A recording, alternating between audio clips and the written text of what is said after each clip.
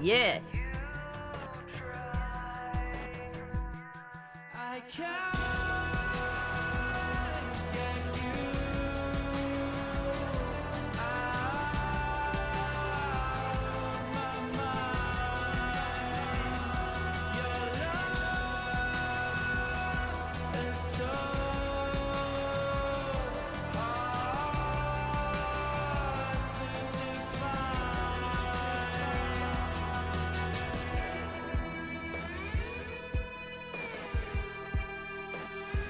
Hell yeah.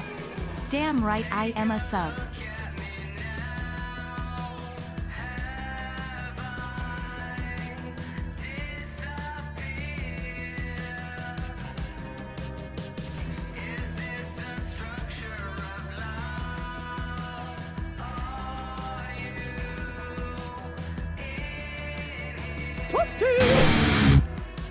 I can't get you out of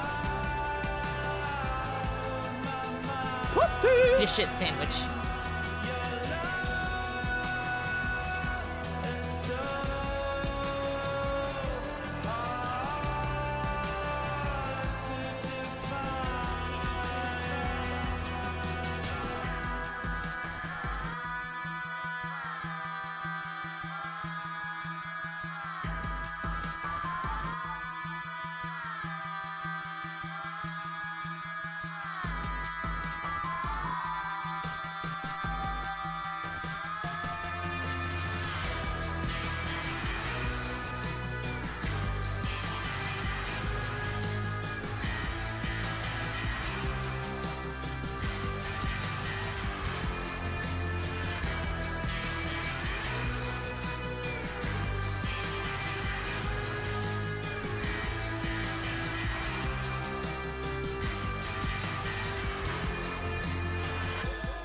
Hell yeah. I like turtles.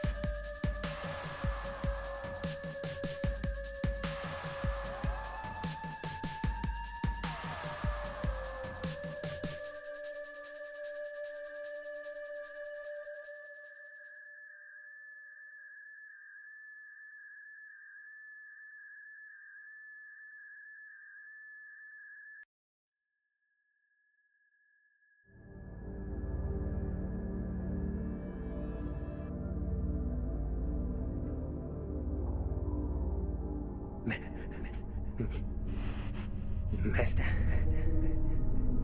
I did what you asked. Master C. Master Reward. I found them. They strong. They killed sea monster. They survived good. They even killed dragon. Perfect quarry for games. Yes, you like they good. They strong, very strong. They play. And master, Eat a shit sandwich. give reward. Silence. Yes. They will do nicely. Go now. Bring them to the mist. Bring them to me.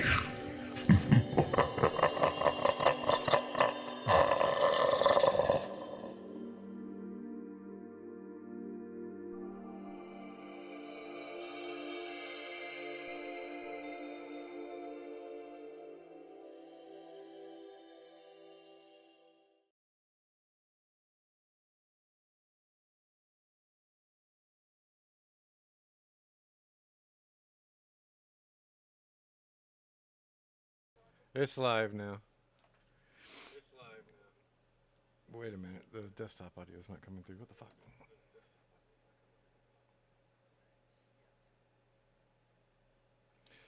Yeah, I don't think anybody can hear y'all right now. Give me a second.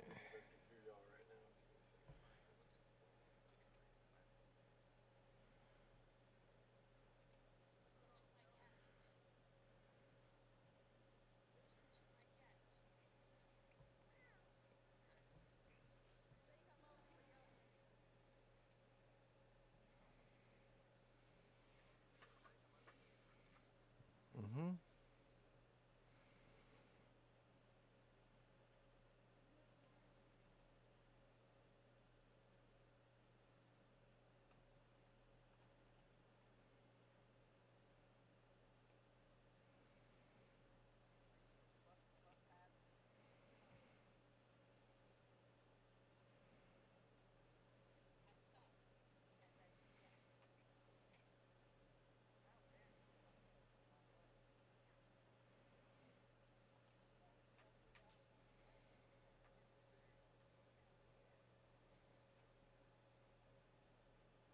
Check one.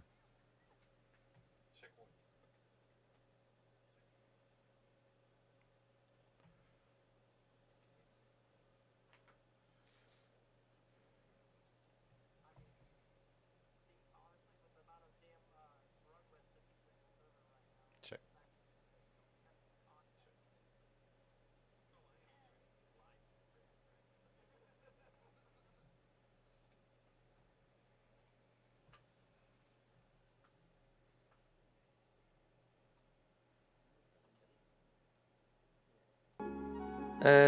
Okay, I have All right, there we everybody's go. character There we sheets go. open. There Here we go. We coming through? We live? We good? Yes, you guys through now, yeah. Orale. Let me mute, because what's the life of hearing klaxon twice? It's the best. Come on. He said the best. Wait, Oren, have you not changed it up? Oh, you mute the stream. I get what you mean. Sorry. Do I still have the necklace of fireballs that we got, or do I need to? Yeah, remove that? all the loot that you had for now, you still have. I was gonna ask, what It did, technically what got did to we be split up. what did we get? I don't remember what the fuck we got off that damn dragon. It's Fucking listed all above. cackloads of loot from the bowels of the ship. Y'all kept on. If you remember, it was all like trapped in ice and shit, and y'all kept on melting and chipping away at the ice to get more of it, and then dropped the dragon flying down. Otherwise, Right, but for killing it, like, wasn't there like something legendary that I got or something? Fat XP and the name Dragon Slayer. I mean, that's all I need, but I know there's like something that can't. I vaguely remember that when you landed on your feet on the deck after having just split it open, your fucking captain hat fluttered down and landed on your head. Really But if everybody's ready, then I prepared like a little interim story for what's happened between then and now. So if we're all good yes. and everybody's all set up, then we can get started. When we last checked in on our band of intrepid and unlikely heroes, the conclusion of a great battle had just been met. Standing atop the ruins of Cumpa's wrecked pirate ship, breathless and covered in the viscera of their dead foe, the group took a moment to soak in just what they had accomplished. Before them lay the disemboweled corpse of the ancient white dragon Arv, its guts steaming in the icy grip of the Dale's midwinter air. A resounding cheer rose from everybody, aside from Cleo, who was nowhere to be found. In actuality, she'd slipped away just as the dragon had initially descended, her fate uncharted and unknown. With one companion missing, the party made its way back to the busy town of East Haven to report their victory, only to find turmoil and despair before them. The tyrant, Jadorok Sunblight, guided by the hand of Osmodius, the archdevil, as warned by the cult of Levistus that the party had met weeks prior, had, in the party's absence, put his vile machinations into action. The town, still smouldering, had been completely razed by Jadorok's Shardling creation, his Magnus Opum, a monstrous black synthetic dragon forged of the vile onyx rock that only weeks prior had led to the near possession of Cumpurus, and for a brief while the sentience of his shadow. Survivors and looters along the wrecked trail of the 10 towns reported to the party that all 10 towns had met a similar fate, and that an army of Duragar marched on from the Rished Mountains, ready to claim the surface for their own. And so, with no reason to stay and no desire to die to a cause that was not theirs, the party travelled south to warmer climes, where, one by one, they separated from each other's company, in search of their own personal fortune, and to follow their own destiny. 5 years have now passed, and the threads of fate once again enrapture the adventurers with promises of gold, glory, and immeasurable power.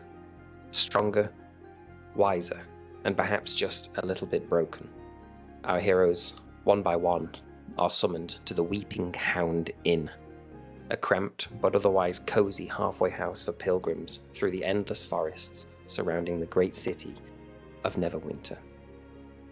What follows is in their hands. Drag you across now. You should be able to see that, hopefully. Somebody please confirm. Oh, Tell me that it's working. yes. Confirm. Yes. Now for this, I've used Midjourney to create a bunch of custom art and shit, so this is all unique to us. That's the thing that makes like the way you did all the portraits and shit. Witch Yeah, house. yeah. Oh. Like Hansel and Gretel. Except not It is. of candy. It does have that vibe. It looks like Rabagast's house. It does look like Radagast's house. I wonder if that's where the bot found its inspiration. That's interesting. So one by one,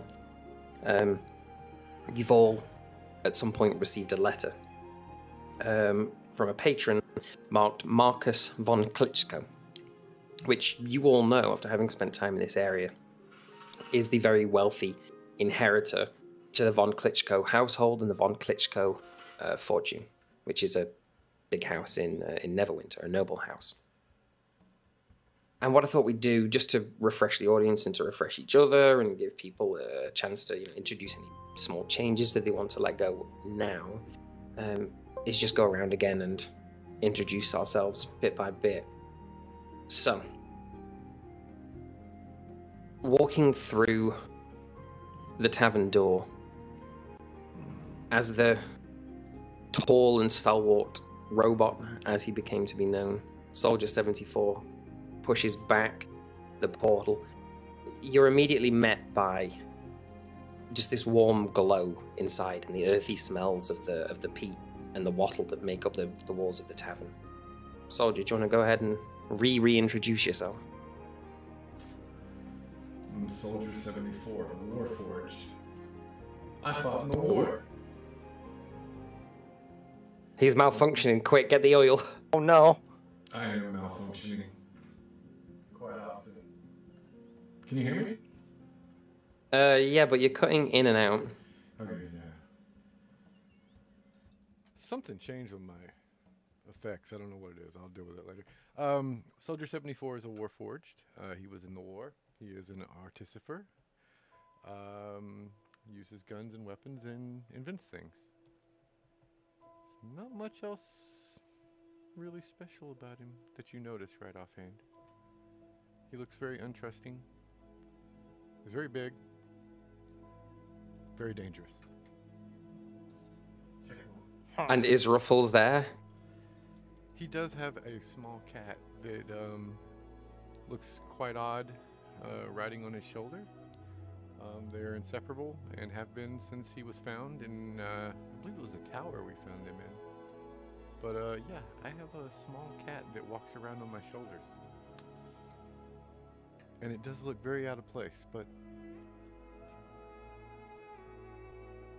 don't touch the cat. Right, so you step inside the tavern, and in the corner of the room, you see a man, very well dressed, with his hood pulled up. And to the side of him, you can see a banner resting against the wall, which you recognize to be the symbol of House von Klitschko. Beckons you over and you take a seat. He recognizes you, by the way. Already in the tavern, sat in the corner of the room, a pale, grey-skinned drow with flowing silver hair sits mulling over his drink. Carrot, do you want to introduce yourself? Was that for So- me? Because you broke up. Okay. So Carradine is a about a 5 foot tall drow elf. He looks pretty differently since the last time that you guys saw him. The updated character arc is inside the channel if anyone wants to take a look. Very young looking, looks like he's been in a cave for a while. One of his eyes has changed colors to like an orangish color. He now possesses different powers ever since he had a slad egg removed from his back. Okay. Okay. He wears a very long cloak that is kind of weaved out of spider webs, and he kind of vanishes into like corners as he sits there quietly.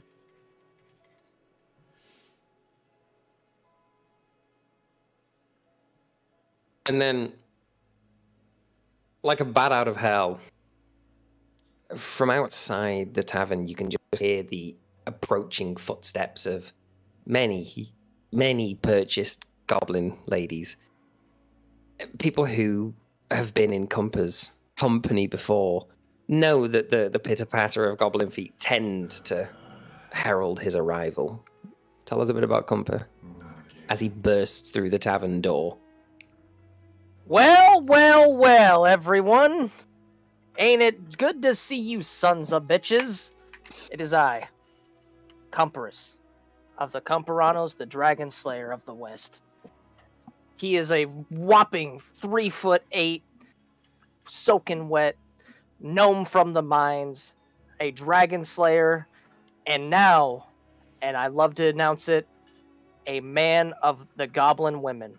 Not only a man of the Goblin Women, but he has created a Goblin army, hybrid Goblin Gnome army, back home at the mines in his downtime, and he is a very blue, stout individual with a very well endowed.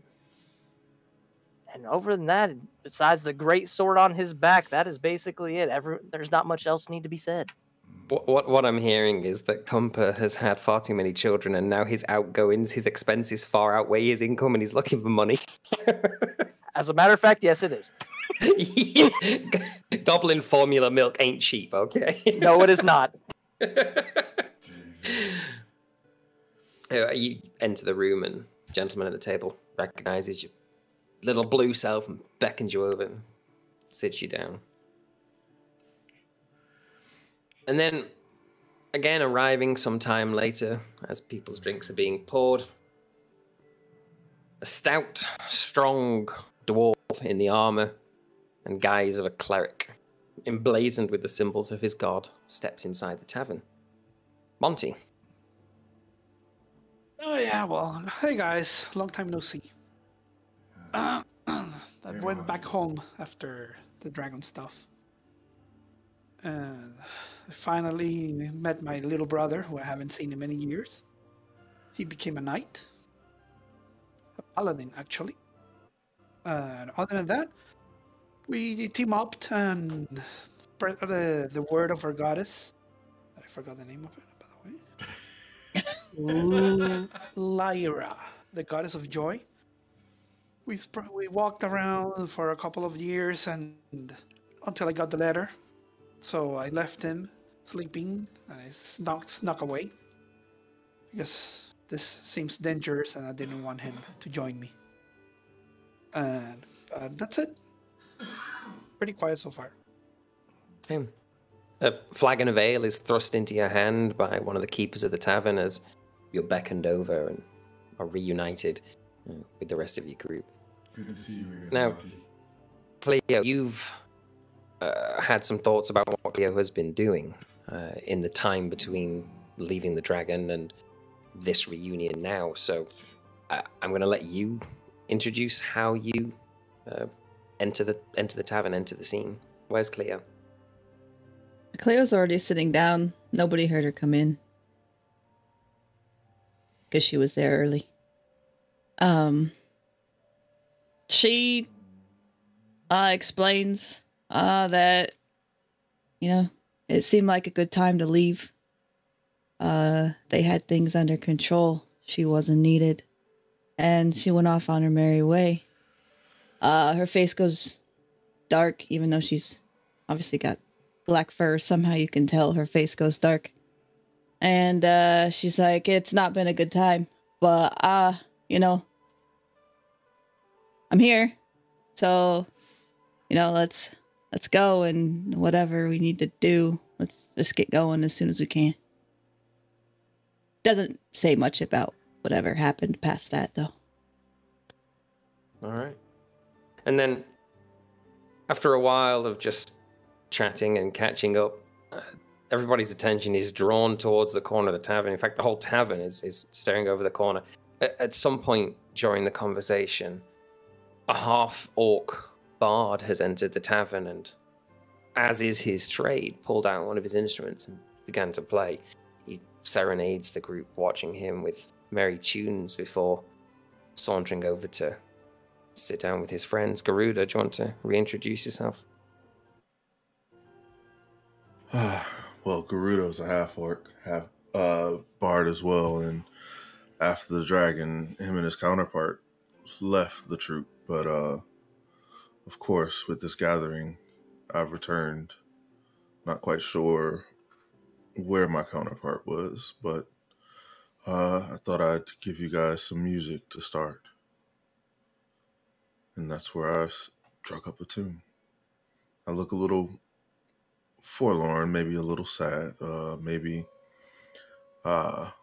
like I'd seen some things, but aside from that, you get the same type of allure as the bard plays his music.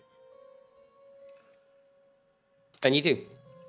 You play your music. It's a interesting tune that's both elating and somehow somber at the same time. And you get a polite clap from the tavern. Innkeeper thrusts a drink into your hand for entertaining the patrons, and you take your seat around the table. And then, finally, a stranger to the party shuffles into the room, holding on to the same letter stamped with the same seal that you all received. Oh. But you don't recognize him. V. Who's this? Tell us a bit about V. Well, V, he doesn't talk much. There's no words that really leave his mouth. He comes and sits down, as if he knows where to be, if he feels like he's drawn to this group. And through the eyes of the mask on his face is just darkness. There's no way to tell who he is or how he is. But the emotions on the mask seem pleased. A smile. And that's the best you can tell from him for now.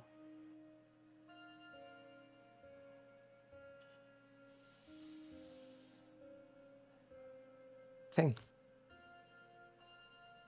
As you all take your seats around the gentleman, there you go. He leans forward, opens up his ledger, hands each of you a few bundles of paper. You can see, open coins on the table in front of you. He says, "Welcome, welcome. Thank you for coming, one and all. Well, I am Marcus von Glitchko, but I'm sure you don't need me to tell you that. Quite a recognizable face in these parts, and I've sent for one and all of you because I've heard about the deeds and accomplishments that as a group you have managed to pull off. Indeed, I'm putting together a team of able-bodied adventurers to aid me in reclaiming some family relics.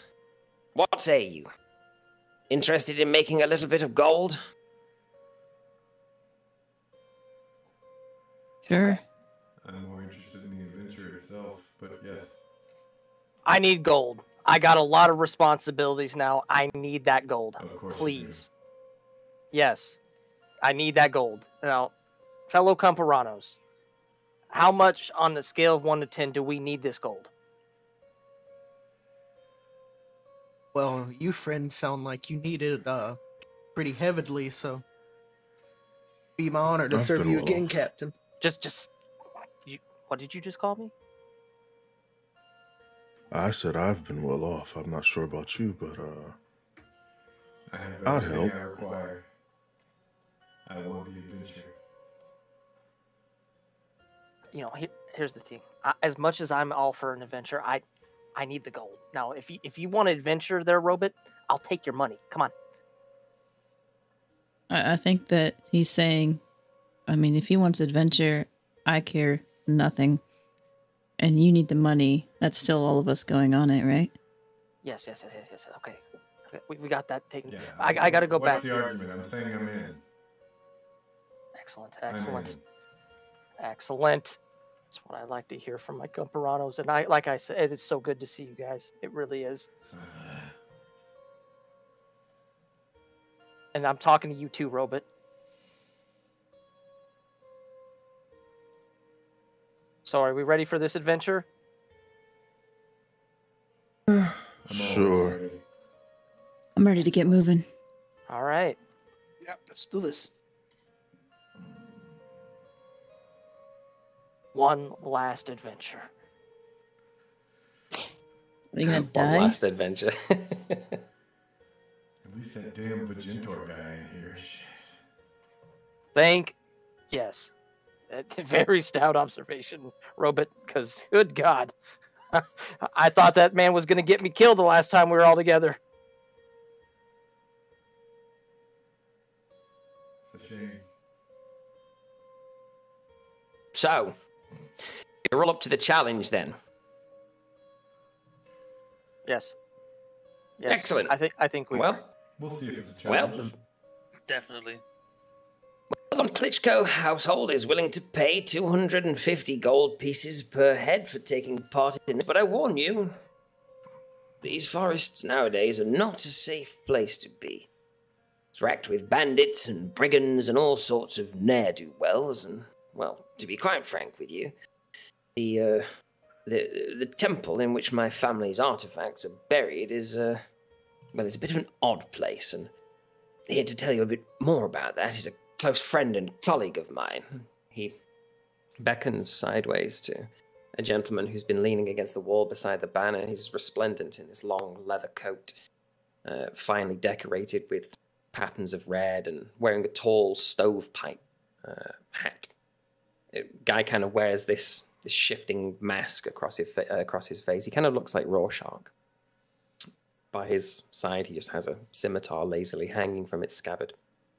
He says, "This is Xanth, my good friend Xanth.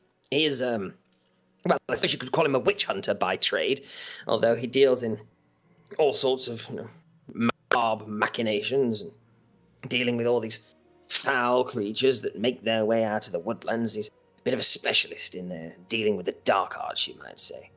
He's going to be your guide. He's going to show you the direction that you need to go in order to reclaim this. To give you a bit of information, what I need you to reclaim for me, please, is a rather large and rather valuable gemstone. It's been in my family for the best part of the last 4 centuries. Bright blue thing. Buried for a bloody long time, and to be quite frank with you, I've been looking for it for just about as much time as it's been lost. Finally got a lead on it, and, well, I'd like you to follow it up, if you could. And he slides each of you a map with directions heading off east ways of your current position into the forest.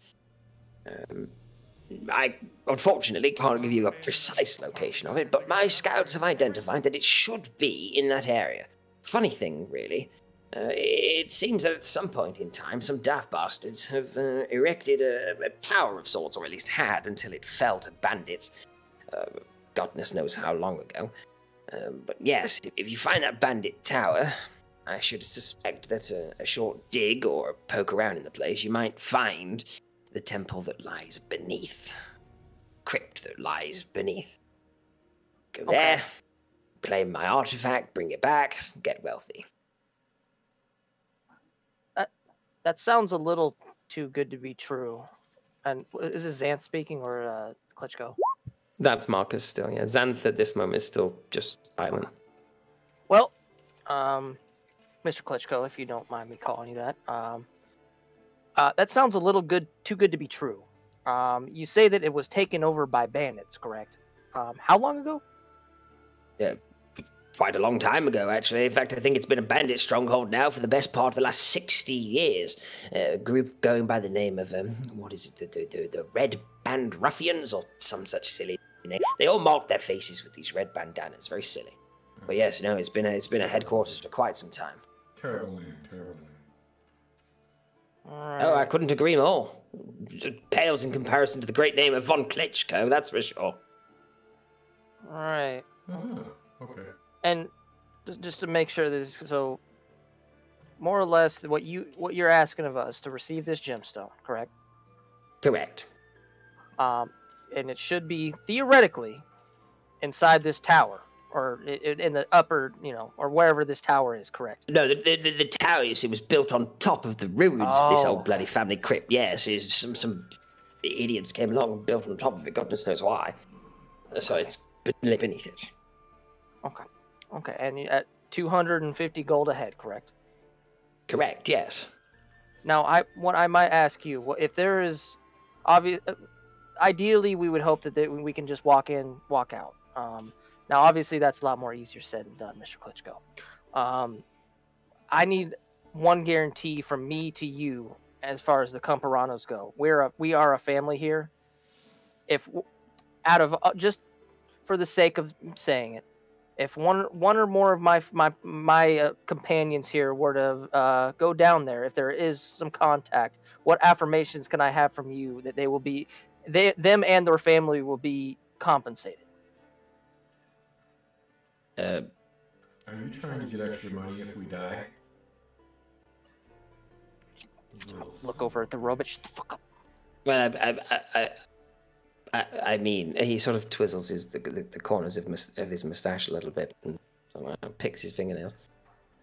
Well, I suppose if somebody were to perish, then their cut of the 250 could happily go to their families. Yes, don't see why not. It doesn't mean much to me. I just want my artifact, but I am willing to pay it. So they will be compensated if they do not, return from this quest, basically. Yes, sure. Okay, excellent. That's. You're not getting their share. That's not what I'm asking for, Robot. What's the? Why? Come on, you're already starting shit. Really, 5 years ago, I thought we were past this.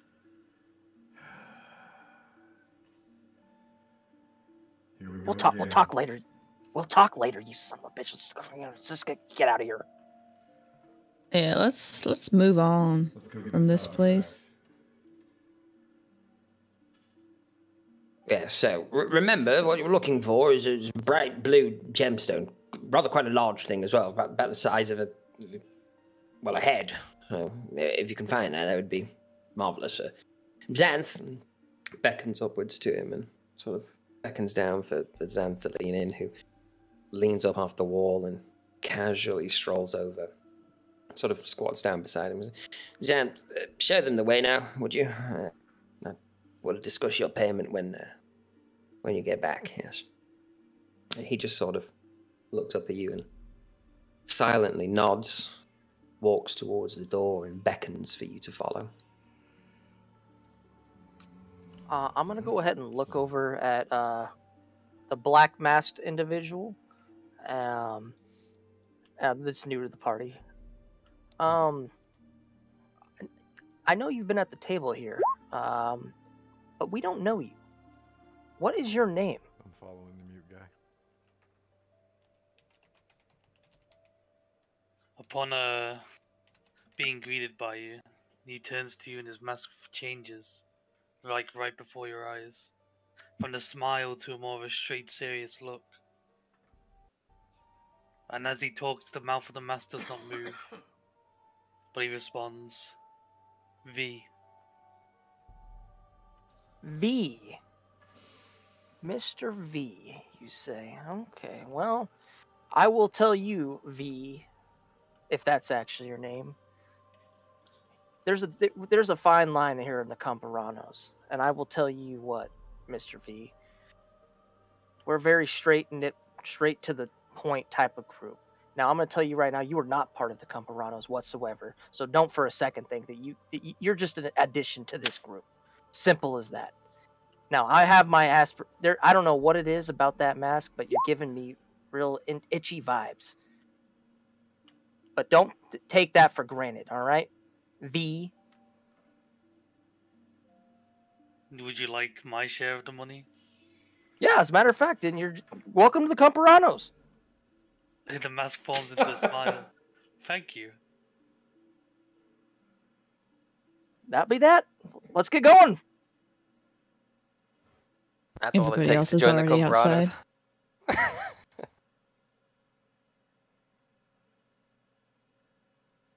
All right, I'll walk out. I'll walk behind, or but slowly behind V, outside. V just makes his way out merrily.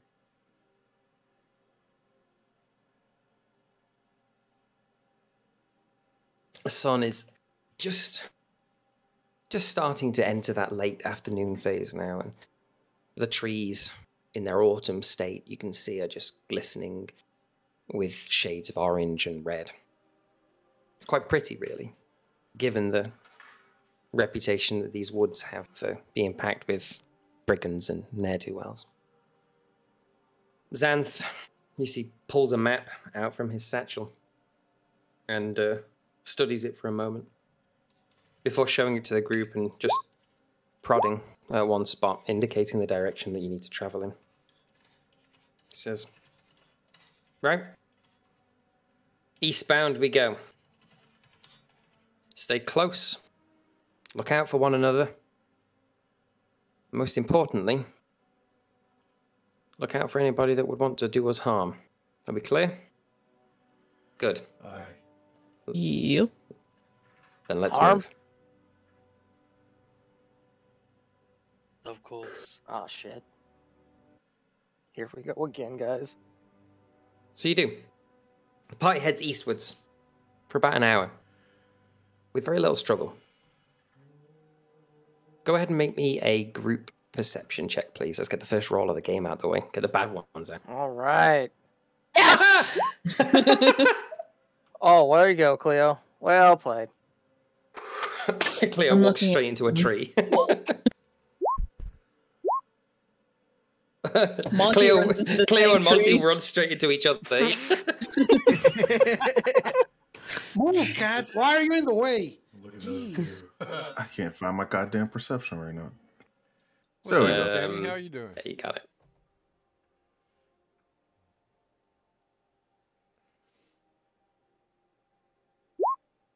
All right, so Wait, it didn't collectively show together, up. It didn't show up. did you hit the little red dice? Die? Yeah, it did it on my Do you not screen, have but- Beyond 20 set up anymore? yeah, maybe. It's... Click on features and traits and then try it again. It might need to pass still. Hold on. Sammy's in chat. Say hi. What's up, Sammy? Sammy! Fuck you. No. Hey. It said mine was 22 though. Cool. I can see it on freaking D&D Beyond. So Yep. I don't know. We'll figure that one out. We can figure that one out. It's slash me to like. I think it's slash me, right? To RP what your character's doing. Yeah, you gotta. Yeah. Yep. Yeah. As at the bottom though. Make sure you set your character. In Oh yeah, make sure you get it. Yeah. Yeah, I got that. So yeah, you're able to stick to the map fairly well. It's not particularly well drawn, but it's indicating some basic landmarks around the way. You start following a river, or a brook rather, stream, downstream some, following along the edge of the pathway until up ahead you can hear what sounds to be the very end of conflict. You're hearing, the occasional thud of arrows into armor and perhaps into the wood of a cart. And this is maybe 30 meters, 40 meters or so ahead of you through the clearing. From your position right now, you can't really see what's going on, but you can hear that somebody's having a scuffle up ahead. I hear people. I hear a scuffle. Is this danger?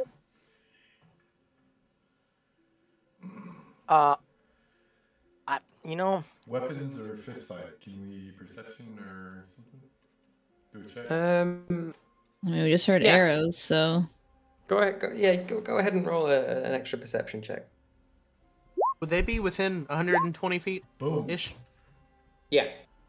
Would I be able to tell through tremor sense how many footsteps I'm feeling? Monty, stop.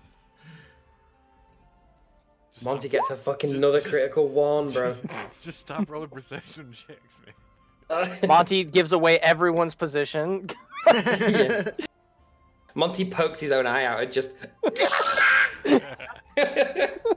20 hates me. So, Moto, what you're hearing is the like the clanging of metal on metal. You carried in. Can't really make out exactly how many people there are. Only that there's seemingly quite a lot. And now the footsteps sort of start to recede away from you, like into the distance. I would like to point in that direction. Be like, well, I can feel a lot of shakes in the earth, and I think they're moving away from us. Cleo, go check it out. Cleo got the light feed. Go have her go check it out. What, you want me to go check it out? Yes. Okay. Can't hear my footsteps at all. Oh well. What did you put the lube on today, there, Robot? Every day. I think your voice thing changed again because It sounded like a Plexus said, scoff. "Did you put the lube on?" And you just went. Every day. I got the crisp audio one, I think. I think it's crisp. Fucking killing me. Hang on, let me see if it's still on. That'll be it. Chris kills fucking voice effects, just so y'all know. It's very Chris? good. Crisp. It's noise Oh, on reduction built Discord? into Discord, and it's very good. So good that it screws you, huh? It screws you on all voice effects, yes. Oh. I'm going to, after I said, okay, I'm just gonna start walking and just turn invisible as I cast invisibility and head in that direction. Cool. All right. So you start to walk up towards the thing, and up ahead. Yeah, there she is. Stepping out along the edge of the stream, you should be able to see your token there in the top left, and you should be able to control it. All things being well, yeah. So you step out into the clearing there, and just up ahead, you don't need to roll a perception check. You can see the remainder of what has clearly been a very recent battle. Or still sort of in the rows, gurgling. A group of what to you looks like an armored company of mercenaries. Like caravan guard types, just dead. You don't see anything immediately in front of you else in the clearing. And can I see, based off of footprints and whatnot, what direction that the rest of them went? Or can Yeah, I you still can see the see dust in the distance or anything? Yeah, you can see the clearly sort of heading. I'm gonna call it east, eastwards, Okay. away from the clearing. These guys have been traveling. All right, I'm gonna look for any survivors, like, or if everybody's dead or if anybody's alive. Sure thing. Roll an investigation check. Yeah, they're all alive now. One of the guys in the middle of the clearing over here, he in the stomach has been pierced by an arrow, and he's still gurgling blood from his throat. It's just starting to pool now at the bottom of his lip and spill down the sides of his mouth. But he's still alive, at least for now. Okay. I'm gonna ask him. Well, I'm gonna end.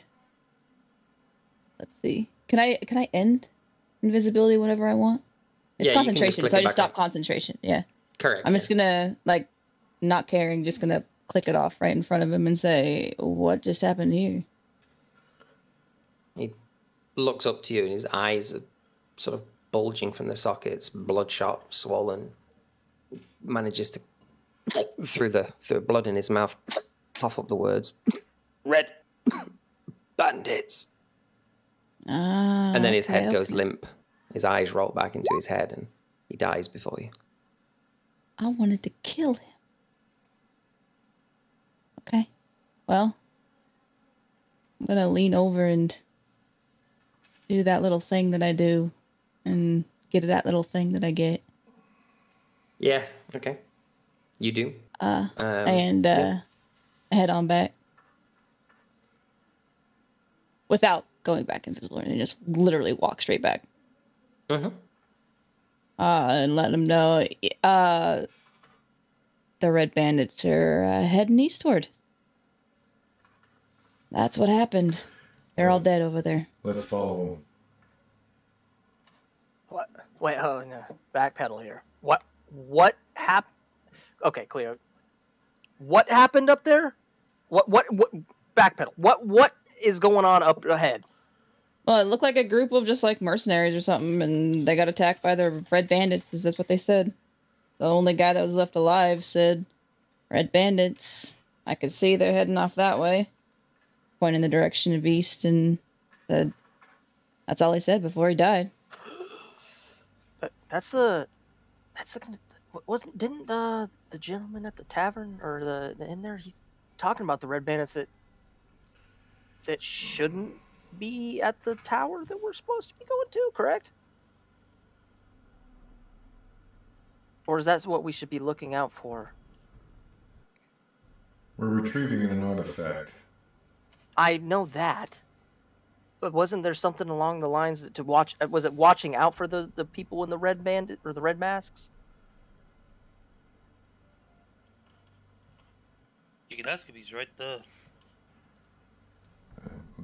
I'm not sure what you're meaning. Watching out for, as in Yes. protecting. Yes. So we should be. No, we should be not watching. Like we should be on the lookout for them. Yes. They're right there. Let's follow them. You want to follow them? The ones who killed the people up ahead of us? Yes. You know what? I will lead from the back. As usual. Hey, someone has to watch the flank.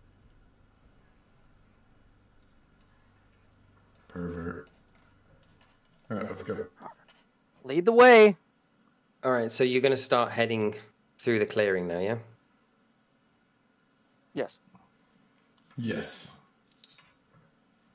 Okay, okay. As you pass through the clearing, we don't have any barbarians, do we? No. No, because he's a fighter. But, hang on a minute. Now, the reason I'm asking that is because of danger sense. By the way, Oren, you should be able to control Garuda at the top there. Is that token? Yeah. I'm asking that because of danger sense. Now, Monty, you have a hammer of warning, right? Yes, I do. And I'm pretty sure that that is basically or very similar to danger sense, isn't it? Let me just read it again. Magic weapon warns you of danger. While the weapon is on your person, you have advantage on initiative rolls. In addition, you and any of your companions within 30 feet of you cannot be surprised except when incapacitated by something other than non-magical sleep. The weapon magically awakens you and your companions within range if any of you are sleeping naturally when combat begins. That's lit. So, how does it warn you? How does your hammer warn you? Is it like you're hearing the voices of the Celestians in your mind? Is it sentient? It shines like Frodo's sword in blue. Oh, nice. That's lit. Okay, cool.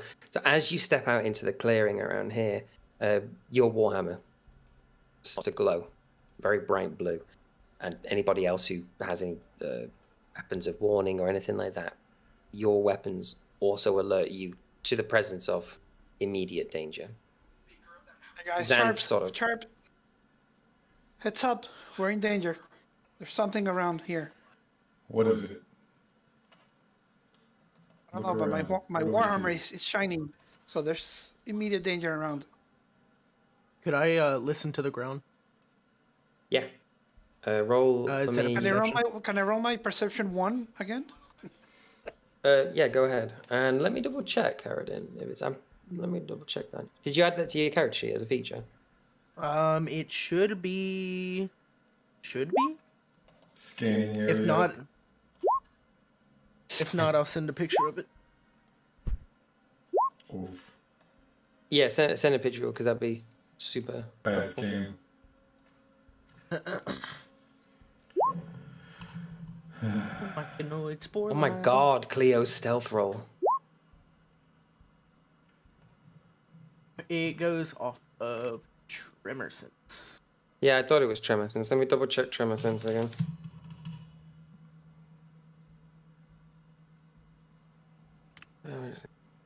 detect and pinpoint the origin to vibrations within Yeah. a specific radius. Cool. So, through your tremor sense, right now, you're not detecting anything. But as Xanth steps forward into the clearing and sort of starts to investigate the corpses, he sort of whistles you over to take a look and points down towards the more charnel pit in the middle, indicating that the corpses themselves have been sort of booby-trapped. There are what look to be coils of wire stabbed into the ground and then spread out into another coil, which is also stabbed into the ground. And Xanth says, "Be careful, I've seen these before. These concertina traps are nasty. If you set them off, boom, they explode into barbed wire and trap just about anything in around 15 feet around them. We should tread lightly." But they're easy enough to spot. It's more you get the idea to catch looters. It's like leaving out bait to entice looters to come in and fuck with corpses so that even more loot can be had by the initial guys.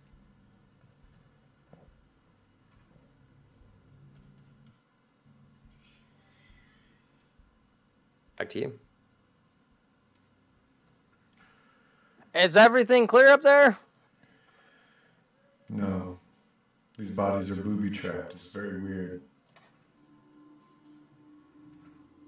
Oh, that's it? I'm yelling from the clearing. Is it good for me to come out? Are you hiding? Can't you disarm it? Oh, just be careful, I guess. I mean, Yeah, you could step around them. Okay, then never mind. Yeah, let's go around. Just don't trip the wire.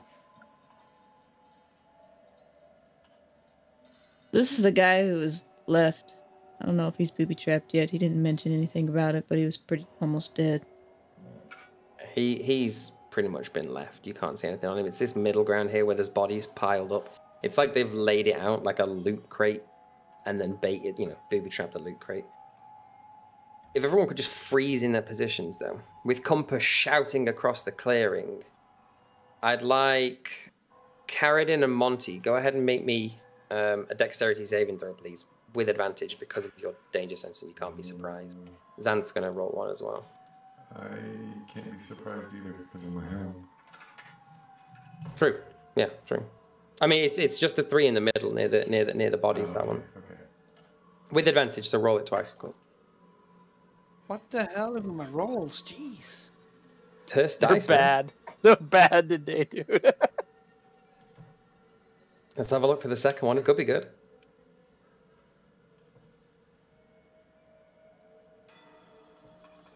Monty, Monty. you can go again. Sorry, second. Your advantage. You get a second one. Nah. Hold on.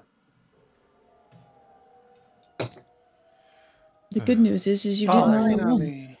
All right, you're fine. Better. So, from around here, you hear a sort of rustling in the leaves and then the loosing of a crossbow string. You all dive to the sides, sort of preempting what's about to happen as a crossbow bolt thuds with a just a meaty whack into one of the bodies near the central pile. And let's get into a bit of early combat. Let's everyone roll for initiative. I'm going to put the turn order up. Remember to click your character token first, and then roll for initiative. Correct, please. You still rolling initiative? Yeah.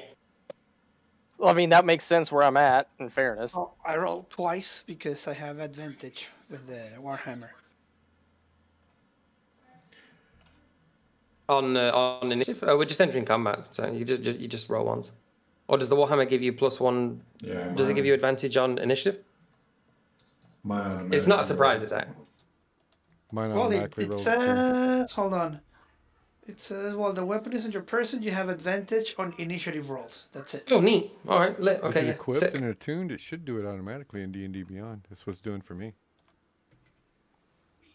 Oh, Did you click the attune thing on it? I don't know where to click. It didn't matter. Just roll twice. Same outcome. Oh, 19. turn.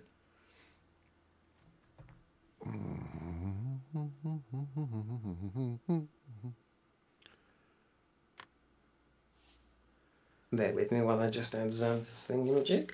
Get that battle music going. Oh, yes. That too. 1, 2, 3, 4, 5, 6. I'm missing some people in the initiative turn order here. Me. Oh, wait, hang on. Yeah, V, you rolled. Let me add you to the thing. Turn 10, you're good. And then Garuda, you need to make sure you click on your character and then roll your initiative. While I look for my battle music. I'm gonna grab a drink while you're doing that. Yes, sir. I need to figure out how to get this reattuned. Just click on it. You need to know how? Here, let me just put it in... Inventory and then attunement. Yeah. Oh, there's an attunement section? Oh, heck. If you click on the item, and it brings up what the item looks like, and like where you can unequip it, move it, delete it, yada yada, there's a thing on there that says tune or unattune. You can just click on that, and that's what I did, and then it put it in that section where it says attunement. But I think there's also a little box there that says items requiring attunement, and you can just check the box. I don't have anything in attunement. Oh, then that means you don't have an item. What are you trying to attune? No, I was trying to get it to put your rolls into Roll20? Yes. Yeah, no, yeah. I don't know. You've definitely got Beyond 20 installed, yeah? Yeah. The extension, I mean. I had the extension. Maybe it needs to be updated. Yeah, try and have a crack at it. In the meantime, I can just go bonk and let's see. Oh wait, did that not? Oh yeah, it posted yours. It worked on my end, so try reinstalling Beyond 20 or updating it or whatever. In the meantime, I'll add Garuda to the initiative order. See, that's funny. Apparently, I rolled for the bandit there. Yes. That's it. That's it. And just roll for the bandits.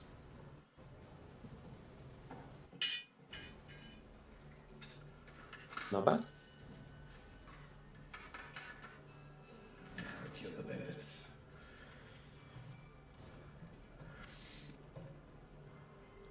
Time to shoot some bandits.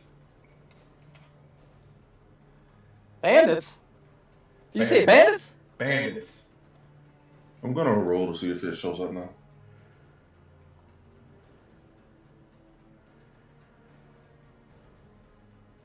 Not the bandits. There we go. Okay. Cool. That's good.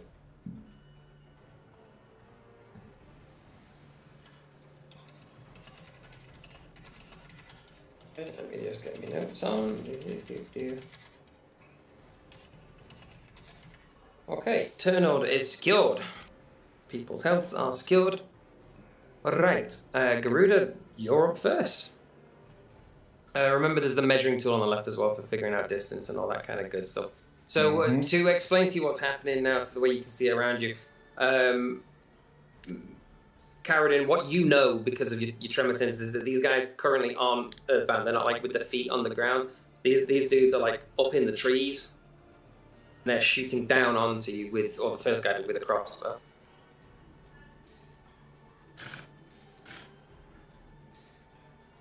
Accidentally drew something. Everybody's way too far. I can't click on it because of the map. I can shoot them all. I can see. You can move, from Oren. here. You can move first. You can move up to 30 feet and then move, and then take your action.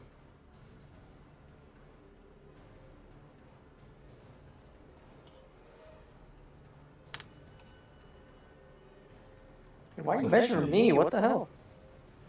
Yeah, 80 foot. God damn, he's too far.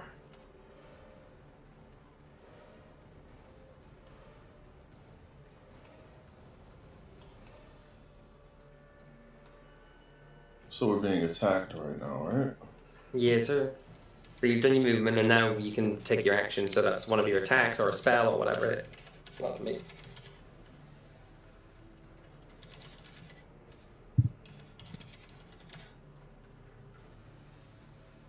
Where's the distance tool? Which one is that? It's the ruler on the left. The ruler. Which one are you casting that on, Garuda? That also will be for Dissonant Whispers. Let me pull that up. Dissonant Whispers is single target, right? Careless Whisper. Yes. Cool. Which one are you putting it on? The bottom one. This dude? Yeah. Cool. Alright, so he has to make a DC 16 wisdom saving throw, which he doesn't have a wisdom modifier, so it's just a straight D20. Does he make it? He does. What happens on a save for Dissonant Whispers? The creature... On a failed save, no, we're fine. Creature doesn't move into object danger. On a successful save, creature takes half as much damage, it doesn't move away. Cool. So he takes half damage, which is 6. He stays in his tree.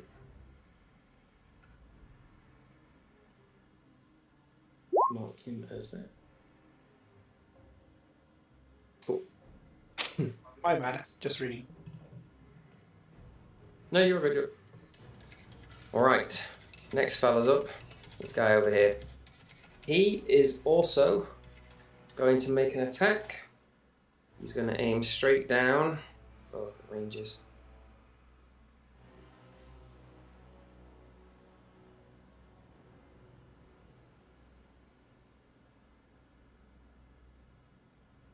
Okay, in response to seeing you cast your spell, he is going to roll straight down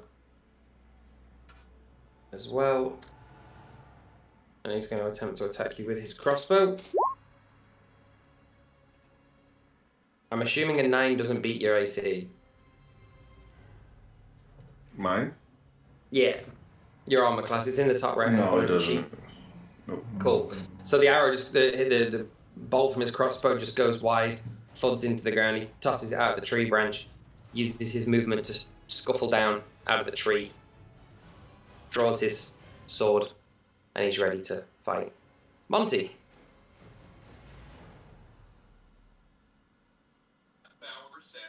Alright. I will. Hold on. Measuring something. To the creatures. Okay, who went first? Garuda. Where are you? Okay. I'll cast Bless on. Oops. This guy, Cleo, and I guess this guy. They haven't gone yet. On those three. Oh, there you go. That one. Right, you're first level casting that, yeah? Yeah. Yeah, no. Cool. Alright, so the recipients of that, whenever you make an attack roll or a saving throw, you can roll an extra d4 and add that to the number of your saving throw, whoever received that. Yep. You said I stay right there. Okay. You said it was Cleo, the Xanath dude, and yourself, right? No, I can't remember who this one is.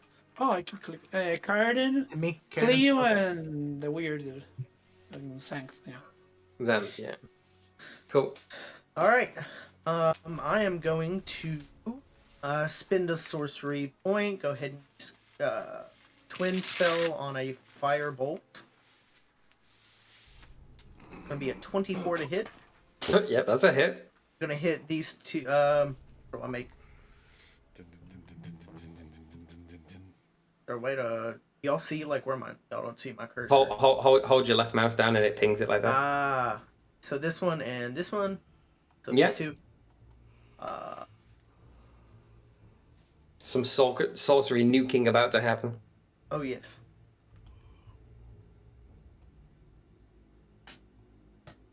Yeah, 18 to both.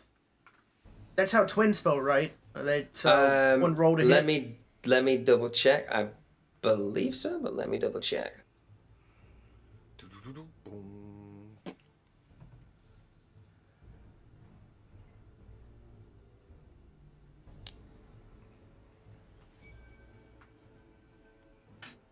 Yeah.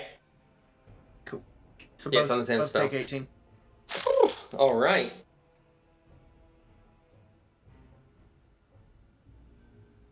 That Alright, yeah.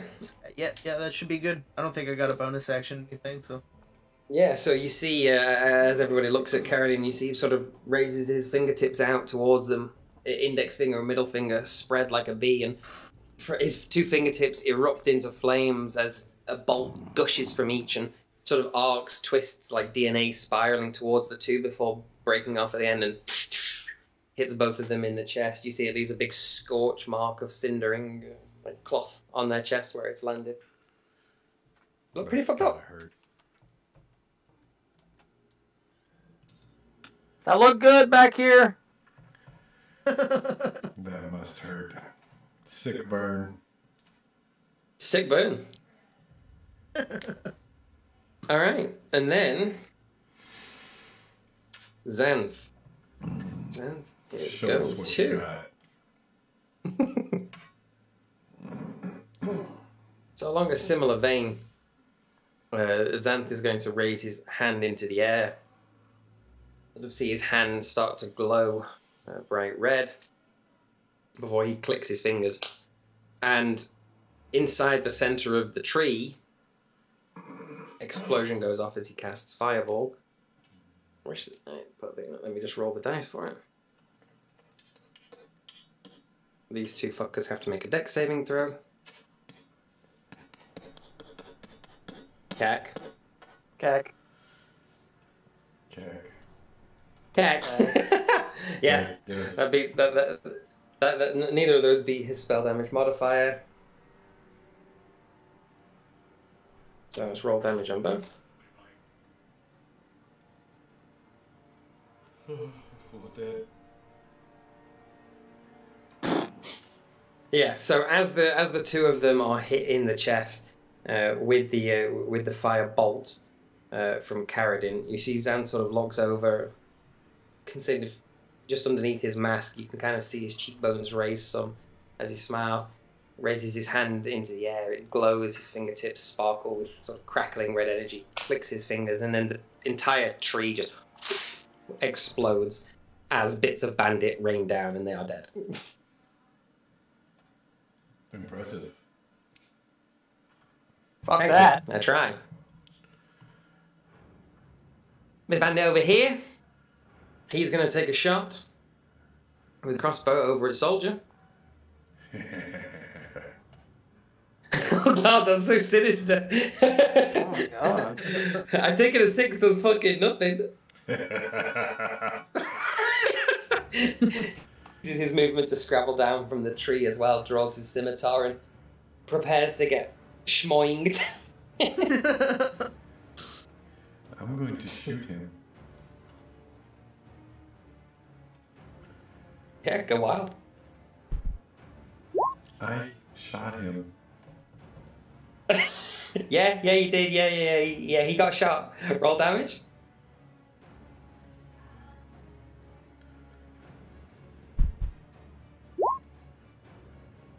Nice.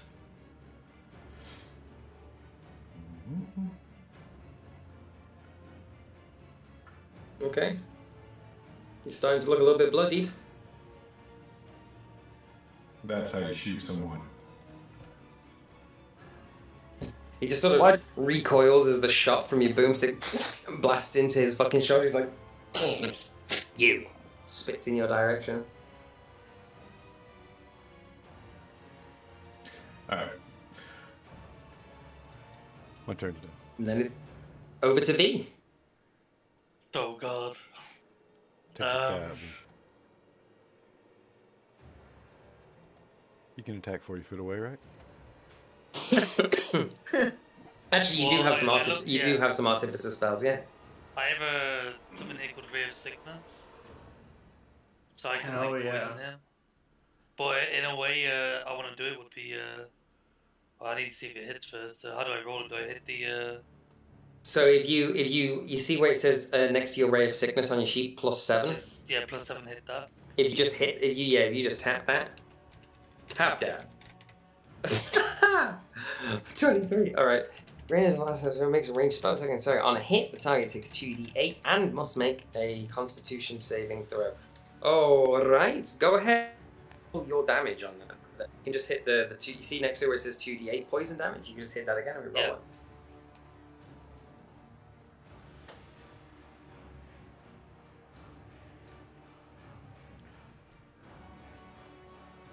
All right. You want to explain? You want to explain what it looks like when he fucking dies?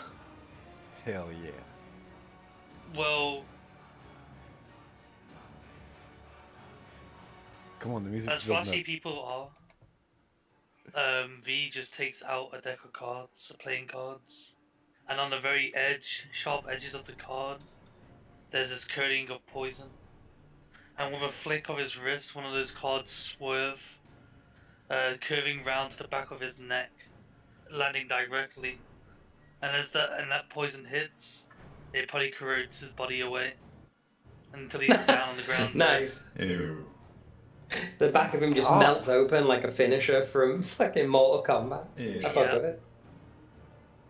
You Cool. almost And then you got still that have your movement if you want to. Let's say that again. You still have your movement as well if you want to move, or else you can just stay put. I'll move forward closer to the war machine. War How machine. far can I move? Up to 30 feet. 30.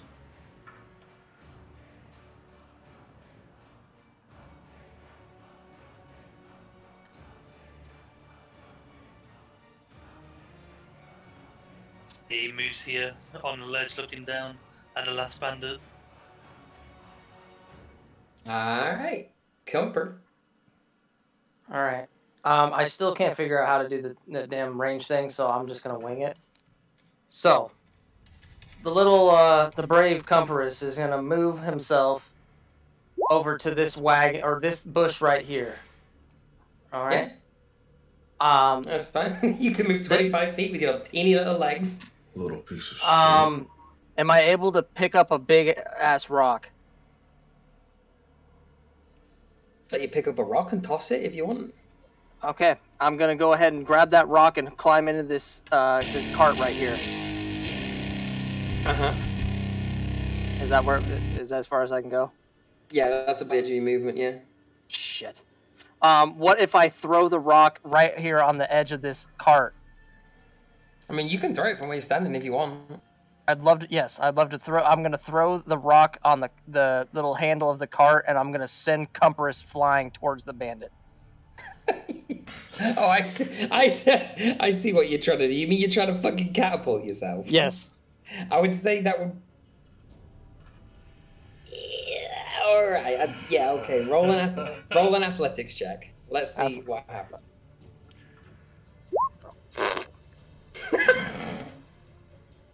All right. So you, with your boulder in hand, you just fucking slam it down on the edge of the fucking cart there, and send yourself 20 feet flying directly upwards in the air, and then straight back down onto the cart again. Do I take any damage? No, you're good. Okay. There's hay in the cart. Good job, little buddy. Good job. Fuck off! Physics. Cleo, it's your turn. I'm just gonna stay where I'm at, look at the guy, smile. And I already have my bow in hand, so I'm going to... Cleo, stop smiling. He'll think you like him. like him dead. But They kill him, stupid of him to please. try this. Sick burn. I don't have sneak attack. Where am I getting this echo from? It's anyone when else hear that? Mono starts to speak, we echo okay. through his mic. Oh, okay. Yeah, that lands, and you do the you hit. Echo. Did you say Yeah, you yeah. don't have sneak attack? I shouldn't, because he's not... I have to have advantage. And nobody's within 5 feet of that guy, so... Is there Why no are you weird hidden? level 10 rogue wage yet? Don't think so. The one thing that I had that gave it is, I don't have that anymore. Oh yeah, I forgot that at level 10 rogues become nutty, and when you sneak attack, you can deal an extra 5 fucking d6. Damn. Oh, that's wild. Rogues be like. Yeah. Let's see. I can only shoot once, right? I don't have a second attack yet. Like No. But you can do your token thing. Oh no, that's sneak attack, right? Wait, no, maybe Yeah, I have to do a sneak. I have to do a sneak attack. Yeah. Okay, gotcha. Oh my god, Oh my god.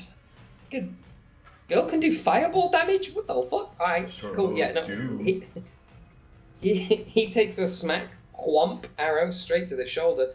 Just you hear this wet as it fucking embeds itself in the shoulder of his leather armor. The blood starts to trickle down his arm.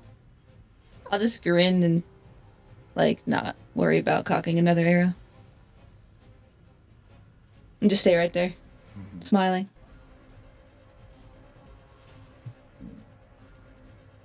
All right, back over to Garuda.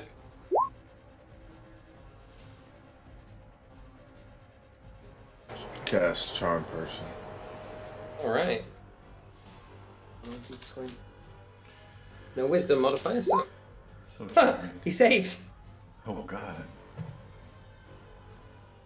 There's level cast on that, so charm. Another music fan.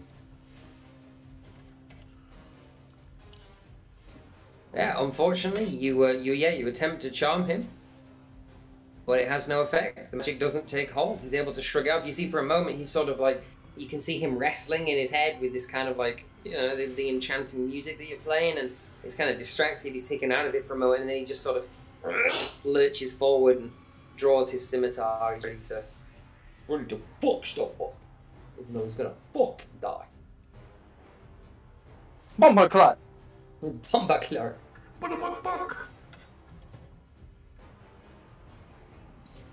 I'll respond to that in a second. Noodle's gonna need time to read it.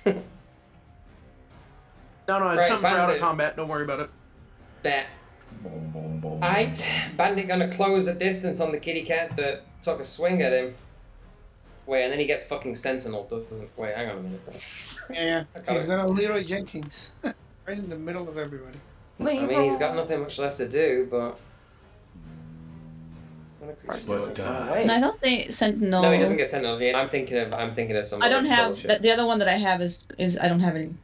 Nothing Yeah. left. It was the other thing that I got rid of. Right, he is going to then take a swing at you with his scimitar. Does not. No. Yeah. No, he's not, is he? You just No, I'm deftly good. parry it aside with the edge of your bow, knock his bow aside, and that's him. I'm just gonna continue smiling at him. His willpower is fading. Hey, Bandit, for being such an asshole, we're gonna let the cleric kill you. Over here, my mace with my warhammer. Or hopefully my rules work. Get him, Monty. Swing it, dwarf.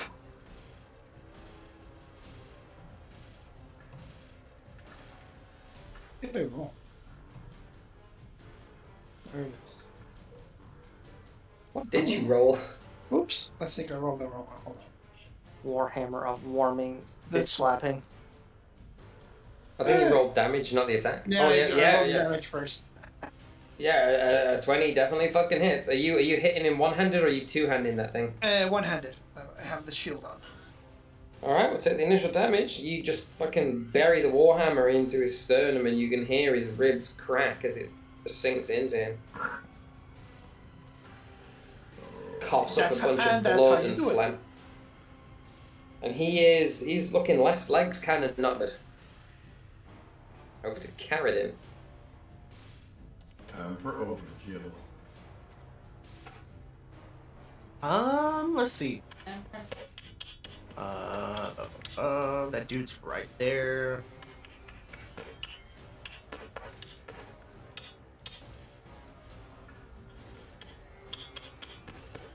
No, I'll just, I'm gonna take a couple feet over this way.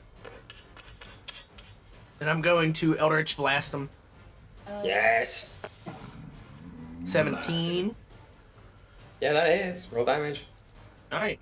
And get 2 hits of damage for the 2 bolts. Mm-hmm. It's gonna be 20 total. What does his death look like? I picture Eldritch Blast as a swirling energy of purple and red and orange that pierces him in his chest and kind of disintegrates that area. He looks down at his chest, sees the hole, looks up, the light fades from his eyes, and he falls on his back. Oh, yeah, he does. Alright. End of combat. All of the red fiends in the area are dead as fuck. Good job, guys. Yeah, you're welcome. Fantastic.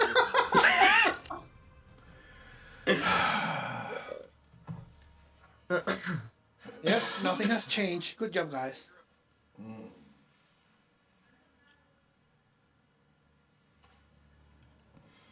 Hey, it was a valiant effort all around. Well played. Yeah, Can how we far go- did you see when you jumped? I don't want to talk about that.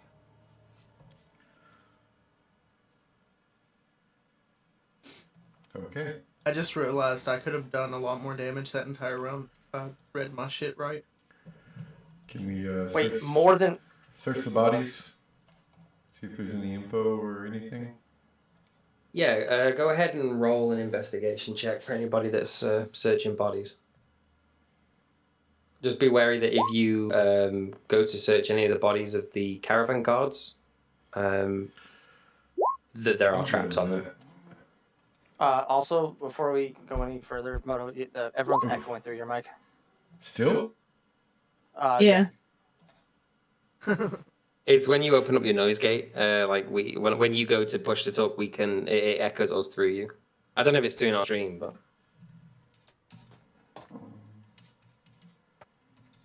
What about now? Yep, nope, we're good. yeah, Okay. I think we're good. Wrong Yeah, we're button. good. Sorry. My bad. Yeah, it's either that or don't talk and just, hand signs. Yeah, just slash me the entire game. Jeez. Damn, Monty, thanks. The silent killer over I there. just got comfort. Now you know. That really sounds like it should be on Urban Dictionary, doesn't it? I think. Right. All right. Looking through the corpses, Garuda, Soldier 74. You don't really find anything too noteworthy on them. Just like scrappy armor, scrappy weapons. They each have this like triangular, this trifold red bandana tied around their faces. Nothing much more than a little signet ring on their pinky fingers. Each one of them with the with this sort of curved red dragon symbol of the Red Fiend Ruffians, this band of brigands. Well, let's take Nothing too interesting. Let's take those for disguises, if nothing else. Yeah, go ahead. You can, if you want to loot that, whoever's looting that, there's 4 red bandanas up for grabs.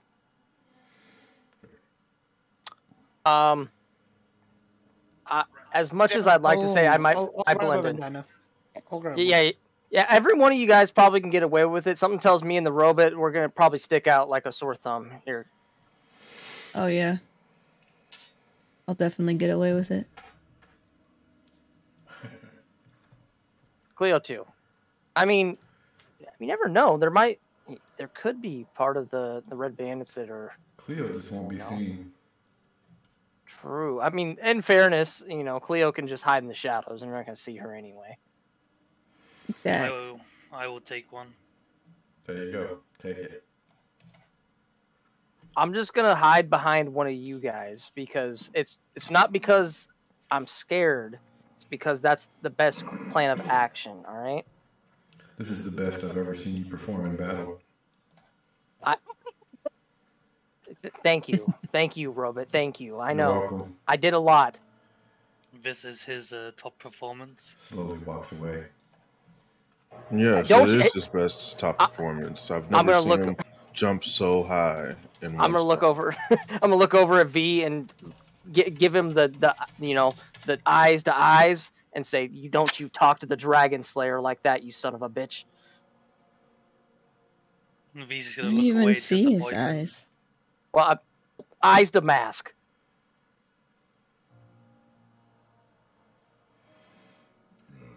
love how as V gets sassier, like Cumpa's gonna say something, V's gonna like just fucking take off his mask, become Cumpa's face, and like straight back at him.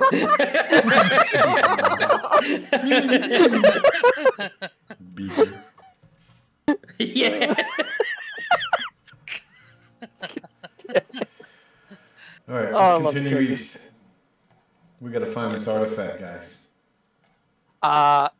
Do you really think that's the best plan of action there, Robot? We just got ambushed. Do you want your fucking money or not? I want Yeah, my but money. these guys were like piddly. Like these guys aren't that badass. Like Yeah, look- okay, yeah, you guys. You know, I will say it as you know the leader here of the Cumpuranos. You guys did very well. You did very well. Let's keep going. Come on, but you didn't break a sweat, did you? I did. And it was He did, midair. lifting the rock.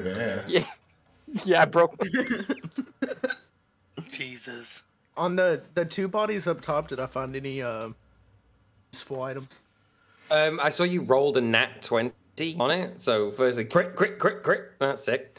Yeah, you did. On one of them, you actually managed to yoink out what appears to be a sort of crudely drawn map leading in the direction of one of their camps. Oh, perfect. I'd like to hold it up to the party. I found something. There's something over here. Looks like a map leading to one of their camps. Is that wiping paper? I'm gonna hold it out of reach of. I'm gonna wipe it. Out of reach Hold of it the out of captain. reach of Cumpa. I'm gonna wipe gonna with just- you, no. Yeah, what? You gonna get oil on my face? You'll think it's oil. Oh. Hey, yo. Hey, I'm gonna yo. climb on top of the dwarf here, just because I feel safe on top of a very stout, short man. Hey, look, the gnome's on top of the dwarf. Together, you're the size of a whole ass short human. It's great. Not my shield towards you. Get the fuck off our cleric. No. Alright, where's the map say to go? Smells Where really does bad. it say to go? Yeah, so you start heading eastwards. Hold your position on the thing just a minute. You start to head eastwards following this map, and you sort of pick up the trail. It becomes very evident as you're heading in this direction that the footsteps that you heard receding off into the distance, you're now tracking them, essentially. You know, there's footsteps there's like footprints and scuffled up undergrowth. As you're heading east until eventually, towards the end of the stream, you start to hear this babbling of a very small brook waterfall pooling into a sort of dingy pond at the end. And just ahead of you, you can now make out voices. Can't really hear what they're saying unless you particularly try to hear them, but you are now within reach of the rest of the war band, if you like it, that took out the caravan guard. Cleo, There they are, guys. huh? Cleo, What's up? What? I need you. Do you hear that? You're what? Do you hear those voices? There's people up ahead. Yeah. What do you want me to go up there?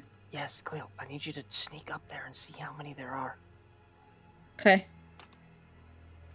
I'm gonna go So you're going to along- attempt to sneak up on the camp. Can I attempt to hear what to see how many there are. Okay. Close enough V, that I roll can a see. perception check. Cleo, can you roll a stealth check? I just did. Oh. There. 28. Oh my god. Before V- she won. Hang Before she on, won. let me resolve V's roll real quick. V, what you can kind of make out from where you are, it's not like super clear.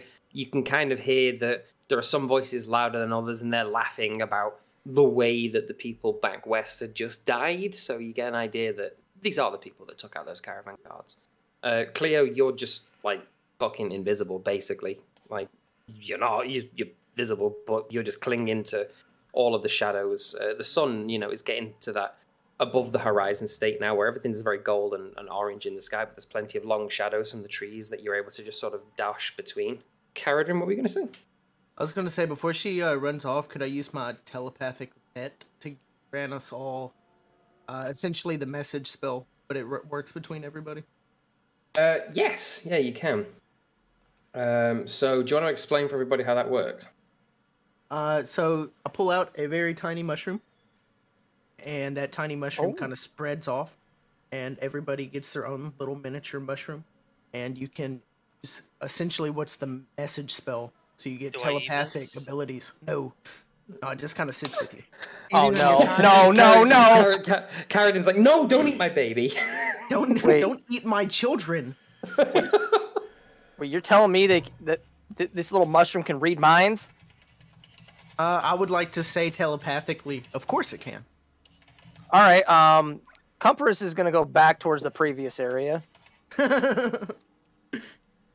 No, go ahead. Everybody can talk telepathically within 60 feet of me.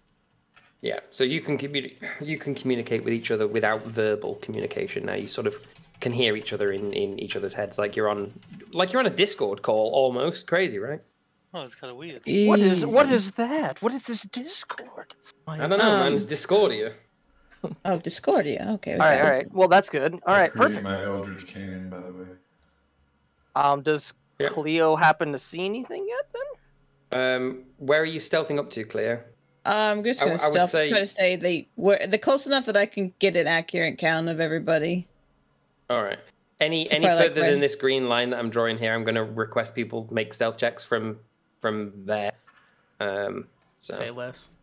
Cleo, can you go ahead and roll me a perception check, and I'll allow you to do it from advantage given the sneak command.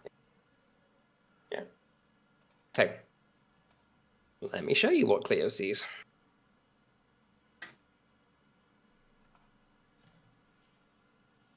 Okay, let me just paste the entire party on there, apparently. What the fuck?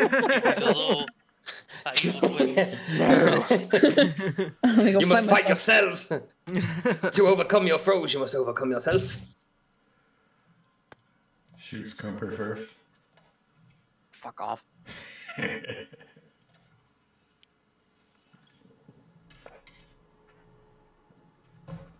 So from the position you're at there, you can see 6 people around the center of the campfire. Kind of just making chatter, carrying over the loot that they've just got, talking shit. Around the pond, where you can see those terraced slope, there's a guy sat towards the left-hand side of it, and he's just lazily fishing, trying to pull some little lake fish out of the water. The 2 up here are standing guard, not particularly watching over the camp, just lazing on. And then back here, Cleo, you see a guy who looks different than the rest of them. He's quite tall, 6.5 feet in stature, a lot burlier. And unlike these guys who are wandering around with, like rusty scimitars and crap like that, he's wielding this big 2-handed club. He definitely looks like more of a brute. All right, I'm gonna pass on the message. 6 here, 1 big guy makes 7, 3 others across the way. Most of them look just like the same as before. Just the one guy he's got a big weapon, like Humper's small weapon. Why do I hear you in my head? Everybody here is compensate. All right. I mean, I'm pretend like this is normal. You okay, no?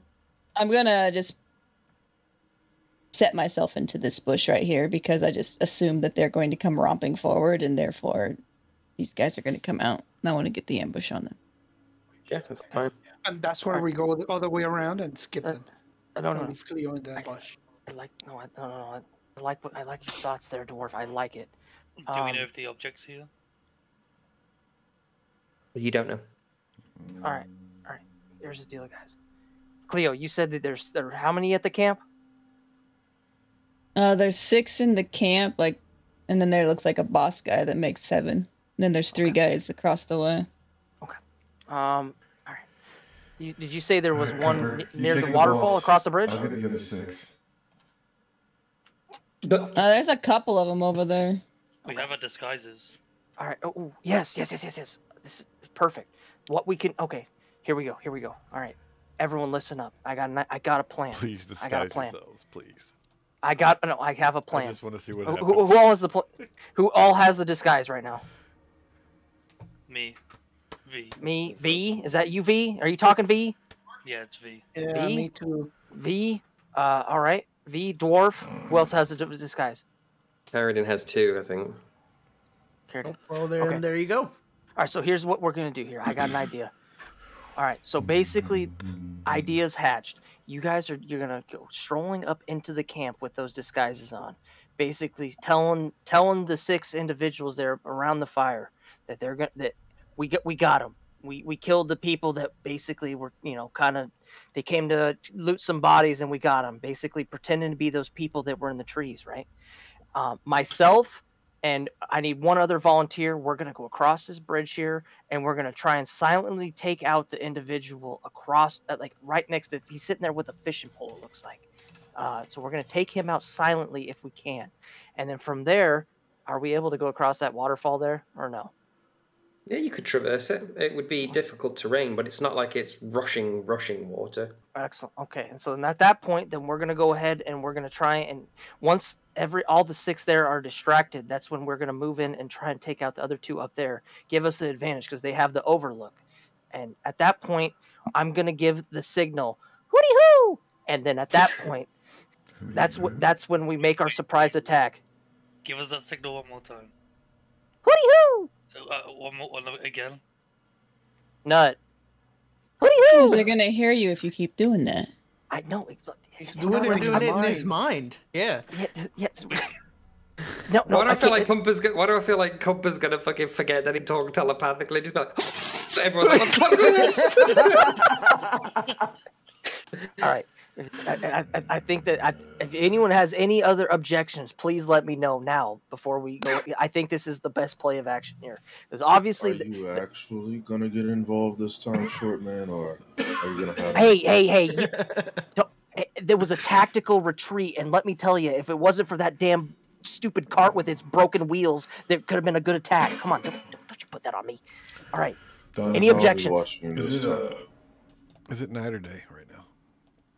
It's around sort of like 6 p.m. The sun is very low on the horizon. It's still amber and orange in the sky. Trees are casting very long shadows. It's the last bit of sunset before dusk falls.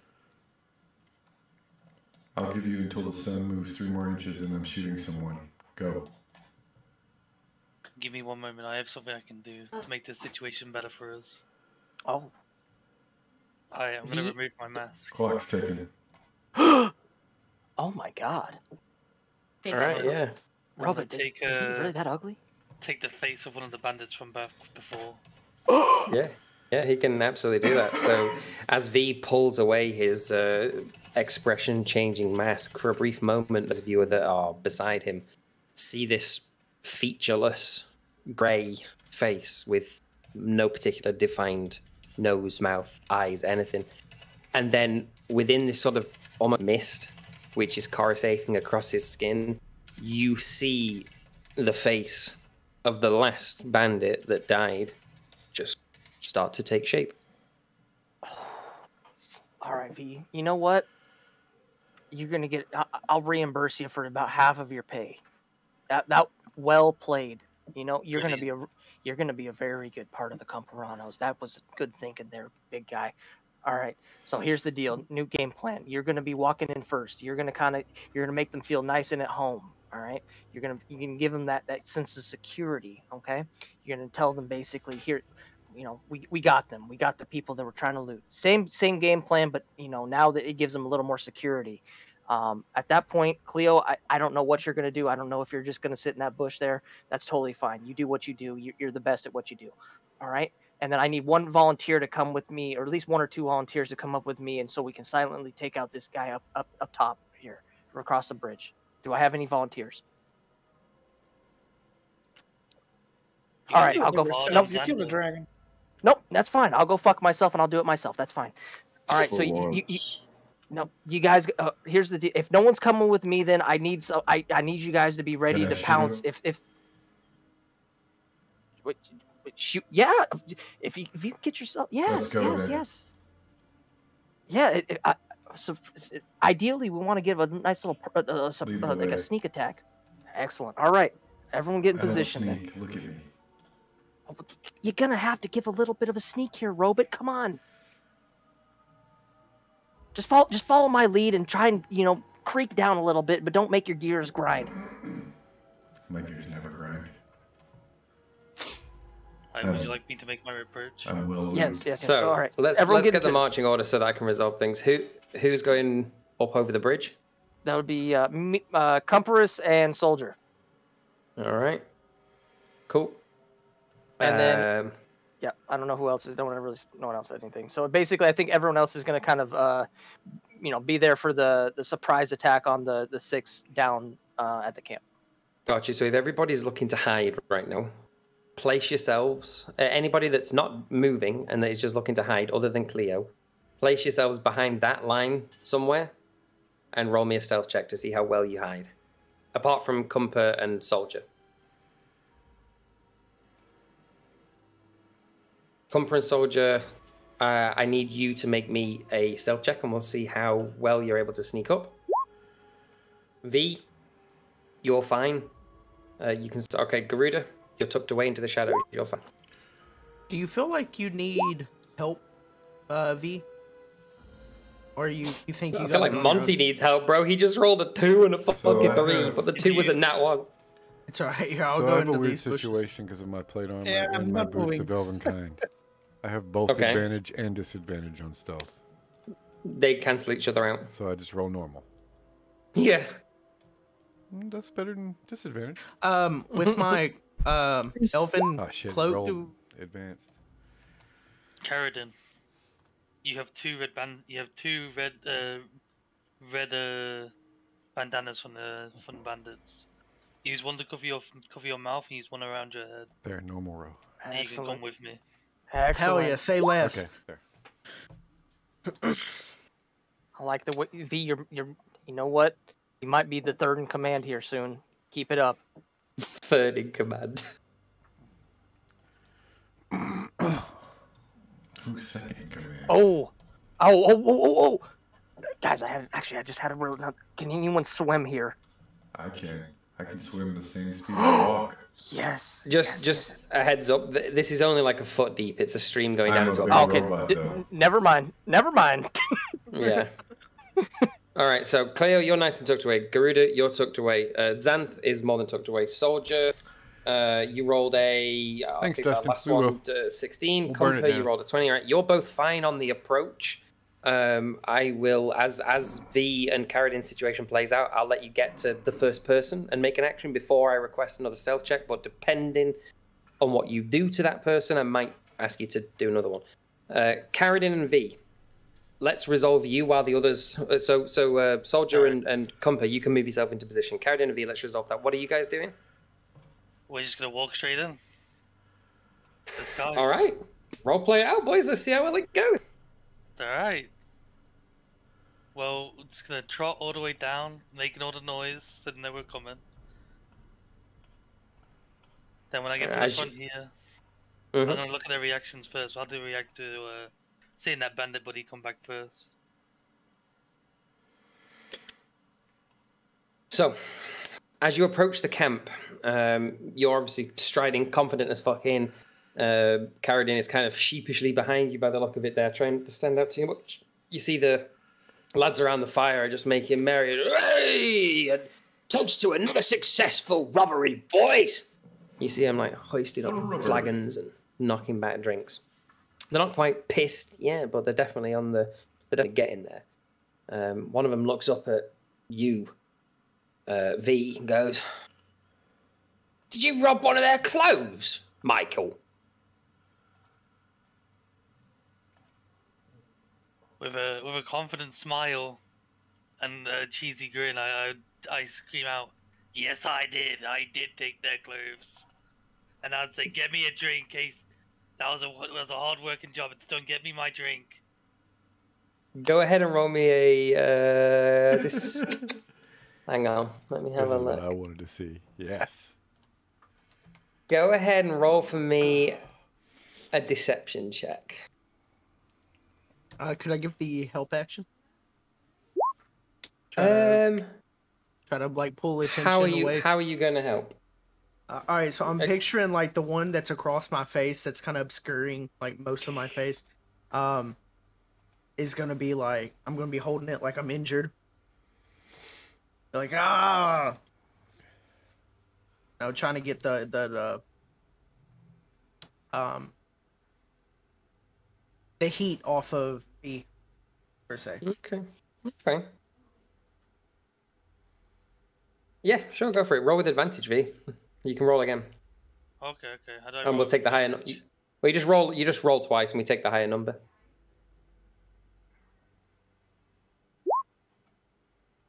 Alright. Yeah, they seem to buy it. They're a little bit suspicious of the guy behind you, but the booze is settling in somewhat. So, come on down, Michael. Sit by the fire. Sit by the fire. Come and join us. Get yourself a drink. And they like kick an ale keg which rolls towards you. I got the. Take gets to my drink. I take a little swig before I slap some in my hand and I pretend to reach over to the person behind me and I push it into that wound and I dig my fingers just a little bit to make Carradine seem like he's in agony to cause some pain so it seems more realistic. Just When to he- play off the scene. When he does that, I would like to cast Prestidigitation and make the rag that's covering my face drip with a red liquid, seemingly blood. Yeah, all right. Okay. Okay. So one of the this fella here kind of goes, "Fucking hell, you got a bit messed up, didn't you? What are you, a new guy?" Yeah, I guess you could say that as I'm like pushing more and more dirt like into the wound or seemingly wound, trying to cover up the like paleness of my skin. Hi, Kitty. Well, quit standing out there like a bunch of ninnies. Come and join us at the fire. And they kind of beckon at the little log seat there. As you do, Carradine, I want you to go ahead and make me another deception check because they're starting to study specifically you a little bit more now. You seem odd. Oh! Ooh! As you sit down, they're just like, fucking new guys, hey, here's a drink, mate. Kicks you a barrel of ale as well and Yeah, I know tosses you a flag. like, he's a bit shit, but he'll do.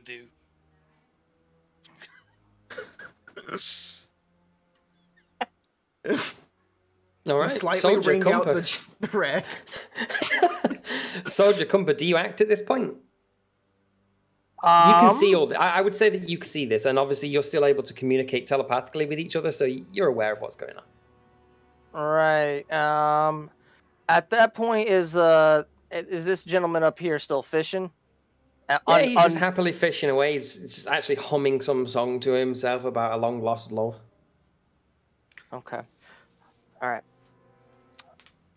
All right. I'm gonna telepathic. All right. Here's soldier. Here's the deal. I'm gonna grab a pebble here, and I'm gonna just give it a little flick. Make it seem like he has a bite on the end of his rod there. While he's sitting there thinking he has the bite, you're gonna go ahead and you're gonna sneak behind him and do what you do best. All right. I shoot things very loudly best. Oh, you telling me you can't sneak behind him and grab his damn mouth or something? I guess. Not really my style, but okay. Well, what would you like to switch spots and flick the damn pebble? Sure. All right, fine. Fine. All right. I'll at allow that you point, to switch spots. Yeah.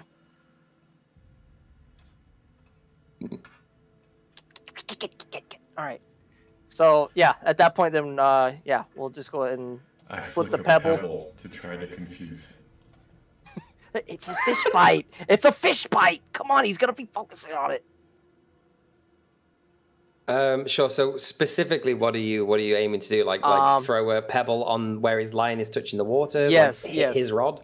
Yes, basically. Wait, how deep is the water? Like 4 feet, 3 feet in the center of the How about I pool. just send my little spider in to tug on it? Yeah, you could do that as well. There we go. We're gonna send my little spider robot in to tug on it. Yeah, sure thing. I'll allow that. Excellent. So how does that look like? How does he swim underwater? What does your little friend do? He walks on the bottom. Just walks in the Little water. spider, creepy crawly boy. Crawls, Alright, okay. crawls along the bottom of the bed. Wait, are you guys Yeah, echoing sure. again? Are you echoing again? No? Okay. He walks along the bed and just gets under it and reaches up and tugs. Like a little crab just gives the line a pull. Yeah, stands up on his hind alright. two legs and pulls with the other two. That's brilliant. Yeah. All right, so you ding ding in Cumper, you can kind of see this guy's rod bend at the end. He's like, "Hey lads, I got a bite." Excellent. You're on, Wait, shorty. wait, he called. Wait, does he like scream it out? Yeah, he shouts to the two that are across to him. Did they Their look over at attention's him? their attention's drawn towards him now. Shit! I can't do anything right now. Fuck. We gotta wait.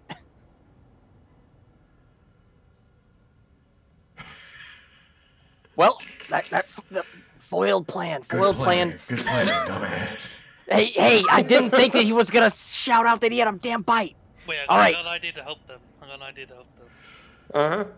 As we hear them shouting out that he's got a bite and them taking their attention, obviously, since V knows what's going on in the distance, he's keeping an eye on it. And as I see they're all looking towards that one guy that's supposed to be taken out, I want V's gonna stand up by his disguise and raise the ale keg and be like, and just like scream basically to like everybody like in the camp, you know, get the vibe like, hey! Just scream loudly and hopefully get the attention of everyone just to scream with him, like in celebration. Yes. Okay. Nice. Okay. At the same time, my thunderclap.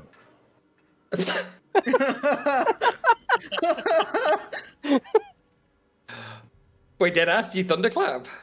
Yes, I do. Please do. Where? Where do you do your thunderclap? Like what? Because you have to specify. It says anyone within 100 feet. Yeah, just remember it will hit any of us near it too. No, it only hits it hits within 5 feet of Garuda, so Xanth has to make the save, but people can hear it from 100 feet away. Yeah. Mm-hmm. Wait, that's looking All right right. at us. Okay, what am I saving for? So Xanth? it's everybody. Constitution. It's everybody in the camp, and then the one that's nearest to Cumper. Yeah, they Excellent.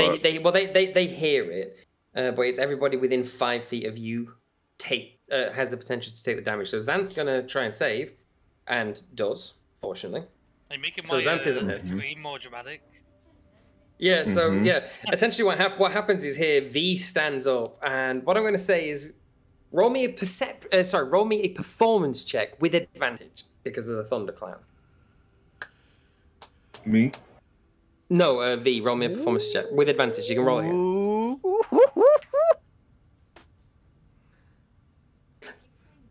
Yes, That's so perception, keck. Bro rolled a fucking 3 there, by the way, and got 11. Oh, he rolled a 3 again, boys. Let's go. So we rolled a 2. We'll take 18. So yeah, so as Garuda stands up, not Garuda, sorry, as V stands up and with his fucking flagging into the air as a toast, a thunderclap somewhere in the fucking distance sounds very close by. Just goes and rings out. Everyone kind of looks at you, looks in the direction of the thunderclap, doesn't really see anything, looks back at you and goes. Fuck. and yeah, the two guards up here just kind of shrug off and go back to having their conversation. The guys here just go back to having the drinks, and this guy here's like, oh fucking hell, I bet it scared the fish away, and he just like reels his line and he casts back in again. So you're telling me, so the two people up here were unaffected at all? Never looked away. No, they heard it. They've looked back away. They've gone back to their own conversation. Okay, can I during while they were looking towards the thunderclap make a sneak attack on this guy up here? Well, Yeah. they don't hear that they're over 100 feet. Yeah, true. Actually, these guys don't hear the thunderclap, but they just hear these guys go. I think, oh, what the fuck? So yeah, so these guys just go back to having their own little conversation between themselves. You can go up and fucking attempt to slash him in the back of the head if you want. Yeah, but let's go ahead. Fuck it. I've got an idea. If he gets caught, I've got an idea as well. Right. Okay. So You don't sneak attack because you're not a rogue. Just attack with advantage because you're from a stealth position. Well, no, let's combo roll it. Roll me a stealth check first. Surprise! Okay, yeah. He's still unaware of your presence, sneaking up on behind him, literally unsheathing a sword which is twice your length. No. I got it. I got it. I'm going to grab this gentleman by the nuts, and I'm going to squeeze with all the compasses of might and thrust with the great sword that's bigger than his body. Wait, what? You give him a reach around? Yes. Yes. No, from the taint, from the back, from behind. So you're giving him an involuntary tuck. Yes. Tuck and stab. Yes, tuck and stab. Yes. All right, tuck and stab. go ahead and roll your great sword's attack with advantage. So roll it twice there. Wait, what the hell? Wait, was that? Okay. With advantage, you can roll again. Oh, okay. Yes. Yeah. Okay. That hits. Now do damage. Oh yeah. Wait, what did you roll there? Was that 16. 13. Yeah, okay. So as you sneak up behind him, you grab him by the testicles and just bring the sword down over the top of your shoulder into his shoulder. It buries itself in his shoulder, and he just lets out a fucking yelp of squeaky pain before turning around and going, "What the fuck?"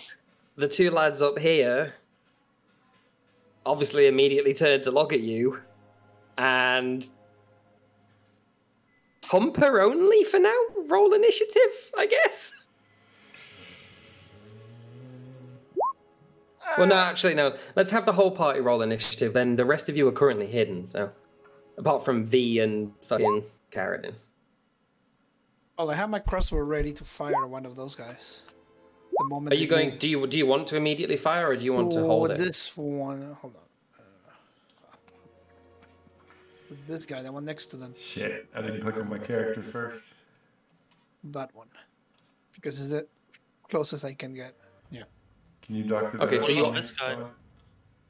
Say, yeah, can I do? Well, but I think that guy's too hidden, behind the bush and everything. Oh, true. Because I don't want to ruin those rolls. Is there any sneak advantage bonuses that they have down in the camp? I would hope.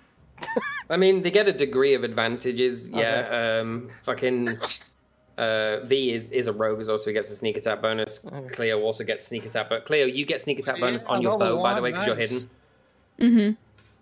I also have whales on the grave. Good job, Monty. Oh my god, wow. Monty just rolled it. Monty just rolled snake eyes. Love my roll today. Oh. Monty is rolling ass all night. My god. And What with are we advantage. rolling? That's hilarious. Initiative.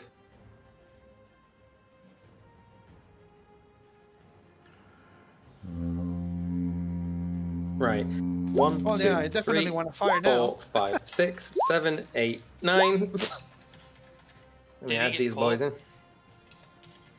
I mean, so yeah. So let me add these guys to turn order, and then I'll explain what happened. Did it take my initiative? Did you click your character first? You need to click your character first. I'll wait. So I got you. Add turn 18. I got you.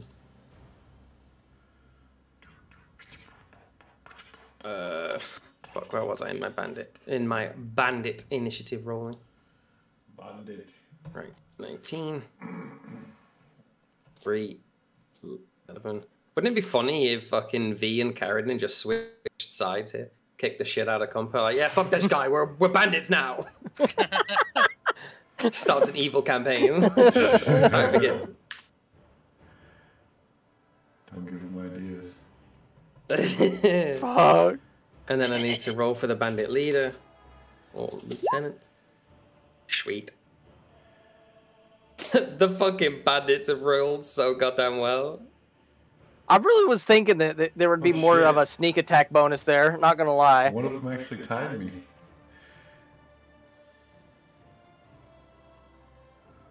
Well, I mean, you get the you roll with advantage, right? But because you're not a rogue, you don't get like mechanically a sneak attack.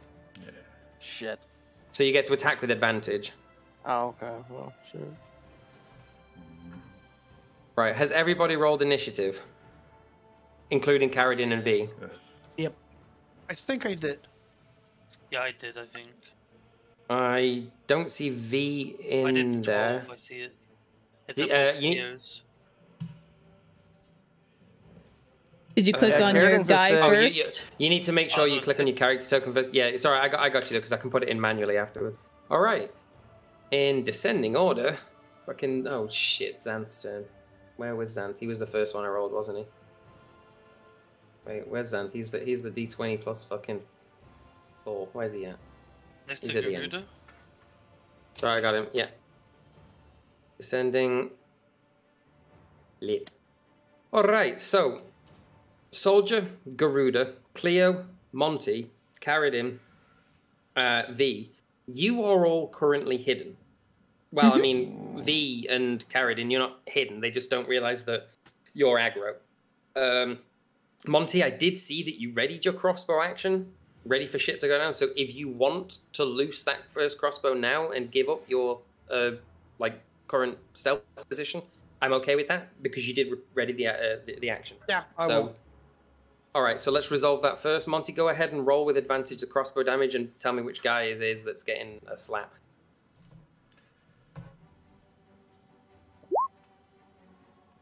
That hits. Go ahead and roll damage on the crossbow of Tickles.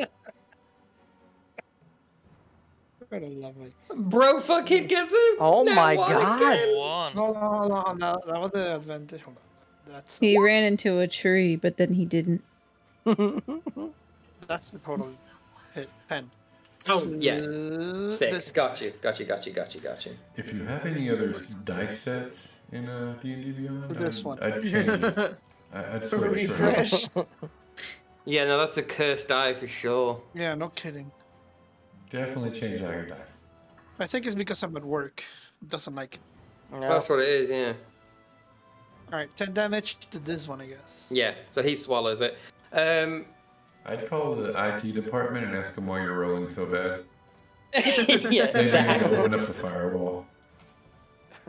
Can Give I me do a- something if the arrow hits the guy? I have to bring my own laptop to be able to play. Otherwise, I wouldn't be able to. Gee. Alright, give me just 2 minutes for a bio break and then I'm back. Alright. 10-4. Grabbing a drink.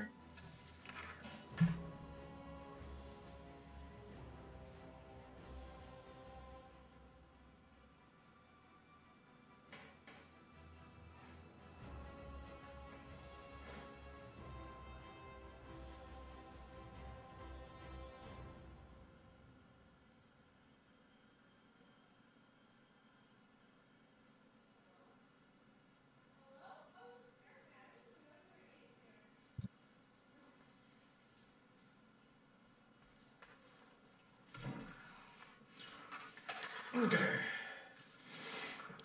I'm back.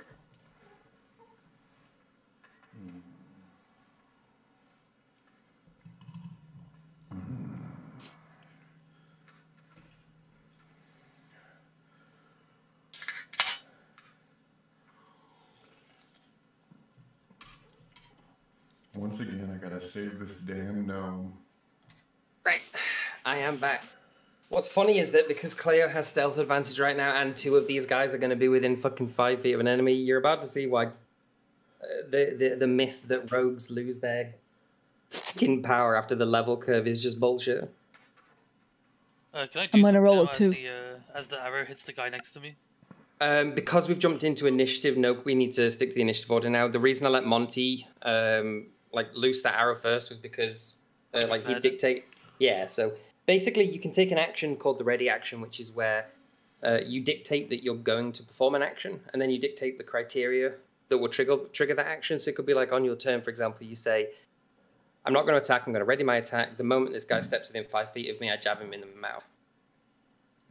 Okay. Okay. So that takes us over to Soldier. Okay.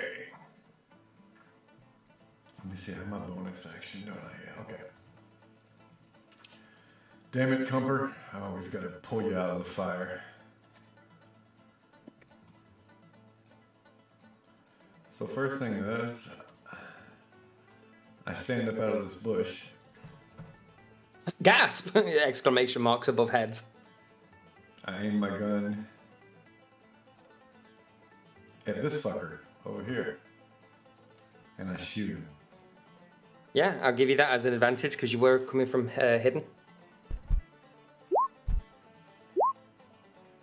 Fuck yeah, hits. Roll damage. Ooh, Jesus.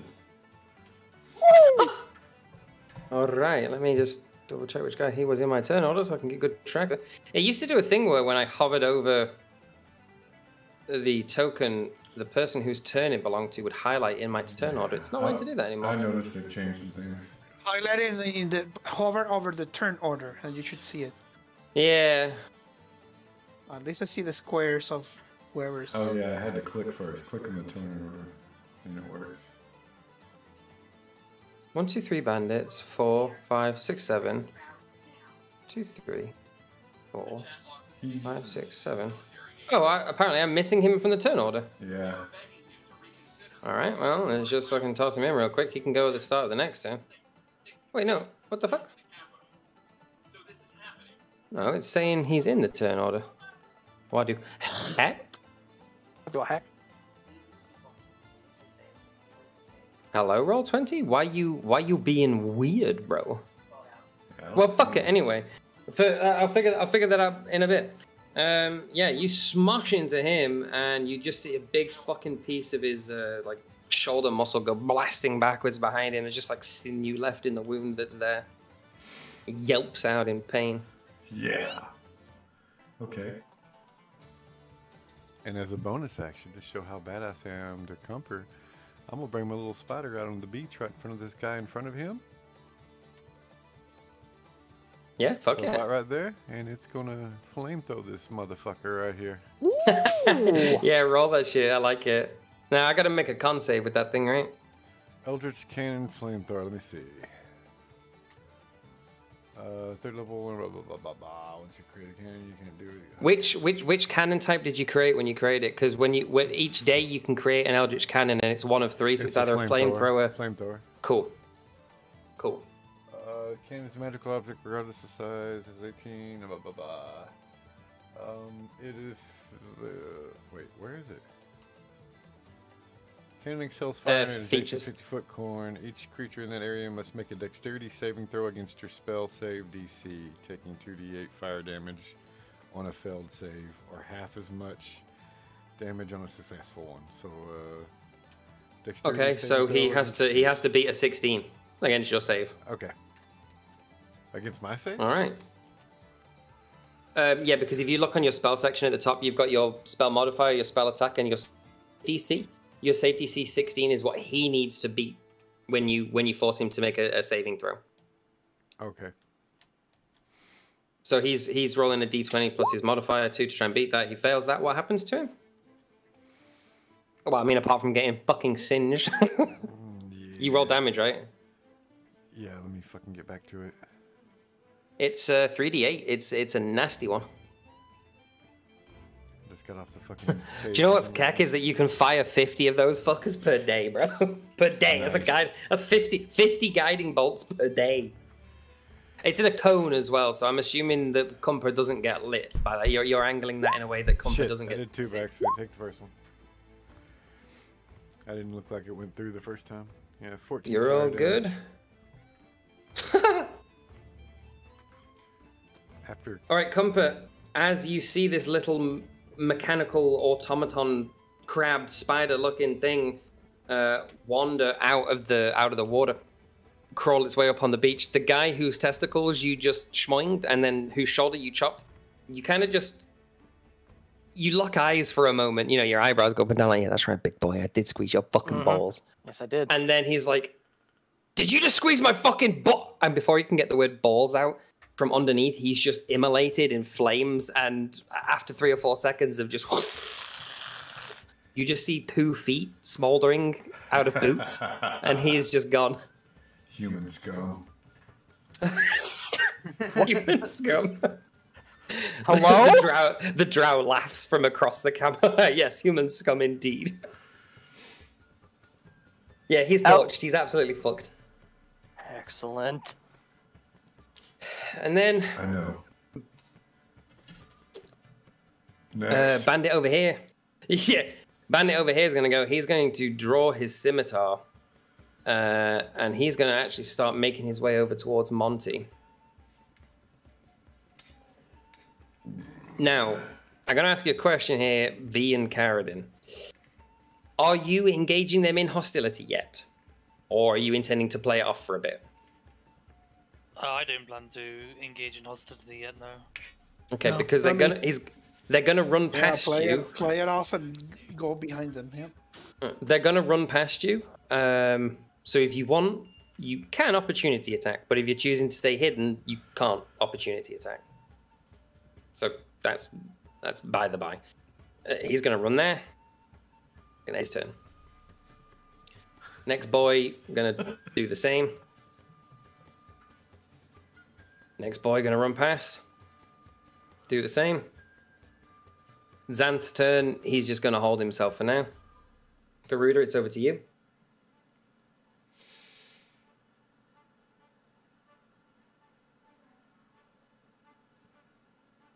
Garuda has died.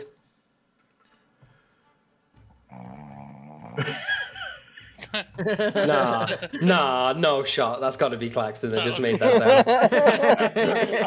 sound. It's what happened with Cleo last time. Oh no. Yep. Are you alive, Garuda?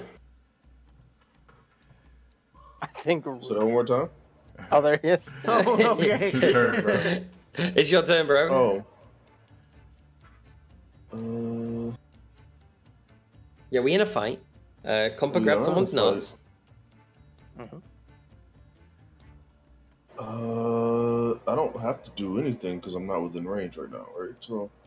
I mean, you're kind of in range. It's totally up to you. You can stay hidden if you You're want. gonna walk. Oh, well, you're I'll seeing. Yeah, he's. I'll hidden. stay hidden. I bet. The bandit captain is going to jump down off his ledge here and start making his way to the camp as well. Cleo, it's your turn. I am going to, instead of using my short bow, I am going to drop it on the ground because I need to get out my two weapons. And since there's a guy so conveniently right here, yeah, I'm gonna attack him. Yeah, Yes. from stealth too. So attack with advantage, add your sneak attack. Slices Achilles. Do I need to attack reroll with- any of? Oh, I guess I can Yeah. get a crit. So Yeah, I mean, there's my so advantage. are you attack? Did you take the dual wielder feat thingy? Not dual wielder, but whatever it was called. Yeah, dual wielder, right? No, I didn't take that one. Okay, I didn't so take the dual wielding. I'm just the same as I was before. I need to fucking remember how we do the two weapon fighting. What was it that we did for the second hand when you don't have The second one, the plus You attack. 4 or the plus 6 doesn't go on or whatever. There's You use your bonus action to attack with the second one, is what it says on my two weapon fighting. you don't yeah. add the ability modifier to the damage of the bonus attack. Correct. Yeah, that's right. Okay, Unless so that modifier is negative. Yeah. yes. So the rapier's the regular one, and then the So go Knife. ahead and resolve damage on the rapier. Okay. Remembering that you're attacking from sneak, so you can sneak attack. took 4. Okay, you kill him. Hell yeah. I mean, like. Oh, wait, so you, then- both. Wait, hang on. Both attacks are on this guy, right? Well, I mean, if the first one goes through, I can throw the knife. So both. If you attack him with both, you'll kill him because you only need to do 1 damage more to actually kill him. So if you attack him with both, he dies. Oh, If you attack him yeah. with 1, he has 1 HP left. There you go. Okay, you overkill him. It's fine. It's fine. So And as as those 3 come thundering past you, one of them you just hear like, and the guy just like turns into like 19 fillets all the way down and just flops like fucking pork medallions. He's dead. And You're then fucking brutal. I'm gonna look at that guy and pop that on him. Oh, he's getting whale from the grave. Hey, let's go. Some dirty rogue shit coming out. Which guy was it that you get him? The one on the right. There. 636. You also deal this. Wow. Have you seen how powerful Whales from the Grave is? I only just read the addendum at the back of it. Not only do you hit necrotic on the second guy, but okay, so this is what you see, right? As this guy gets filleted, you just see like the little medallions of meat on the ground kind of vibrate kind of violently as the guy next to them also kind of vibrates violently. You just see him fucking just like fall onto his knees and scream before he gets back up. And yeah, he takes fuck up damage as well. Jesus Christ. Aight. I'm just gonna stand there, just where I'm at, now visible to those two guys. Just Looking like a smiling. badass. Excuse me. Telepathically says, good shit, cat. gonna smile. Do you know if you wanted to be really wild, I'm just looking at the way this uses. So you know how your Whales from the Grave, you can trigger that when you deal sneak attack damage. Mm-hmm. If you have tokens, which you have, how many? I know you collected one. Did you specify you collected any more soul shards? I haven't specified that I have yet. I was gonna do it Okay. here. So you have one. If you wanted to, you could dissolve that trinket as well to hit with Whales from the Grave on the first sneak attack. You don't have to do that. I'm just saying for the future. Yeah, so if you want, because you've attacked with both, right? I have two hands. As long exactly. So as long as you have a trinket, you can bump, burn it, Whales from the Grave, second attack, sneak attack, bump, and then you get to Whales from the Grave again. But that would expend 2 uses of your Whales from the Grave, and of course that refreshes every day. So you would burn through them hella fast, but you'd be a nuker. Yeah. Now I'm good with the one right now, because then they can see me and Yeah. be peeing their pants. Also, if you want, because you haven't specified it, and I will point out, you do have cunning action. Oh no, you used your bonus action to your second attack, right? Mm-hmm. Yeah, okay, so you could also use your cunning action to only use the rapier and then hide again at the end of your turn, if you chose, instead of attacking with the second dagger. No. All right. Cool. Well, that was violent. This boy over here is gonna be like, and fucking move up as well. And then D, it's your turn, homie. What you gonna do? I have a question. With the Alright. ale I got from these guys, could I turn the ale barrel I have into a bomb? How would you plan on doing that? Because I know you have bombs in your pocket, but also Like a beer isn't Molotov. that flammable. Okay, what I would say is that beer isn't very flammable. Like, if it was spirits, you know, like whiskey, vodka, rum, that kind of shit, that's very flammable. Yeah, But- because it's just straight beer. Yeah, it's just beer, it's just ale, so probably not. Alright, then instead, this guy's already injured to my side. I'd Yeah, probably, he's taking an arrow or a crossbow bolt to the fucking something. I'd take my scimitar out, and I'd literally just slit his throat. Oh shit! Well, In let's the see if you can throat. slice through. Now, Right in the throat. because you're not really hiding right now. So, like, do you know what I mean? You're blending in, but you're not hiding. So, strictly speaking, a sneak attack wouldn't trigger. However, you're a lucky boy because Karadin is right next to you, and your sneak attack will proc if you and an ally are both within 5 feet of an enemy who is not within 5 feet of one of his allies. So, what I'm essentially saying is, yeah, go ahead and roll your fucking roll with advantage because you're attacking from hidden, and add your sneak attack. Okay, okay. And it should Oh, I just rolled my automatically add your scimitar? sneak attack. Yeah. I rolled a hit first, right? Yeah, so you roll to hit, but you roll it twice. You can actually, to roll, for people who are rolling, if you want to roll with advantage, you can hold down shift when you make the roll and it will roll with advantage. You can hold down control to do it with disadvantage. But yeah, roll it again. I mean, that hits, but roll it again because you might crit. Okay, well, no crit, but you do hit, so go ahead and roll damage with sneak attack. How did I roll it with sneak attack? Just roll the damage and it should, as you're a rogue, apply the sneak attack. Well, he gets decapitated. Yeah, I Yeah. hold his head up as I cut it off, and I hold it up towards the boss guy and the last guy in the village, no campsite. Right, that's another one who is dead as fuck. Oh yeah, so you just pull the scimitar out, and with one movement, without even really looking at the guy, you just casually slice the scimitar around, curve it above your head as it comes back around. Just a halo of blood splays around you as you grab the head with your other hand, and his body just falls limp. Hold the head out towards the leader and roll it into the center of the campfire there. Yes. Can move if you'd like to.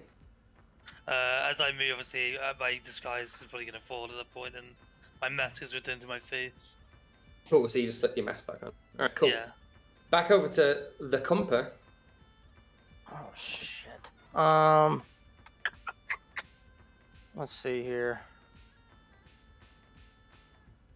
Well, I was really hoping those guys over there would kind of come down the waterfall there. I guess I'll go ahead and try and Well, I mean, cross they haven't this moved waterfall. yet, that's why. Yeah, you can cross that, no problem at all. It's not like it's running and gonna fuck you up. I was gonna give you disadvantage on stealth because it's splashing, but you can walk across that shit easy. Okay. As Yeah, long as you I'll have go the ahead. movement.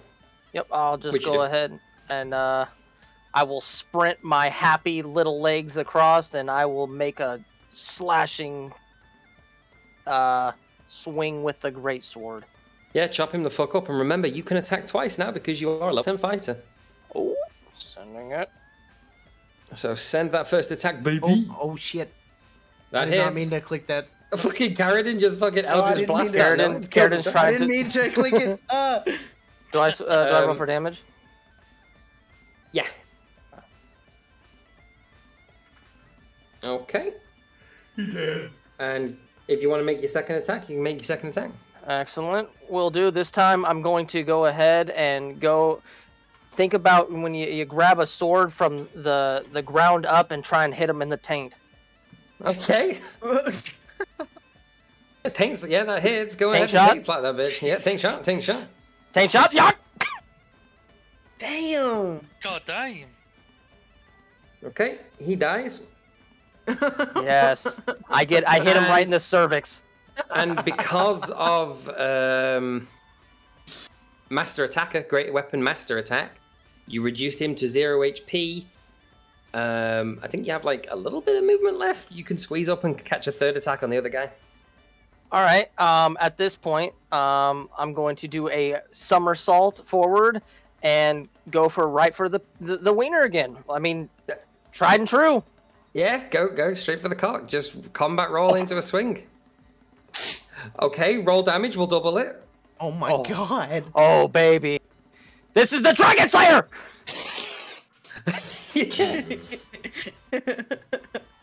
Okay, you actually, he's not dead, but you slice right through his left arm, and you just see it fucking hanging on by a few tendrils for a second before it literally sort of flops just lifelessly to the side of him. Yeah, he's pretty fucked up. Also, by the way, if you want to, you can also action surge if you want to attack again. But you can only do that once per long rest. Once per short rest. For long rest, I mean... Per short rest. For short rest, I mean, let's be honest, how much do we have? Fuck it, let's do it. Come on. Alright, do I roll just again, baby. Oh, fucking... Good night. Yeah, that hits. Go for it. Good night. Roll damage. Good night! Good night! Yeah, how does he die? What does it look like? So basically, you know, we're going back to the tried and true. I'm gonna go ahead and just give him a little love tap right on the sack and say, "This is for your other boy," and then I'm gonna go ahead and slice his fucking head off. He pats his nutsack and then just decaps the dude. Yeah, so everybody else watching that, you just see Cumper fucking sprint like something like Jack and Daxter across the fucking waterfall, combat roll into a guy's taint, slice him up through the middle, combat roll into the other guy's taint, spin around, decapitate him, and just fucking sit there like... Yeah, that was for Goblin Wife number 7! Did she die? No.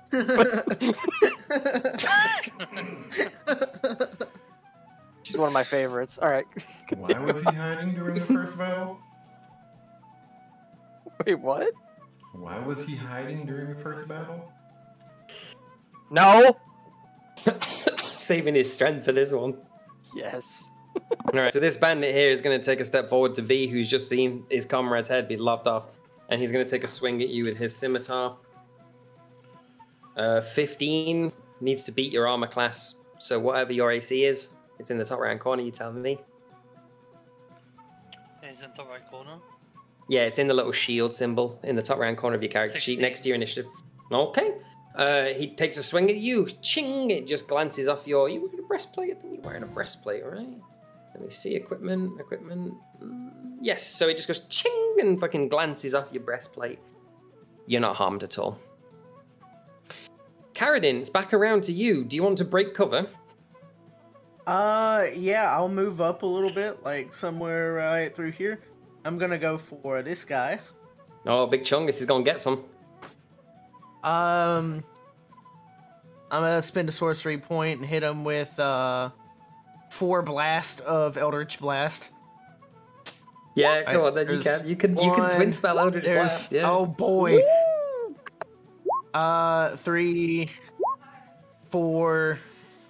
Yeah. So go ahead and roll damage for the first one. All of these are also going to be using the friend or foe, so the +5 on it as well. So it's a 13, 17.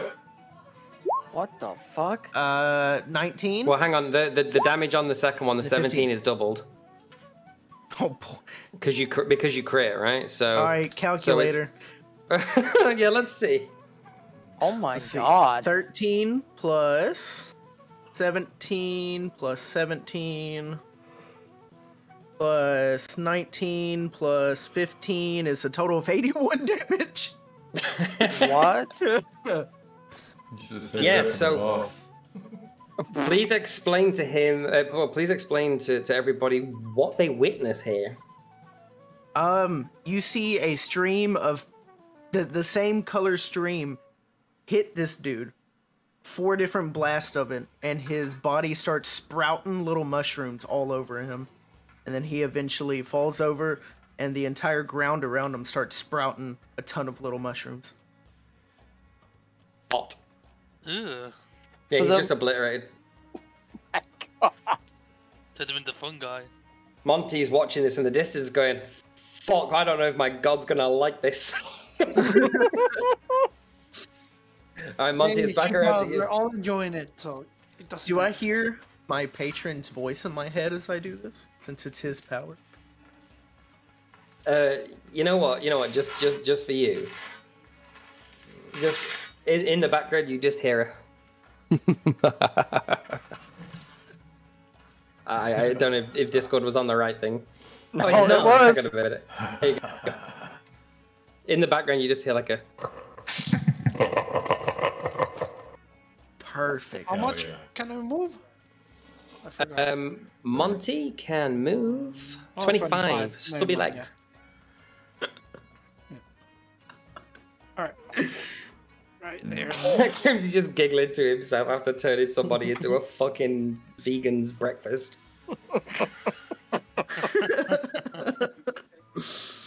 All of your meat is now mushroom. I'll shoot with a crossbow. Much to do. This guy, the first one. Yeah. Blast him. Monty Tom. Yeah, that hits. Go ahead, roll damage. Oh, nice. That tickles. Thanks. What Well, does the old tickle? 80 damage, I do 6. That's fine. I know Monty's holding some fucking mean cleric spells in the pocket right there. Some level 5 yeah, guiding bolt that just turns I'm somebody waiting into for the- cinders. I'm waiting for the undead. Yeah. Alright, that brings it back around to Soldier.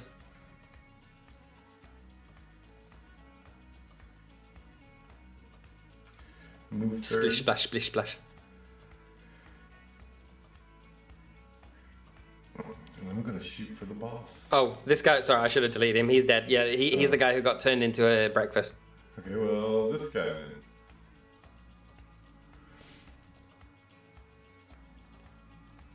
This one? Yes. I'm going to shoot him. All right. Blast away. All right.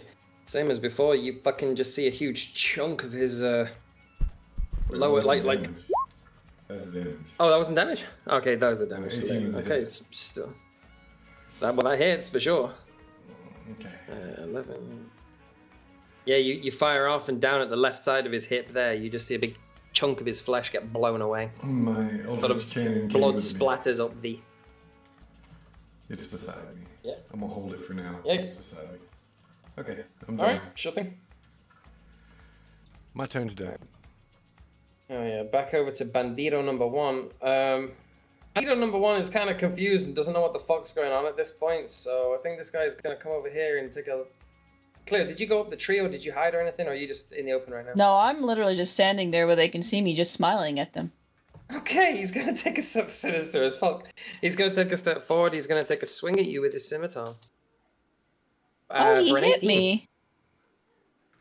How dare you? You hit me. Damn. Oh no. Damn. I think it's the first damage. I think that is the first damage. Okay.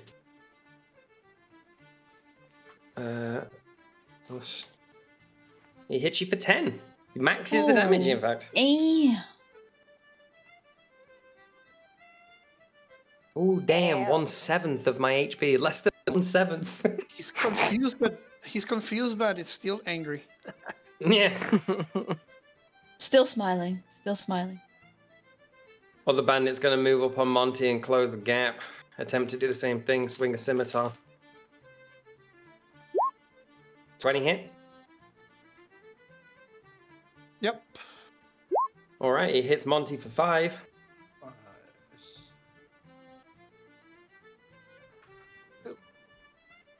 Ouch. And Xanth at this point is going to move forward as well. End his turn there. Garuda, are you alive? Orin. Wait, I got this. Hang on, I got this. There we go. There we go. Cleo! Alright, this is the guy that I damaged before, right? Yes, he is, yeah. Okay. He's about to get filleted. Yeah. Oh, yeah. Look at that. Yeah. Not like this. Poor bro. Is that main Alright. attack you're doing that? That's the main. Oh, wait. Sorry. My bad. Well, the rapier's the same. Plus Yeah, we 10, can take so- that. It hits. Yeah. 12 piercing. 12 piercing. Oh, you get him. You get him exactly. He's dead. Sweet, How does he because that die? means the Oh, after he hits me, I just smile at him and stick my rapier up into the artery that's in his arm. Oh, like fucking when Arya Stark assassinates people, just very casually sticks it in. Yeah. Oh, yeah. Lets it go, watches him drop, and then my second attack, the bonus action. Can I do this? Can I throw the ice witch's knife at this guy for the Yeah. second action? 'Cause that's yeah. Doll. Jesus Okay. Christ. Well, it's It's only D4 by the way, because it's the this is the second action. the D4. Okay. Well, you rolled a 4, so that's 8. Yeah. Okay. He's not happy. He's not a happy boy. Yeah, the ice witch's knife just buries itself in his stomach. I'm just gonna smile from this position still. Oh my god. Cleo gone kind of wild. All right, the guy that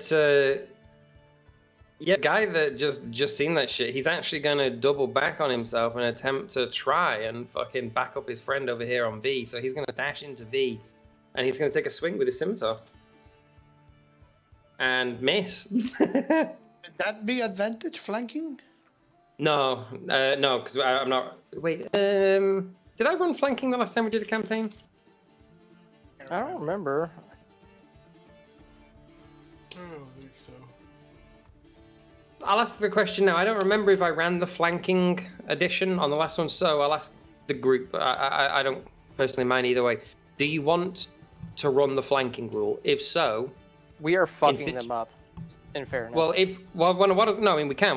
But like, let's make the decision now going forward for the rest of the campaign. If you want to run flanking, which we can, in a situation like this, the guy would have advantage to hit V because there are 2 people flanking him. But also that obviously works vice versa. So if you have 2 of you wailing on somebody, then you run flanking. Yeah, I'm all for it. Cool. Personally, I'm fine with it, especially because we have 2 rogues in the group. So flanking will mean that you get your sneak attacks more often, which kind of combats the rogues' damage drop off as the level curve goes up. So yeah, that's fine. I'm fine with that. Hell Cool. yeah. Cool.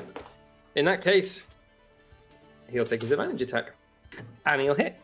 So thank the cleric. Thank you, Clark. Thanks, Monty. Sorry. And it hits you. Yeah, he hits you V for 10 damage.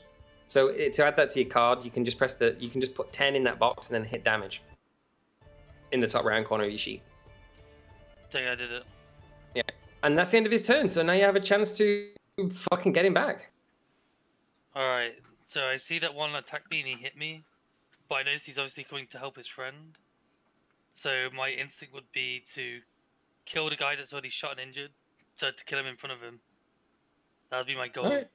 I'm gonna try Have a and crack cut at it then. I'm gonna try and actually I'm not gonna cut. I'm gonna reach a hand out and try and place the hand on the guy's face, and use my ray of sickness to disintegrate him. Which guy are you going for? The one that got shot by This one. War Machine, yeah. All right. I love how that's become your nickname now, Mona. War Machine. You've got Klaxon calling you fucking Robit, and then you've got V calling you the War Machine. It works. I fuck with it. I fuck with it. Should I roll for my hit? Yeah. Yep. Okay. That's a hit. Roll damage.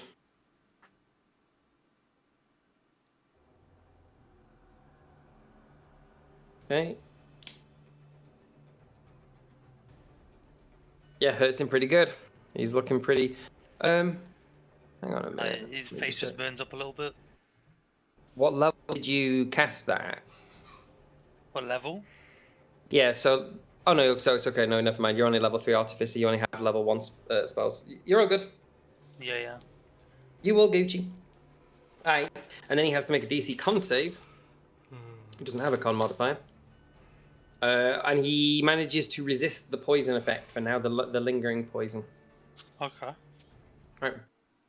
Back over to Cumper. Unless you want to... Well, no, actually, no, you're a rogue. So you do have your bonus action if you want.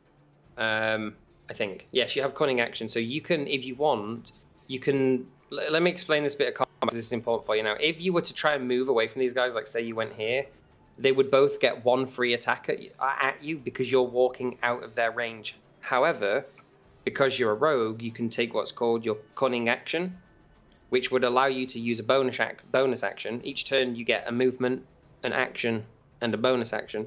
You can use your bonus action to disengage, it's called, or to dash, which doubles your movement speed, or to attempt to hide. If you use it to disengage, you can then walk away from people's attack range freely without taking opportunity attacks. So if you want to fuck off away from them, you can use your bonus action to disengage and then walk off to your movement range, which is 30 feet away. Then yeah, I will disengage. I don't want to be trapped between 2 people as a rogue. Cool. So you take your action to disengage, and then you can move away to wherever you want within 30 feet. Boom. Move like here. Sounds good. Lit. Alright, Bandito, this guy. I got skipped! Oh, did you? Shit, sorry, I just hit the next one. Cumper, you're up, my guy. Let me throw you back up at the top. How do where's the... I still don't know how to do the fucking measuring thing. To see how far... On the left-hand side of the map, you see how there's like cursor, box, freehand draw. That one? Oh, Yeah. okay. I'm gonna go right there. Mm-hmm. Oh, hold up. I'm gonna go right there. and then I'm going to. Can I jump to this tree?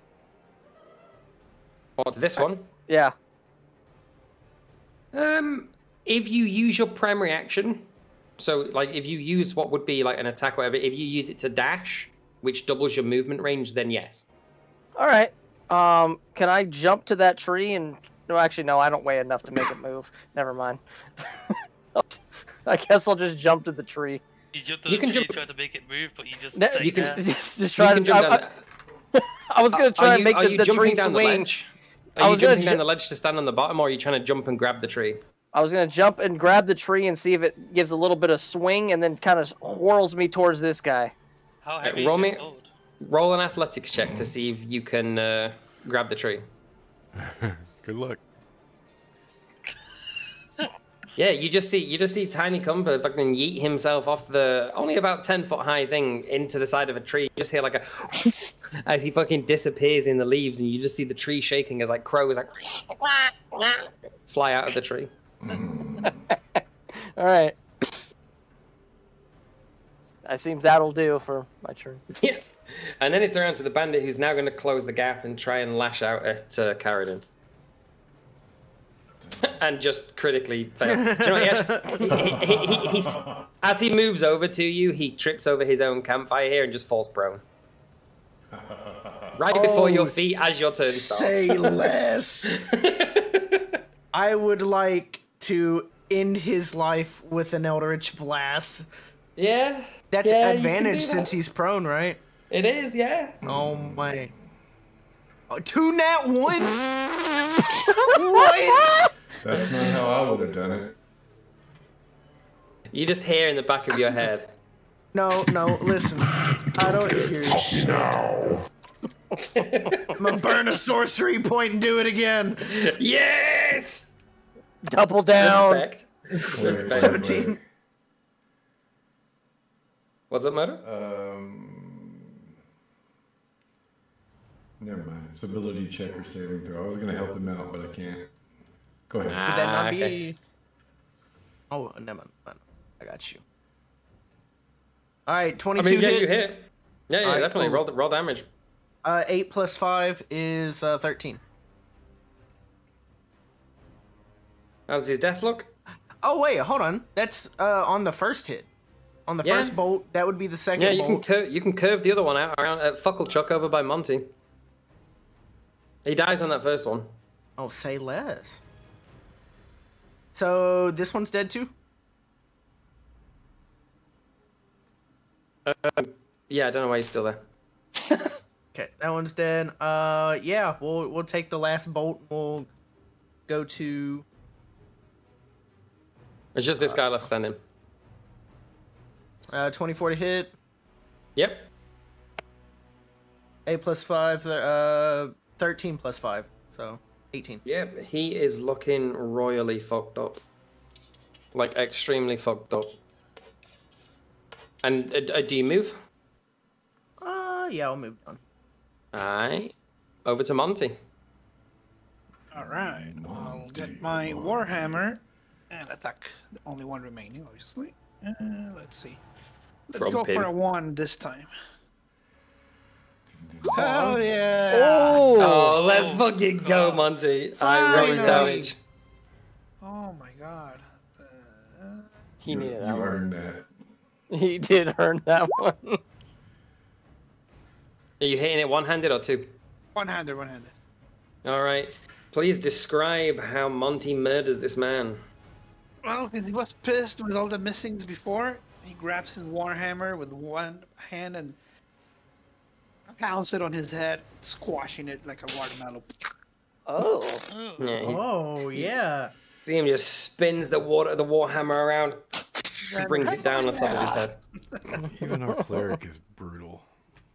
You just see the sides of this guy's head split open like the Demogorgon from fucking Stranger Things as the mallet makes as the warhammer makes its way down, like folding his skull in from the inside out. Monty's white robe just sprayed with the fucking blood of this bandit. Oh my god. Jesus. Meow's right. Yeah, right. What? I did. Right here. I have it. Already talked to her. Yeah. Combat ends. The bloodbath around you is suddenly very quiet. Help! Can someone help me out of the tree? Very, very briefly quiet. No. While V ignores Compass stuck in the tree, he says to everybody, we should see if the artifact is here. Search the camp.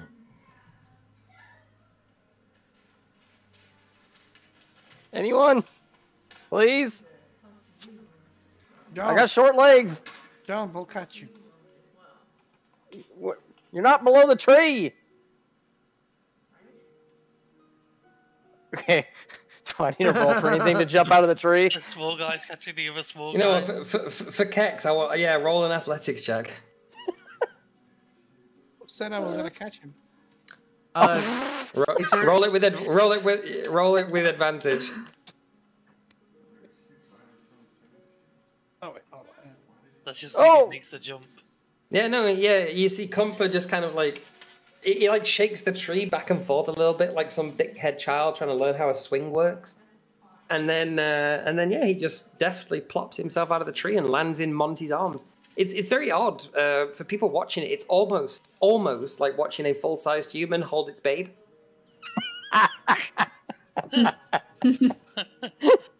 Hey, thanks, big boy.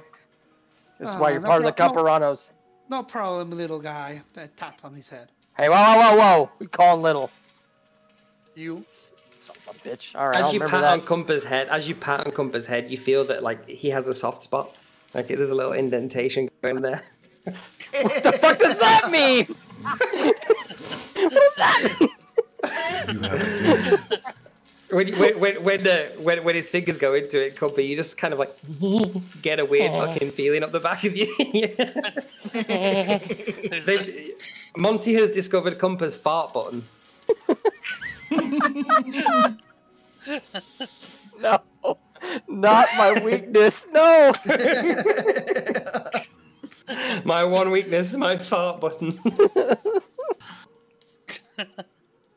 Yeah, calm descends over the complete charnel house that you've made over here. In the distance, you can hear Garuda snoring his tits off. Barge. Hey, what is your name?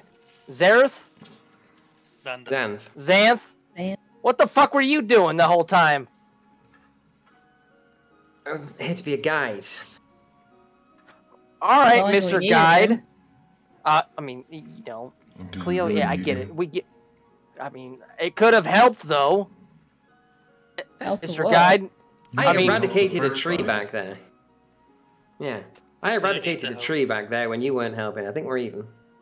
Okay, you know, well played. All right, that's fine. We'll go with that.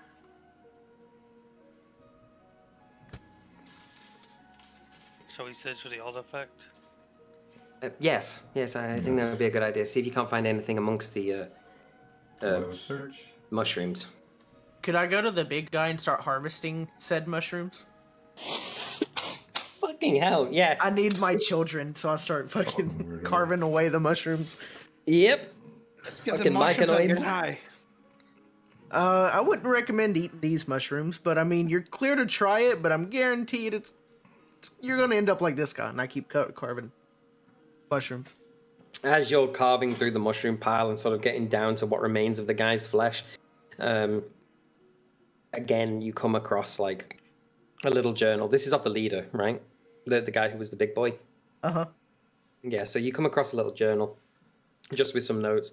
You discover that this guy wasn't the leader of the bandit group. He's just a lieutenant within it. And that there is actually quite nearby within, you know, like half a day's ride, the actual bandits' main camp itself. Who is right behind me? Anybody in particular? Monty, Soldier, and Compa within 10 feet. As I'm like carving mushrooms away, I'd like to pick up whatever it is on his person and just start handing it to like whoever's behind me. Yeah, sure thing. So, Monty, you receive this journal detailing where the bandits' hideout is. Hey guys, fuck this journal. Tell us where the bandit camp is. It's half a ride Let's go kill them all. It's half a day's ride from where we are right now. I suggest we rest a little bit and then head out in the morning Yeah, and or later you can at night. definitely do that. The sun is all but set at this point in time now. The long shadows that were creeping away from the trees. We might as You well can no take longer tell advantage the of the camp. difference. Yeah, you can no longer tell the difference between the shadows and the twilight that has fallen on the ground. Is it cold? No, down here in Neverwinter, it's more of a temperate climate. It's like Washington climate. Oh, I know that. I live there. Well, I was gonna cut into one of their bodies and sleep in it like they do in Star Wars, but You're gonna fucking pawn a guy. yeah. But with that being said, then yeah, I'm just gonna hitch my head up against this damn Mushroom. sitting. Well, no, no, this damn sitting pole here. Yeah, we'll take a rest in the tent. If you want to take a long rest, you can. If you want to take a short rest, you can. Entirely up to you. What's the party want to do? What's the difference? Have we used a lot of stuff? A long rest will basically reset your character sheet, full on everything, full health, all your slots back, all of your abilities back. A short rest will, if you want, allow you to spend some hit die to regain your points back, and anything that you regain on a short rest, for example, your action surge, you get back. A long rest would give all the spells their spell slots back. Either way, we're leaving in the morning, right? Correct. I can make it safe. Okay, then let's do the long rest then. I would like to take 10 minutes and some of the mushrooms that I just harvested from this person and make a Fey circle, my class ability. Spending 10 minutes, I can do any of the following. A creature type, we're going to say humanoids, cannot cross the borders in or out. They must be inside of it for it to take place. If you heal the maximum amount of HP possible. The circle lasts for 8 hours. It's invisible, and inside of it is cozy, and it is a dim light. Yeah, I'd like to be it's like in a his druid circle. dome of protection. Yeah, it's like a druid dome of protection. Yep. Little Cumpurus is gonna move over to that gentleman and yeah, get in that circle. All right. Make it the circle. I'm not gonna make anybody roll. If everyone's okay with long resting and nobody has any objections, I'm not going to make any like survival checks or perception checks for anybody coming upon the camp. Don't worry about that. You've got the ring anyway that would protect you in that case. I also stay aware and awake the whole time because I'm a warrior. That's true. That is true. Wait, I have a question. Yeah. Don't I have the ability to like turn something to something else, like say the liquid of the beer into something else? Yes, you can do some alchemy shit. Let me have a quick look at that. Features and traits of alchemist. When you long rest, which is what you're doing, you can magically produce up to 1 experimental elixir, each in an empty flask that you touch. You do have flasks because you have your alchemy kit. Roll for each elixir's effect. So, are you going to go ahead and make an elixir during the long rest? All right, so roll a d6, and that will specify what elixir you're able to make. Oh, you can do that by just in the chat window where you've been typing /me. If you type /r space d6, one word after that, then it will just roll that. All right. No, that's not a bad thing. Rolling the thing here. During the long rest, you create a potion of healing, which you can add to your inventory. Healing. Healing, okay, that's good. Yeah, Yeah, just a standard. Do you want me to do it for you? Because I've got your thing open. Yeah, please. Cool, I got you. So yeah, you're able to create a potion of healing. But Do I still heal fully from the rest as well? Yeah, everybody does. So everybody go ahead and hit long rest. Morning dawns. Long shadows again stretching out as the sun starts to come up. You wake up. There are now ravens scattered around the place and crows picking on the remains of your murder fest. The day is yours. Well, Cumpuranos, We did damn well last night. And I'm so damn proud of each and every one of you. Except for you there, Xanth, because you didn't do fuck all. Now you continue to lead the way. He laughs. He laughs out loud. I do believe that your party cleric there, the fine dwarf, poured over that journal that scary mushroom man pulled out of scary mushroom pile. I believe it's you who knows the way at this point. The journal tells us where to go, so let's go. Yeah. And you're able to do that. You are able to successfully follow the journal. Lead the way, Monty. It's that way. See? Yeah, I see.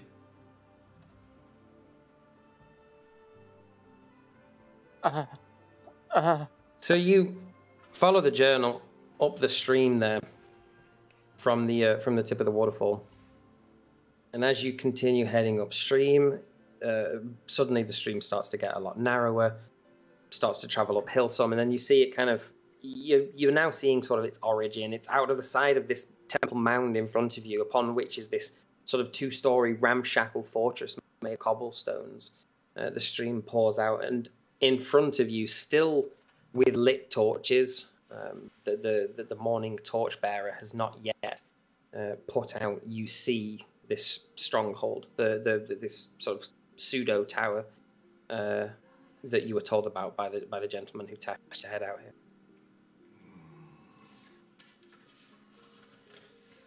Well, we made it.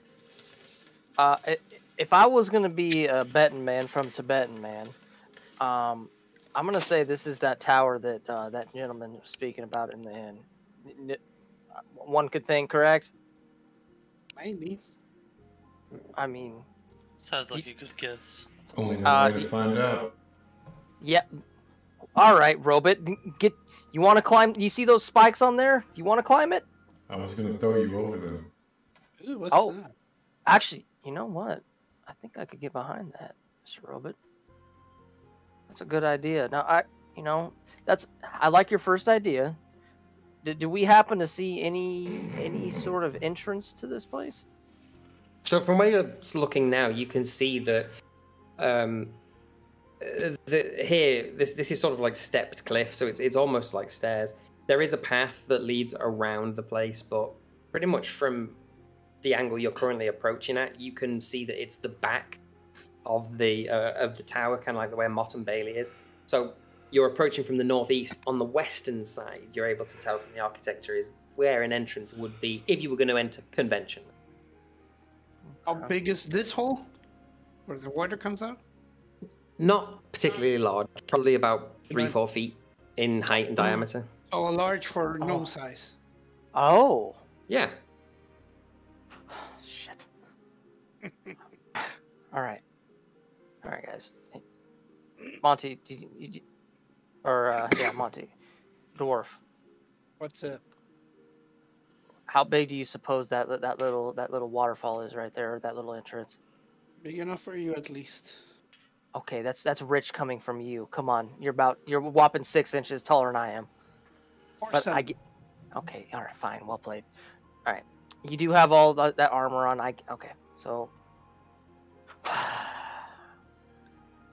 Do we have any sort of ideas on how we can get in here? I mean, it looks like if we look a little bit off to the north there, it looks like there might be a little gate. Obviously, that's probably not going to be our best plan of approach. Yeah, what I can do. Gate? What's wrong with you? I'm trying to get ideas, Robot. I gave you one. Well, I have 2 ideas. You can go in through that hole and see if there's any way to go up. Or we use our disguises and you can play as a prisoner that we capture. You and the robot. We capture you and the robot. And then we are all inside if they buy our... If they believe our... I like that. I like that, dwarf. Forgot the name? No, I like that. And we'll all be inside, hopefully. No, I like that, dwarf. But I think I liked your original idea. I'm not really one to be a waterman myself, but I will take one for the Cumpuranos here. I will go ahead, and I'll shimmy my way through there to that little entrance Maybe it's there. nothing. Maybe it's just a hall and there's no way in. Who knows? Right. No, Well, I'll try. at least you can scout it. Yes. No, I like that. But I really do like your idea of I feel like what we did last time with those last little bandits, that worked out actually a lot better than originally anticipated. And if it gets us in there with a hot or like a prisoner, I think that's a really good idea. Yeah, I can what take I'll the place of the big guy from last time if you like. Yeah, we'll need the Ooh. mushrooms again. Oh yes. V, yes. You made a very valid point there. I like that. Are you able to do your little face thingy you did? Yes. Excellent. They'll definitely trust. It seemed that person was a higher ranking individual of their group there. Okay, I like that. All right, so game plan. I'm gonna go ahead and I'm gonna shimmy my way through, see if there's a certain way in there. All right. If you do not see me come back out of that hole there, that's going to be a sign to go ahead with the plan, all right? And that plan being you do your thing with your face, right?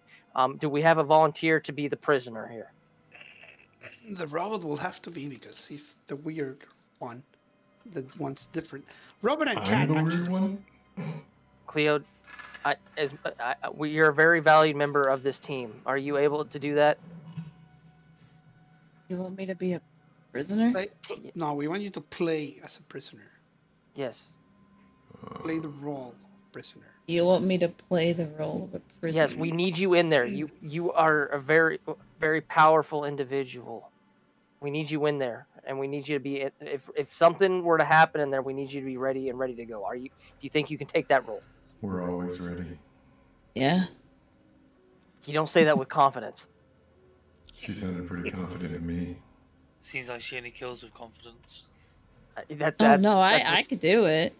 Okay, there we go. That was the confidence I needed. All right, excellent. All right. So, game plan. We got it. I'm gonna go ahead. I'm gonna go over to that little falls there. Like I said, if you don't see me poke my head back out of there, it means go. It means plans a go. All right. Get the mushrooms. We can just speak telepathically. Oh, wait. We have more mushrooms? I guess. Yeah. Oh shit. No, it just sticks with us. Didn't he pick a bunch of them earlier today? Did you lose your last one? I need another mushroom.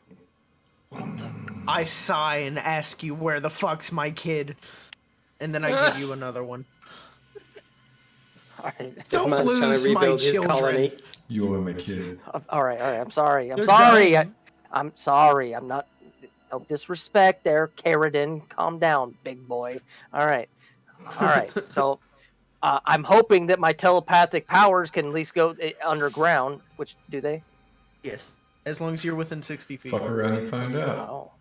Oh, orale. All right. So, yep. All right. I'll give if I see anything that's out of the ordinary, I'll go ahead and I'll give you guys the get go and or the go ahead. Are we all good with that plan?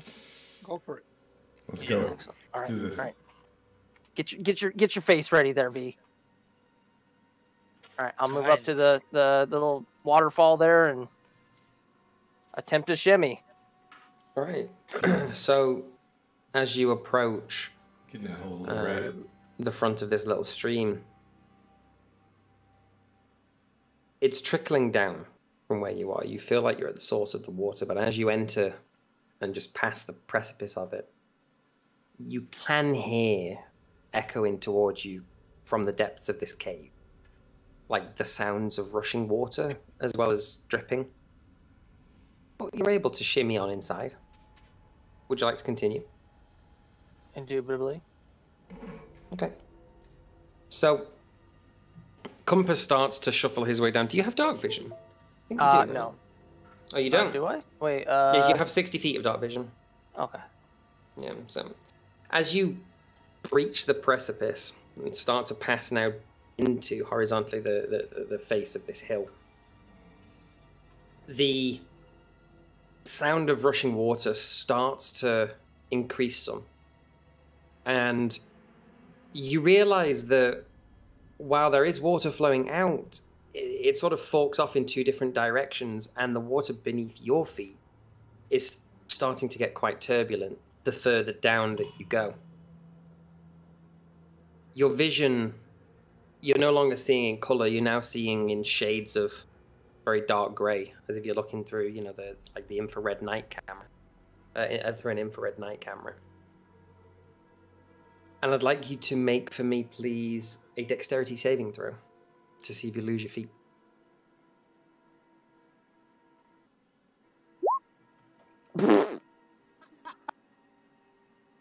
Goodbye, Compass. Goodbye, Heard Compass. somebody laugh. Kiara laughed so hard it peaked her fucking mic. So that sound is essentially kind of what people hear from the outside as Cumper. The water around your feet kind of gets a bit more vicious. Almost as if it's kind of defying physics some. And you fall and are swept further down this tunnel.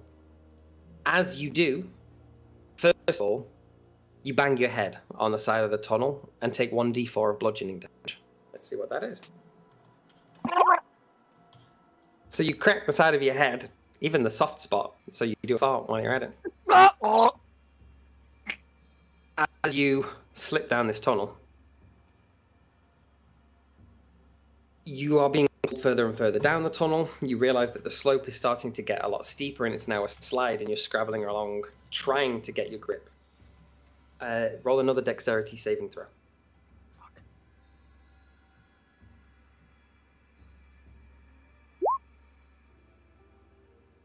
Okay.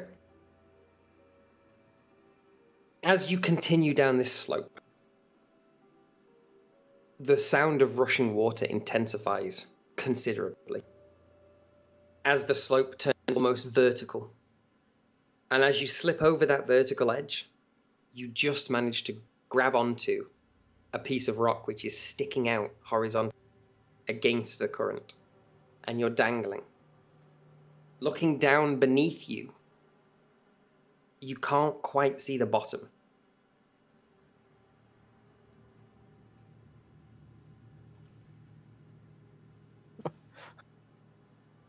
So what? I guess we should have tied a rope around the gnome. Help! Help! Please, God, some throw a rope down. Anything, please. We can communicate telepathically, so. Let's Tell continue us with what our you original need. plan. Is Cumper communicating telepathically, or are you Yes. just shouting? Well, both. I'm telepathically screaming in their ears, and it's probably hurting their ears. Ignore him, he's being dramatic. What the fuck? But as the party ignore your initial cries for help, I need you to make another dexterity saving throw to see if you can hold on. You fucking pricks! I don't remember this. Hold up. There it is. Ah! Oh boy. Yeah, now as you try and hold on to the ledge, your strength in your fingers starts to wane some as you are sucked by the raging torrent down this gorge. Yeah, for now, Cumper has disappeared. Where'd he go? Now I'm gonna read. One thing that becomes very evident very quickly is that you're hearing him gurgling and screaming and shouting telepathically, and then all of a sudden, you can't hear him anymore. Cumper? Little guy? Some peace and quiet finally. Whoops.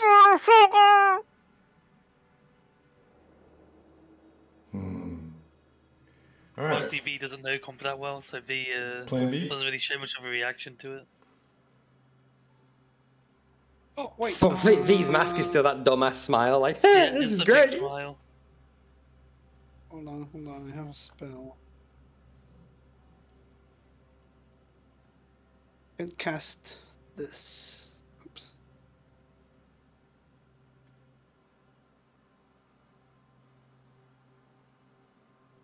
Okay. cast to locate Mr. Gnome and see where he is. Or sense where he is. All right. South, 1,000 Now, feet what you away. can sense is that Comper is alive For what? and moving. He's alive. And wait, how long? How far away? 1,000 feet. Yeah. Okay, so Comper is alive. And if he's moving, I can know the direction of his movement. Yeah, he's moving down. He's moving down in a corkscrew as if he's going down one of those curly slides at a water park. They flushed him. So far, you kind of get the feeling that he's probably at this point about 200 feet below you. Guys, the gnome fell down a hole. Like he's falling really down. Well, I'm too big to go in after him. What can we do about it? Pretty much nothing. We can't fit that hole. Didn't they I say? can't believe that you sent him without a rope. Didn't they say that it was below the tower? The relic we're looking for? Could be. Maybe. Xander, Zer, whatever your name Only is. one way to find out. Plan B.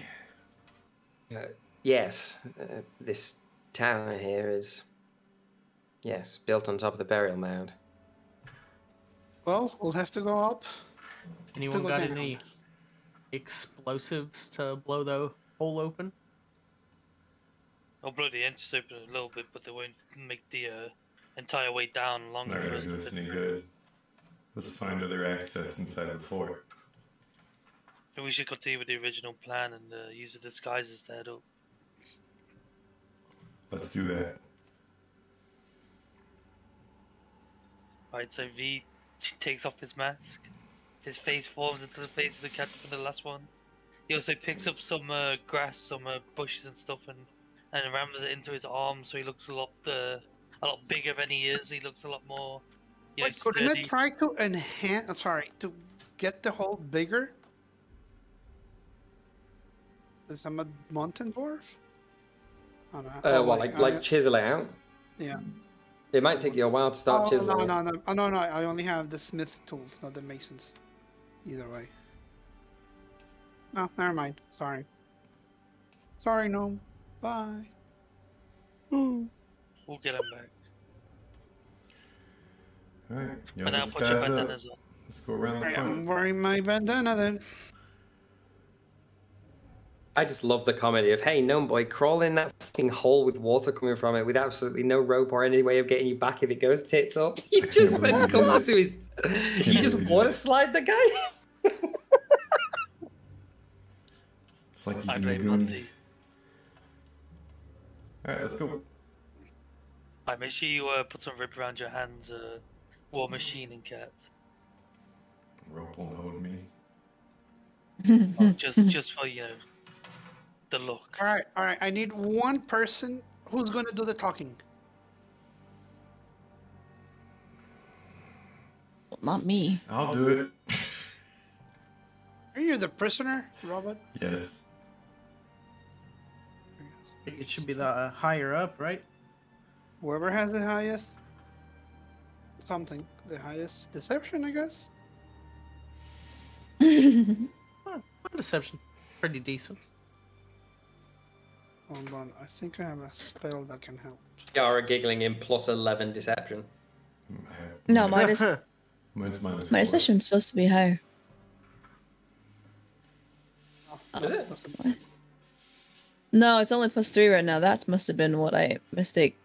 Like, I was doing plus 11, isn't it? Oh no, my I'm fucking stupid. perception. Perception, yeah, yes. Yeah, my perception is, and my persuasion is high, but deception, for some reason, is not even proficient in. Oh, because this one wouldn't work. Right?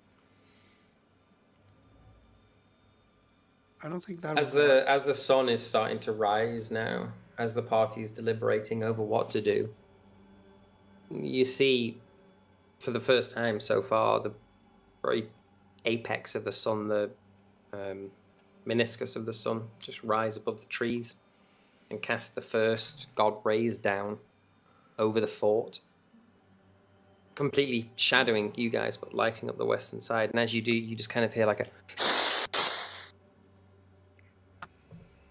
and the scurrying of feet across the top of the fort. Whoa. That doesn't sound good. Nope. Maybe they found the gnome and they're about to eat him. Okay. I think we should move. Let's move quickly. All right, let's go. Yeah, let's go. I don't know where the entry is. Is it there?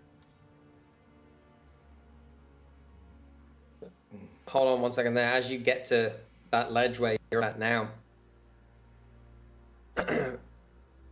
around you, you become, those of you that can smell, viscerally aware of this scent of death and decay and blood.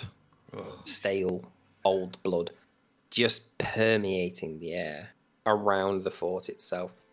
And scattered around in front of you are the disembodied, disemboweled, and generally disintegrated corpses of a great number of the people who yesterday you had been fighting.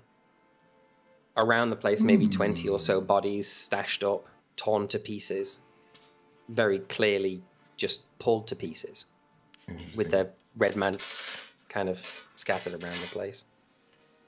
Something tells me I won't need this disguise going into here. Yeah. V puts his mask back on. Weapons ready. Let's move in. And we don't have the gnome to throw him in. All right. Instead of rushing in, since I'm right next to the door, is there a way I can look through or peek through any gaps to see if anything's inside? Yeah, if you get a bit closer, you can kind of cast eye on it. Do you want me to roll perception or anything? Leo, sneak in and go ahead. If you want guess. to do it from where you are now, you can cast. You can do a perception check from where you are now, see if you see anything. And then spoil. I love that.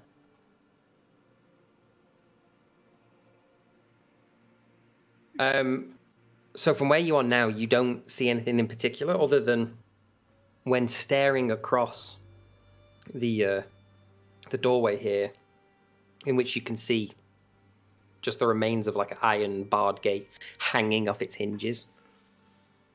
You see this kind of crooked shadow very quickly dart from left to right with a patter of feet.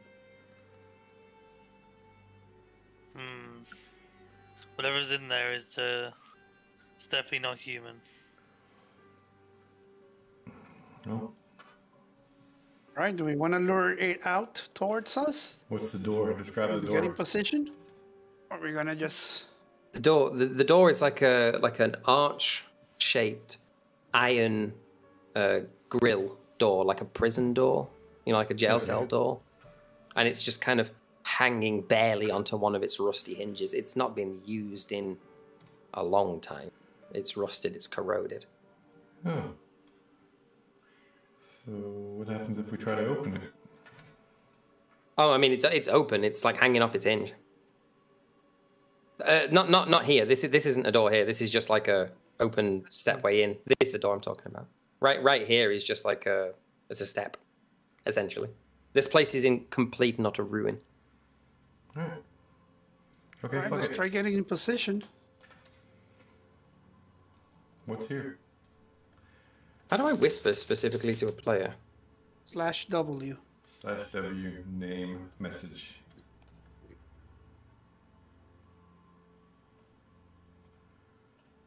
Those of you who can smell, as you take a step up into here, this area, and you see the scene that is before you, the stench, the raw stench of death and decay and blood burrows into your noses. And I want you to make a Constitution saving throw for me. This reminds me of the war. Who can So smell? anybody that can smell. Besides Cleo. I don't know, can I smell? I don't think I can. Do you have advantage on con saves? Yeah, when I have a trinket. Oh shit! Look at it, as if you rolled a fucking nat 1 and then a nat 20. That's wild. So your con saves are on the left-hand side, like upper left-hand side. You see where it says saving throws?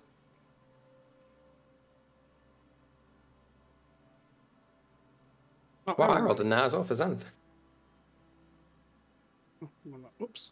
Hold on. Constitution.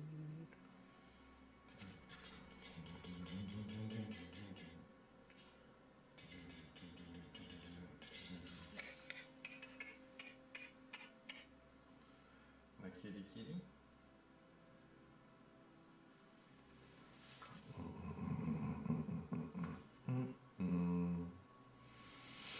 Okay, anybody that rolls lower than 15 that can smell, I need you to roll for me. Well, actually, I'll do that. Sorry.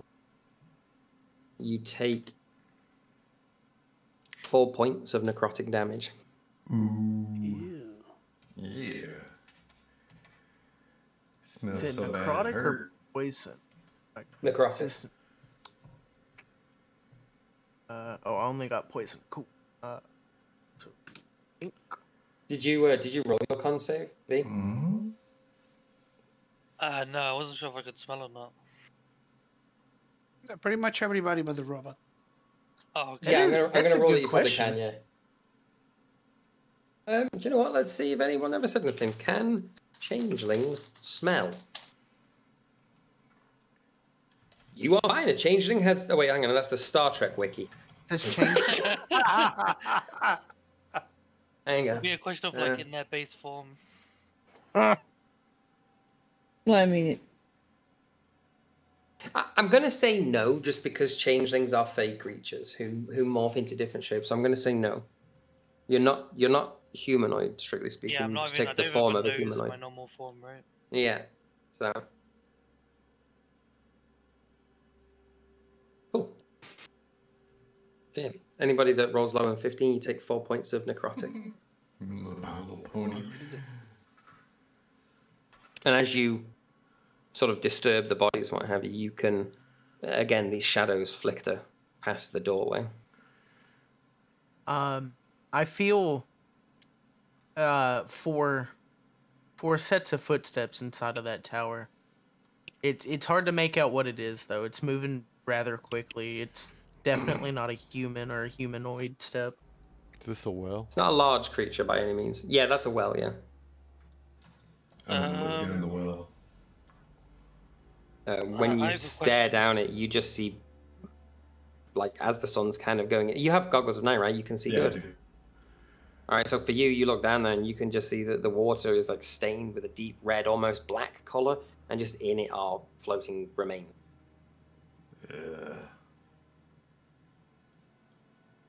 Human stew. Yeah. Am I able to roll something to tell if they're avoiding the light by not coming in the doorway and hiding in that tower? Roll an insight check.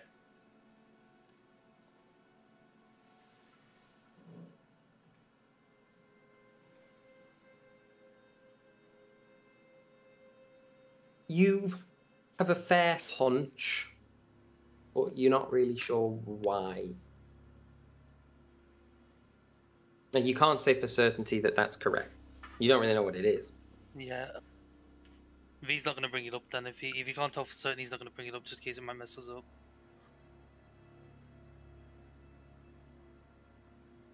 Alright, so should we lure them out? Get in position and lure them out? Or are we How do going in? you how do you think we should load them out? Oh, we can yell. You can make noise. See if they I come mean, out. if you really want to push them out, I got a spell that can do that.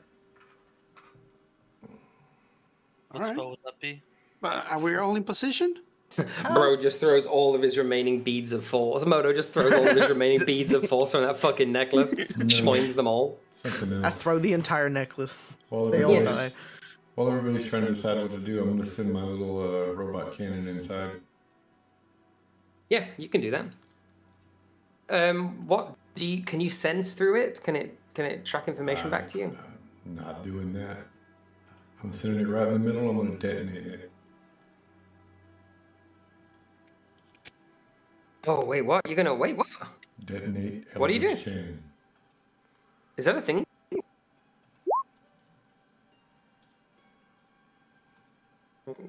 Is that a feature? Yes. Oh shit! Look at that. Hang on. Oh my god, this is a. Oh wait. Everything within 20 feet. They're close enough. Oh shit. Fuck, hell yeah. I'm down. Oh Fucking man. yeah. Oh hell man. Send a little spider in and you just hear an explosion. 16 all dex. Saves for half damage. Alright. Let me pull up its stat block. 15 damage. We don't care if there's survivors inside. Let's do this. No witnesses. We're not here to save people, we're here to get Taking the lower artifact. number. Exactly. 7, 8, 15. Okay, one save. Oh, hang on a minute. I gotta roll more.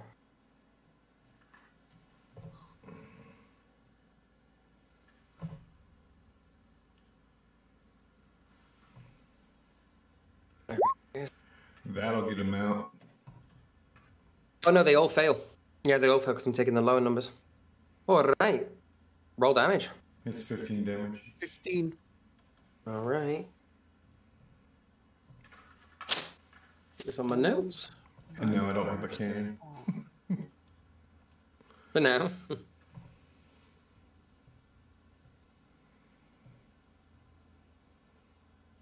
What was the damage? 15 apiece. Yeah, each one takes 15. Cool.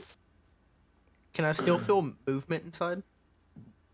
Hang on, I'm just pulling a calculator out. Oh, I got you.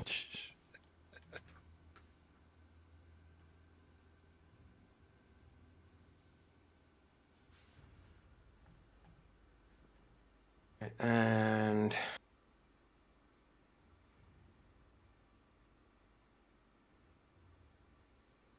all right, so it runs in. You see this little crab scuttling, and you just hear like a big cacophonous explosion. As it does, Carradine, you can feel that two of the creatures have been flung against the back wall. The two that were facing forward are actually blown outwards here into the light.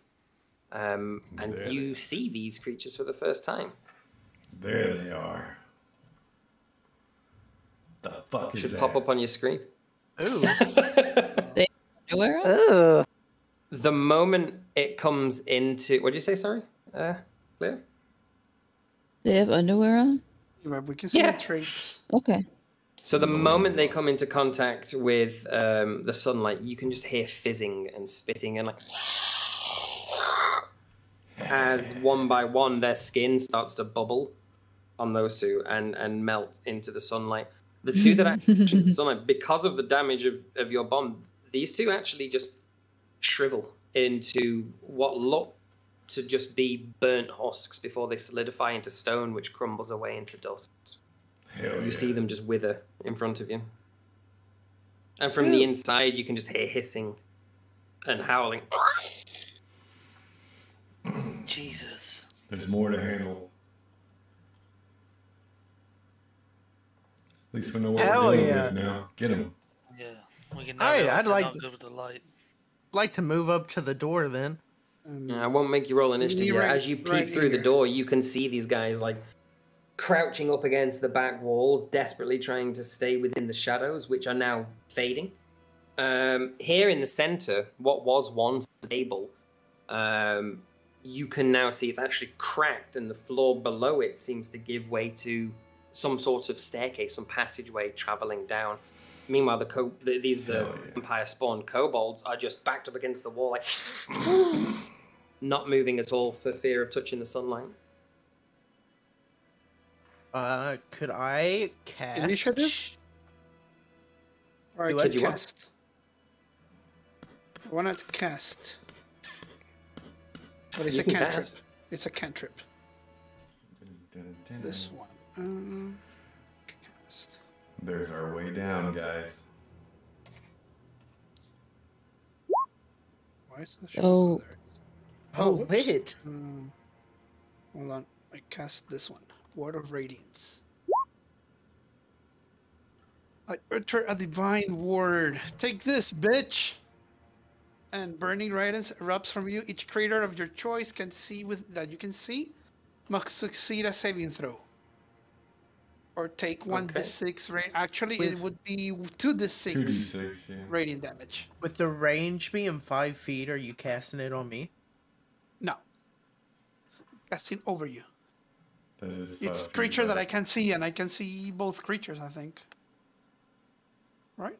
I think you have to be. I think you have to be within 5 feet of them for it to trigger. You gotta see It's them like within range. it's like Holy Nova. You ever played the a range is 5 feet. freestyle map? I didn't see the range. My bad. Never mind. I don't do anything. I thought you were casting it on me, and I was like, I didn't do nothing. No, I got confused, and I was reading the Sacred Flame range instead. Never mind. I mean, by all means, these are vampire spawn, but these are kobolds. These guys are just going to back up against this wall. If they Do I touch still the have, like, sunlight, grenades? yeah, you got 3 of them, I think.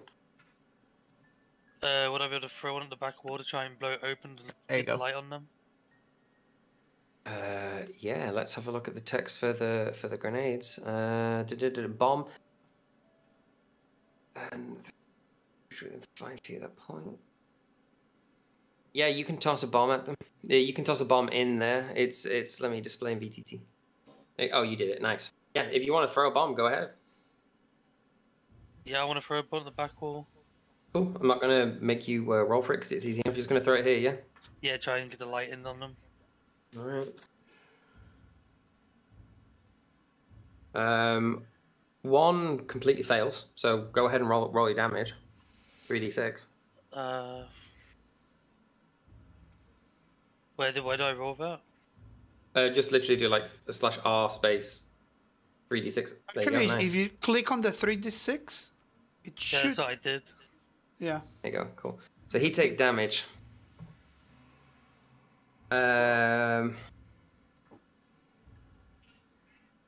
Roll me a straight D100. We'll call it a luck percentile. Just like, yeah, okay. I was looking for you to beat 60%. Yeah, all right. So as the bomb blows a hole in the back wall here, and the foundations of the back of this tower kind of give way, sunlight does indeed pour down, and what's left for them to hide behind is just nothing. And again, as the beams of sunlight hit them, you just hear as they too wither, cinder, and die, turn to ash and blow away. We're so destructive. Perfect.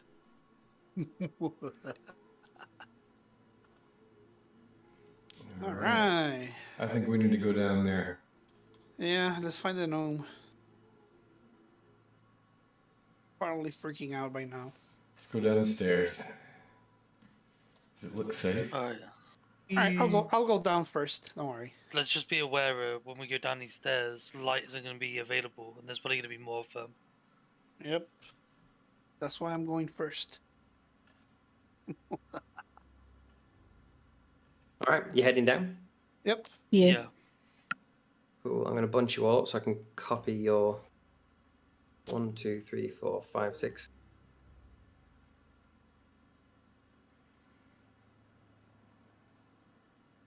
Just set you up on the map real quick.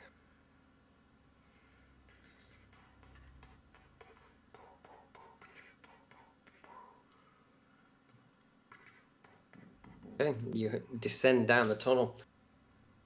As you make your way down this spiral staircase, you become acutely aware that the air is getting damper and damper and colder, and the smell of decay is more and more. You feel as if you're descending deep into the bowels of a crypt that hasn't been opened in centuries. The walls start to narrow and become sticky with the humidity, until eventually you reach this large circular antechamber. The antechamber is, as you look out at it, in the center there's a dais with runic symbols on it. This is just what you can see from the entrance there. and around it, several braziers. In the far back, an altar. And from down here, you can hear the sounds of quite vigorous rushing water. Cumper, would you please make for me another dexterity saving throw? Oh, for fuck's sakes. You got this. I believe in Cumper. Oh, Good job. So everybody else, you can like suddenly hear Cumper now in the distance, just like gurgling away again. So he's fine. You know he's fine. Cumper, right now. Technically, we can hear him telepathically. Yeah, that's what I mean. Telepathically, you can hear him. So you're a bit closer now. Cumper, you're still fine. You haven't taken any more damage. You are experiencing this big, sweeping, spiral, sloping like tube, like you're at a water park, just going down and down and down. You're kind of banging yourself against the walls of it, but not taking damage necessarily. But for the time being, you're still in who the fuck knows where space. And technically, the spell I had lasts 1 hour, so I should still be locating him, right? Yeah, you can. All right, cool. I know where you are. Don't worry. We're coming. I will let everybody know that we're like at the sort of 90% mark now. We're nearly done with session 1. I'm just going to take a quick bio break.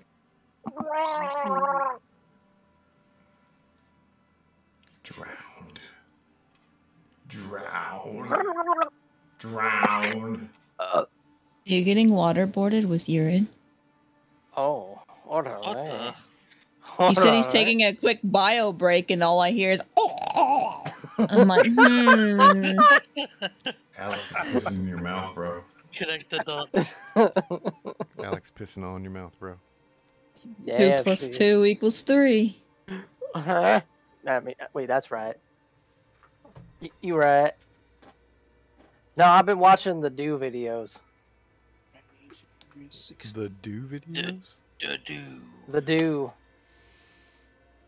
Okay. Hooty-hoo!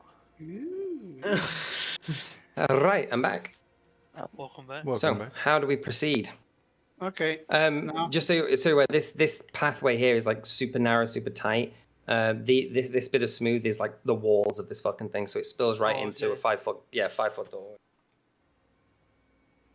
Closed? Pulled to, so not locked. Let's go save this fucking gnome and get this artifact.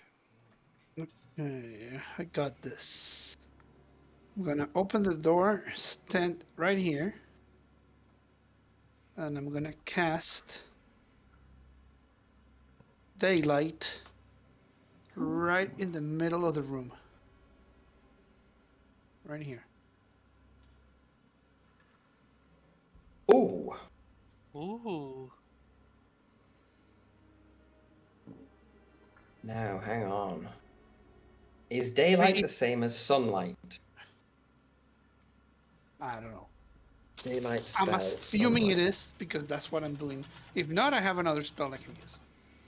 Let me just double check it. Okay, the daylight spell does not count as sunlight. It says it will actually mention the spell counts as sunlight. There is, yeah. I'm looking at Jeremy Crawford on Twitter right now. No about effect it. takes real sunlight. There's a specific sunbeam or cleric sunburst. spell. Sunbeam Yeah, or sunburst. sun- That's all. Okay, then I'll do this one then.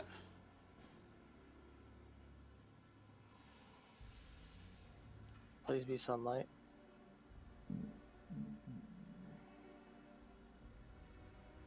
Oh, is that sunburst? What are we casting? Dawn. Hello. Dawn. We're casting me. Oh! My immersion. The spell ends the version 40 minutes. I said bright like glimmers there. The light. This light is sunlight. Yeah. Okay. Oh, that's so fucking lit. Look at the cleric parrying right now. Fucking Where are you? Where OP. are you centering? Right in the middle. Right here. Hits everything. Oh man! Oh man! It's 60 feet. Oh, yeah. What a goat. It's 30 foot. 30 still in- Each creature in it must make a Constitution saving throw, taking 4 man. on a fail. Yeah, like every single one. Fucking, alright. Wasn't expecting that one there, Dungeon Master, huh? Oh no, I was expecting, bro. I'm fully waiting for the cleric to rock ass in Ravenloft. Oh, I made all my stuff on that. Right, so it's a con save, Most yeah? of my spells are radiant. 2, 3, 4, 5, 6. 1, 2, 3, 4, 5, 6. They all fail. Go ahead and roll damage. 4d10. Oh my ouch. god! It's already there, I think. Damn, Radiant that's more than damage. my shit. Damn. You can. Did you roll the 4d10? Before the dawn, it's there. Bro, there's no way it's It only 4d10 did and you rolled a 9? 3 and a 1 and a 4 and a 1. Yeah. But. It's Wow. radiant. But it, I mean, firstly, it's Yeah. fine. 40-10. Because- And you did 9 but the- damage? That's... Damn. But it doesn't matter because it's sunlight. Yeah. And upon the sunlight coming down on them, these guys all take 30 damage instantly. So you nuke all 6 of the fuckers that are in here. Oh my god. You step forward into the antechamber as Monty Levels clasps up. his hands together and lifts his warhammer up to the ceiling. It's dark in here. I didn't even walk in the room No. yet. Let there be light. It's dark in here. You hear Monty utter a prayer under his breath before you just hear this heavenly fucking beam pours through the stone. Just comes down through the stone. And as you look at them, it's like watching the hammer of dawn on Gears of War just melt these people. They just... And where you could see the vampire spawn in front of you, there's nothing left but ash, which slowly just drifts down to the ground as a miasma. Damn, Monty, you a badass. There it is. There, we just saved us like half an hour fight. Hell yeah. Bro, that's why I love clerics. I did some shit like that once with fucking with a Tempest cleric with Call Lightning, just where you do the max damage thing that they can do. You could just hit everybody for 80 on a Call Lightning for no reason. Clerics are wild, bro. People, they are so underrated. Oh, That's so good. Like, I like the fact that it's like he had his moment there to just wipe all these things out because he's built for that. They're rolling undead. I specifically chose the radiant spells. All right, what we got in the center here? So, from basic, just looking at it, as you're staring at this, you see a dais in front of you. Amadeus? Yeah, rock me Amadeus, as it were. Big circular pattern on the floor. Emblazoned in the center of it, like carved into the stone, is the family sigil that you recognized from the banner in the tavern. This is the burial tower. The fucking Klitschko family. Okay. At the back of the room here, there is an altar with just the remains of something stood beside it. And around this dais in the center, there are, as you can see, 8 braziers, like coal braziers, unlit. They do a religion check over the altar? Yeah, go ahead. So there's no light in here, right? One. Right, so when you approach the altar and investigate it, you actually do recognize some of the inscriptions on it. Give me 1 second. Yeah, that's right. So you go over these inscriptions, and you actually do. You recognize a lot of what's written on it, and sort of the symbology on it, and you recognize that this is an altar to the god Pelor, the god of light. And also written on the front of it, Monty, as you inspect it, in Dwarvish, you find the sentence, "When the light of the 8 shines, the path will reveal itself." Let me just tinderbox these braziers. I'm gonna light the braziers. Hi guys, according to the scriptures here, if we light all 8 braziers, the path will open to us. I'm not sure if it's gonna be a path towards where we need to go or a path towards the gnome or both. Light him up. That's what we need to do.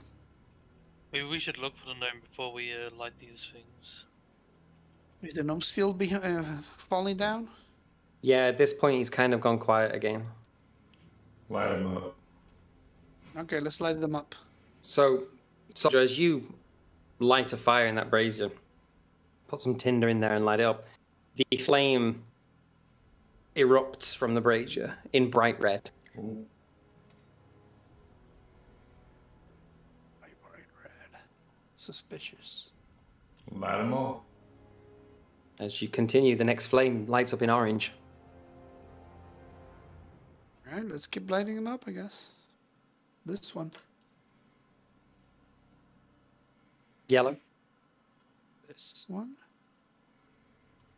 green, blue, indigo, violet, all of the colors of the rainbow. Etc. Wait, before you light the final one. Get in position. Where's Xander? Get him in this room as well. Oh yeah, Xanth isn't in here, is he?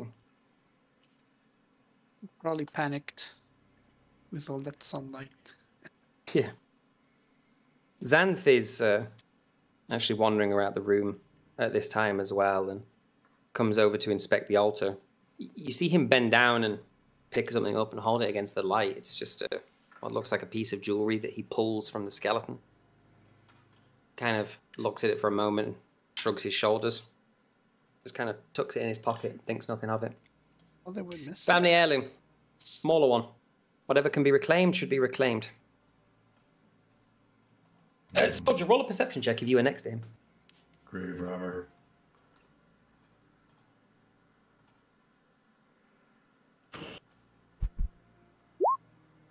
Oof. As he touches the amulet and before he puts it in his pocket, you see like this purple miasmic sheen go across his eyes and then disappear again. Apart from that, nothing else seems odd. Family heirloom. Are we ready to light the last one? Light it. As you step forward and light a fire in the last brazier, the flame erupts black. And as it does, the dais in the middle, you start to hear stone on stone just turning. A mechanism clicks into place.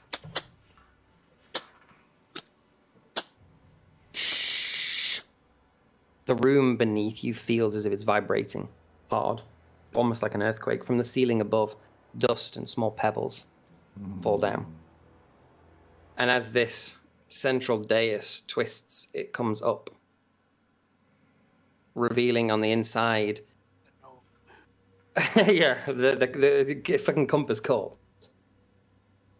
No, as it does, it comes up, and there's a sort of central platform with a small pedestal in the middle of it, and what appears to be a stone button. Going down? Just get it. Yeah, you get the feeling that this is an elevator. Huh. Well, I guess we have to go in. Let's do it. Load it Are you up. stepping with them, Cleo? Come on, Cleo, it'll be a fun ride down. Here, kitty, kitty. Ready. Here, kitty. Come, Cleo, come. We should buy Ruffles is very confused that he's not getting the attention right now. Okay, hang on one moment.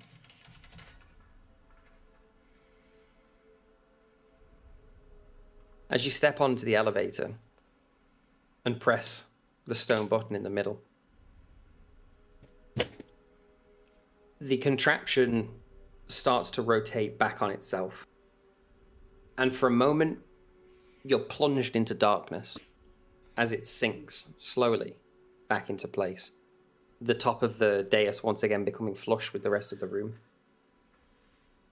You count down maybe 10 seconds or so of just absolute silence in this stone coffin.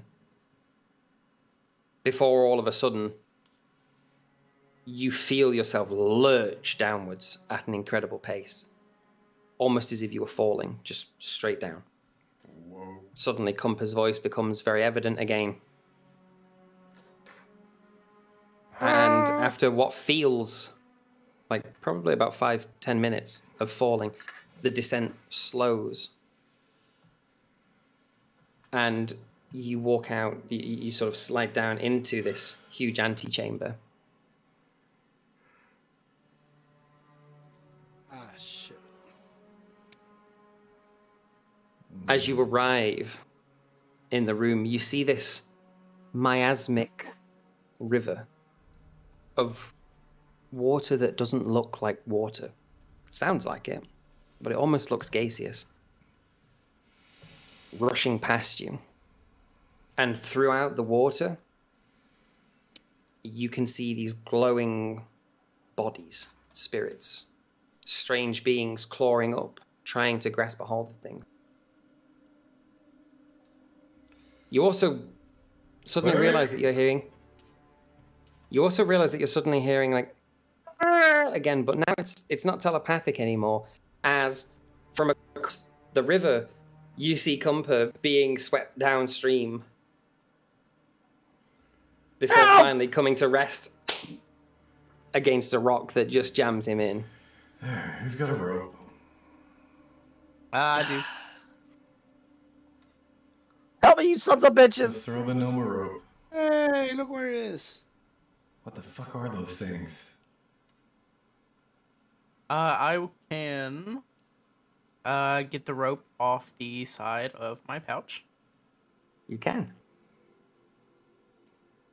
There a boat? What the fuck is that boat? Yeah, there will be when I can make it fucking bigger. Didn't we have a boat? We did. The one that We had a could boat hide in a or bag. something? Yeah. Collapsible or Fuck. foldable boat? Fuck the boat in the bag, do some magic, get me over there! Try not to be too close to the edge so you get dragged in. Oh, true, true. As you get near the edge, you can hear this sort of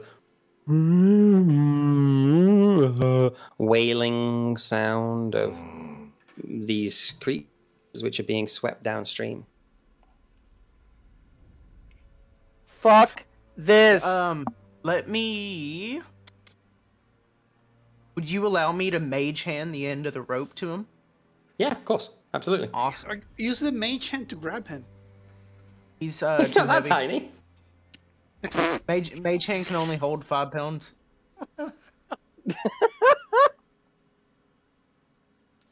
Yeah, I will. Rope's I'll less than 5 mage. pounds. I'll mage hand the rope over to him. So you do, and the rope is carried over to Cumpa. Cumpa, do you grab it? Fuck yeah! I'm gonna use Alright. my mage hand to make the rope 10 pounds lighter too as I reel him in. Yeah, that works. So you start to rhythm it as you pull Cumpa through this miasma. Cumpa, it's a very weird feeling for you. It's like being in jello and water and a wind tunnel at the same time. It's a sensation you can't explain. You don't feel like you're in water. You're not even wet at this point. And yet you also feel as if you're drowning. And as these glowing creatures, these wailing shapes of what look vaguely humanoid come past you, they brush their fingertips against your cheeks and try and hold on to you. But as they try and hold on to you, their arms go through you and they can't grab you. But they desperately want to. They're trying to hold on to you. You know what? Just kill me. The fuck is Let me this? die. I Oh, no, released. come No, on. I'm just playing. Pull me in! Pull me in! Man. Quick! Oh, I'm still pulling the rope. I mean. Come Alright, on. I'm at the cliff. The cliff's edge. Is it a cliff there? It's not too steep. You can pull yourself, with the rope now without worrying. Nope. You know what that is down there? That's a big pile of fuck nope. Let's get out of here. Let's go. Cumpa, I need you to roll for me real quick. 3 Constitution saving throws, please. There's a boat over there. Oh my god. Oh, there we go. Hey, at least you smell clean. Okay. Ooh. Orale. Orale. Okay. Good. As you pull Cumber back onto dry land, you see this rowboat come from similar direction that Cumber does. Very slowly, almost as if it's not being pulled by the current at all, actually. It seems to be defying the current of this river. I know it looks wooden there, but the actual boat itself is almost transparent, or at least translucent. It's kind of glowing green with this mist all around it. And it just slowly comes to place at the edge here. Looks like that's our ride. It wants us to get on it. Have fun. Could I use my mage hand to test if it's actually a boat? See if the mage hand hits it. Yeah, you send your mage hand towards it, and you can pat it, shake it. It's corporeal. All right, I get on. Oh, you can't really get on it. Or down, or below. Well. Good enough. I get on board. Can I just stay here? Fuck. Well, now it's in The It boat wasn't real. No, There we go. it wasn't real. Wait, It who's wasn't real, driving it's a this trick, boat? idiots. You can stay here for Y'all your just- share of gold. Drive the boat. Y'all are just getting in this boat that like. Do you not see what is? This is not water. We gotta go find This the is- artifact. Cumper, make a perception check. Where the hell's Xanath at? Get your ass in here, Xanath. Perception.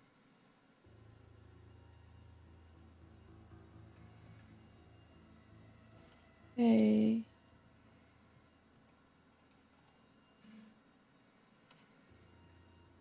This boat Can I is- do a religion check? This is a ghost boat. Oh. Why What are you we- checking for? Why are we climbing in a ghost Oh, boat? the water, testing the water.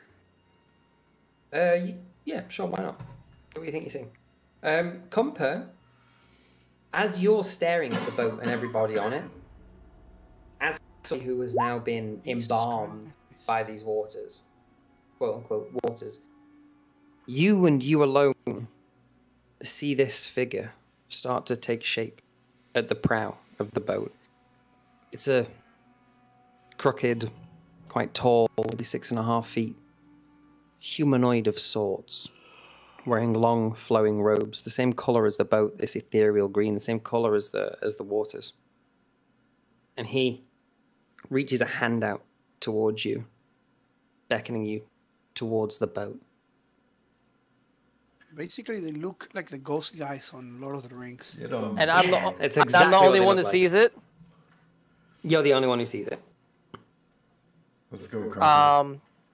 Is there any way that I can just run the fuck away? Because I know that doesn't really go as far as the story goes, but as a character standpoint, you can run. You can run. no, I'm not. I won't be a bitch today. All right. Come, get on the boat. You don't know what's back out there. You don't want to be out there by yourself, trust me. What happened to you guys? What happened? You don't Vampires. What do you mean? You don't want to know that. Vampires. The hell's a vampire? They drink your fucking blood. It's a really All strong right. creature. Say that say less. You love to fight. Say less. And I'm gonna grab that ghost's hand and hop on the boat.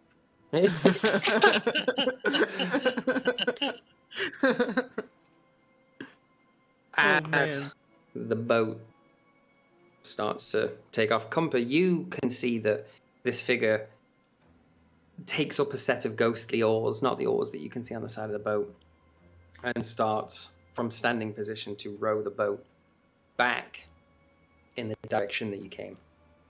Everybody else, you just perceive the boat to be moving of its own volition. Row, row, Guys, just out of curiosity, can you see what I'm seeing here? What? Hello, Cumpuranos. What are you seeing? Ghost boat? Do I see it? In a river? This well, one, no, this I don't know what type of rivers you've been a part of, but this is not a river there, Robit. Two, I've that seen you some don't shit. see I don't know. Okay, I think I might have had too many of those mushrooms that I was That's where they've given. gone. Cumpa's been eating them. So what? tallying days.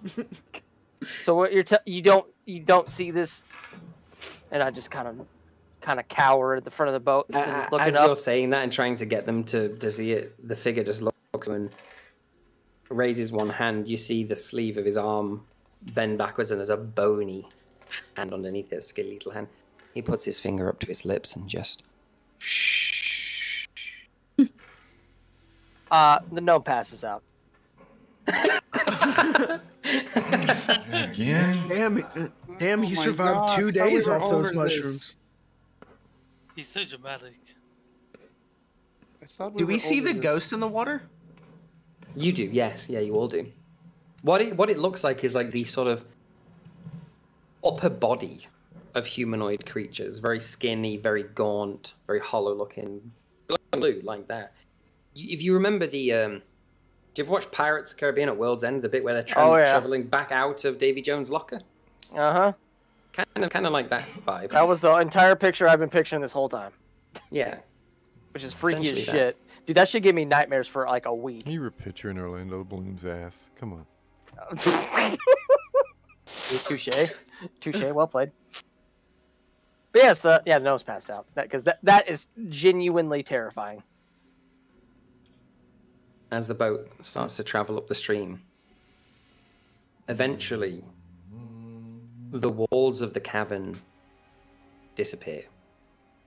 All that is left is this twisting, carting blue miasma, the current of which is appearing to travel against the direction that you are. As you make your way up this river Styx, the hands of these disembodied spirits desperately try to reach up over the boat to touch you, to hold on. But they're never able to. They cannot get a grip as you pass by. You hear them wailing and moaning, and the more time you spend around them, you realize it's not just pointless sound. It's not just random syllables.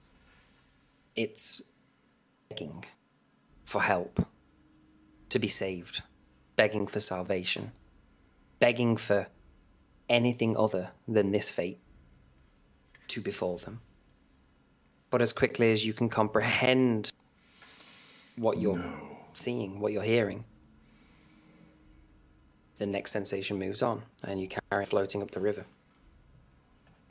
Eventually, all around you, aside from the river, is dark, pitch, and you're carried along and along and along until eventually the boat comes to rest. If I can select everybody, that'd be safe, wouldn't it? Bye, guys. See you later. Yeah, you will die. There we go. 2, 3, 4, 5, 8. There we go. The boat comes to rest. Is that going to pace everybody in, or are we going to... Okay, I'll just fucking do it. There we go. At the end of this bridge of hard blue light... Hey, I'm missing. Monty died. Yeah, Monty died. There we go. They got him. They got him back. Good luck with the undeads then. You come to rest at the foot of a bridge of pure blue light with steps leading up onto it. As you step up onto it, you see that lining the edges of the bridge are these statues holding pedestals, holding braziers, which in their hands are also burning black flame. All around you, you can see these spirits desperately swimming against the tide, and now the tide seems to have shifted once more, and it's going the other direction. And over the edge, the precipice of as far as you can see in the dark, this river Styx seems to just be falling off into the void, into nothingness, and the spirits are being dragged with it. But you're okay, you're on this bridge. And ahead of you is a stone pedestal glowing with this ethereal teal blue light. This strange necrotic feeling energy. And atop the pedestal, you see this. Is it about the size of a head? That's a dragon's head. Dragon's egg.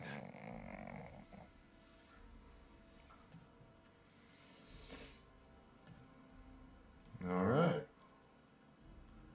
That's what we came for. Oh.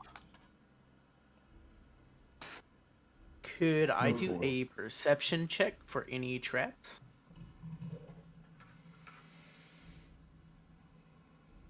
Sorry, I was fucking around with voice, but yes. Go ahead. Perception.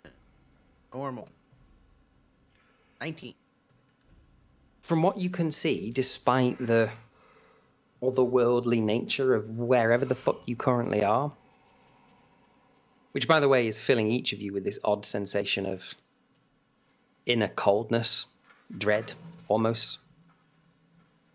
No, it just seems to be fairly inert.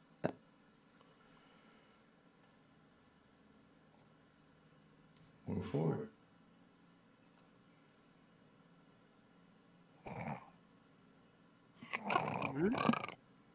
Oh, duh. Really? I forgot he fucking passed out. That was Claxton who just snored. I think it was Claxton. As I I think that's Cumper passed out, isn't it? Yeah, he's passed out because he fainted. Yeah, Let's leave it a bit about it. Oh, sorry, Karen. Could I use my mage hand to pat him awake? Slap him. I'll carry him. Yeah. Do what?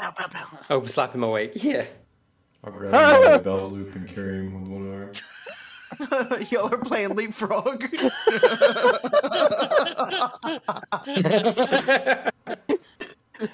What is happening? As you step up onto this big stone pedestal, the bridge behind you sort of recedes somewhat.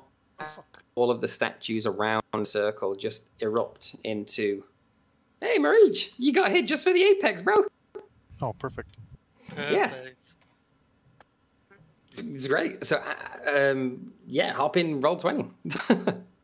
or peek the stream.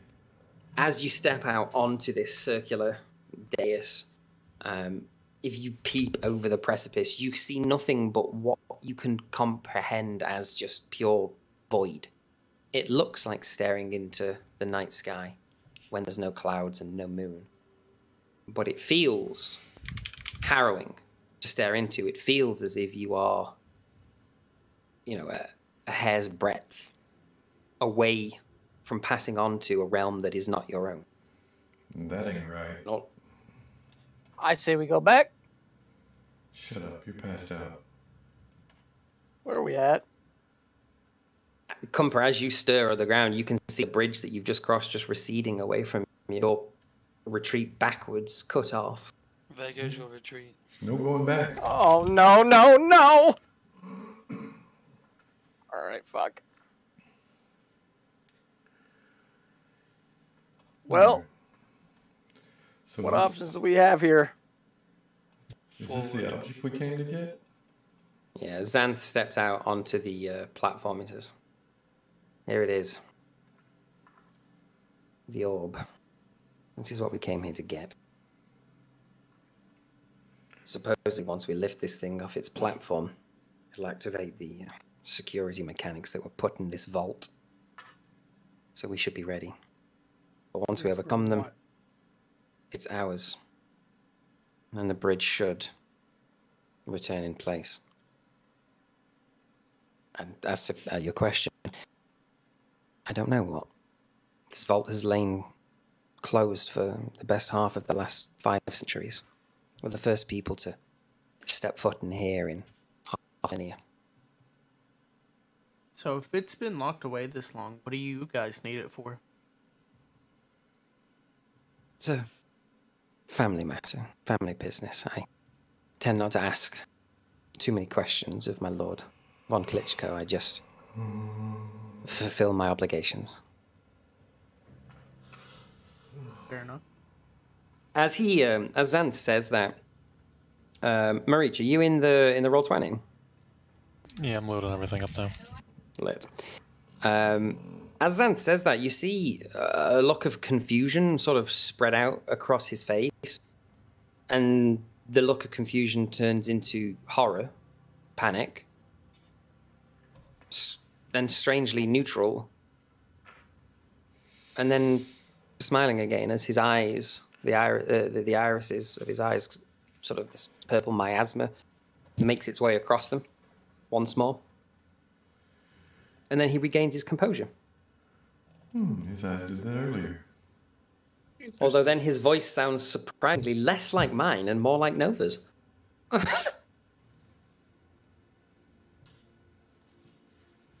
What the fuck? What the hell? Who are you? I don't know what's going on. I don't know what's going on. No one does. I have some ideas. Let's step up, right up to Is it another Xanth. Is it another changeling? I mean, what is the character though? That's I the don't thing. think so. Is Xanth the character that Breach is playing? He is now. You'll find out. I took the lazy route and just took over his NPC. Oh. The gnome's gonna go ahead and kick him in the knee and say, "You sound like someone that I would kick in the knee. Are you who I think you are?" I mean, I'm still me. I don't like the lights of your eyes. Why did they change like that? It's the lighting. Oh, about 2 seconds from throwing you in that void, gnome. Give me the Goes artifact and let's after go. gnome.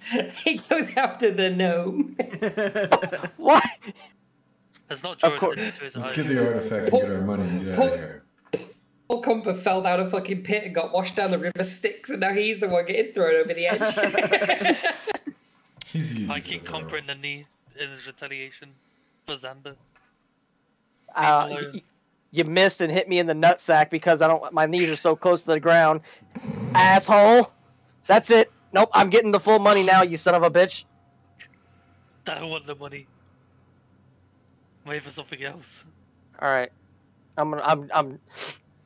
Fuck it, I want to get out of here. Fuck this. I'm jumping on the robot's shoulders as he grabs the damn thing, it seems.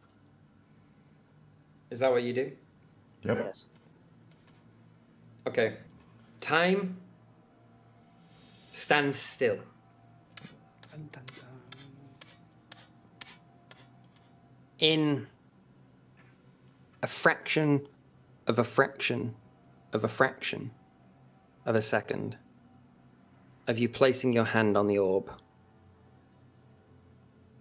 all light, all sensation, all feeling dissipates. You can't see, smell. This is everybody. See, smell, hear, taste, or touch. Your mind becomes filled with twisting, tumultuous nebula of colors, of incomprehensible shapes, of sensations that shouldn't exist, of colors that don't. And just as quickly the sensation washes over you, it disappears. Your hand is ripped from the orb,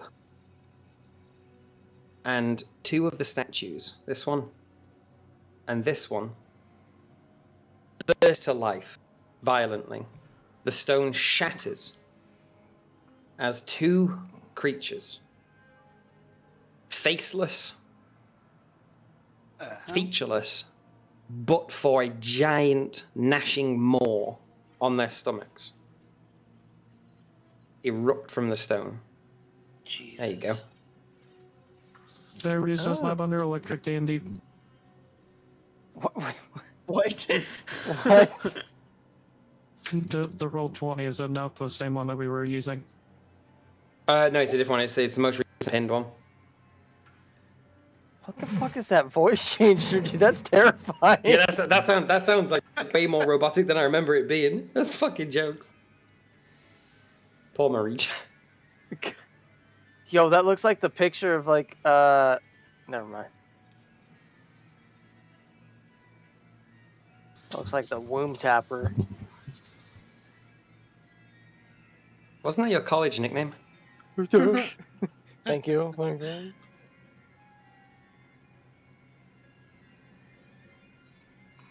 Oh, it's because I can hear Marich in roll 20. That's what it is. Marich, mute yourself in roll 20.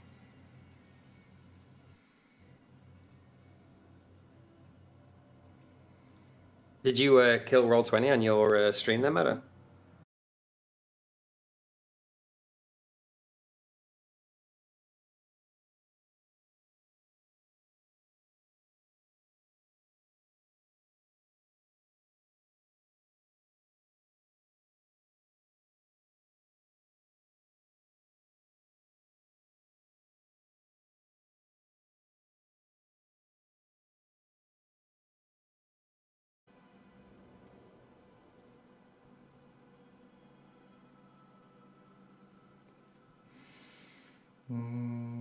We're rolling initiative? Okay.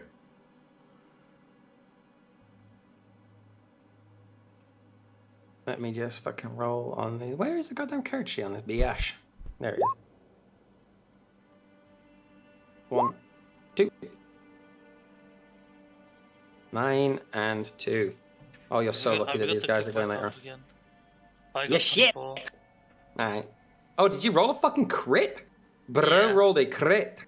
Hey, I rolled a crit too. Huzzah. Oh my god. You boys need that shit. Good job you long rested. Okay, no, but it's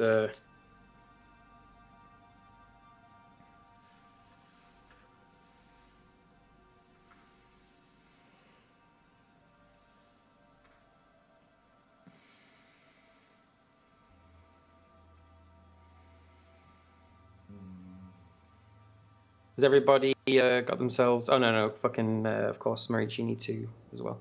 Who am I missing from the team here? Monty's on, Soldier's on, V's on, Carradin's on, Cleo is on, Cumper is on. We just need radio, and then we have those stickers in there as well. Before the battle starts, can I stick the artifact in my bag of holding? You can try. Would you like to try? You're worrying me now. That sounds so suspicious. I'll try. Yeah, fuck it. All right.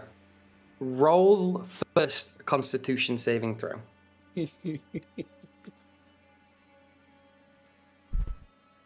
Oh, Jesus. Okay, you suffer 1 level of exhaustion. Okay. But you're able to pick it up.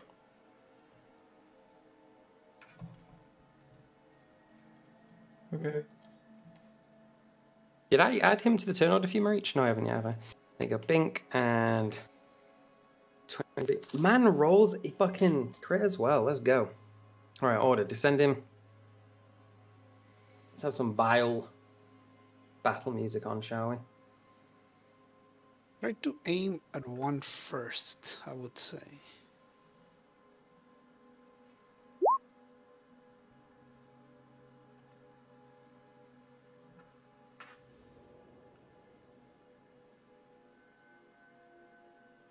Jukebox. Okay. That's not it, was it? That's you've just been killed by them. Oh man, makes me take a dart. That's the game over music. Yeah. All right. All around me are familiar. Compa, you're up, buddy. All right, Robot. It's been a long time, my friend, and I'm sorry I have to do this. You want me to throw you in the mouth? No. I'm gonna. The gnome goes ahead and proceeds to put his nuts right on the robot's head and shoots his feet right off his face with sword in hand right towards that one. Go for it. You attack. Wait, do I need to make an agility first? No. Did you just crit fail? He already crit fail. He landed inside them. Oh no.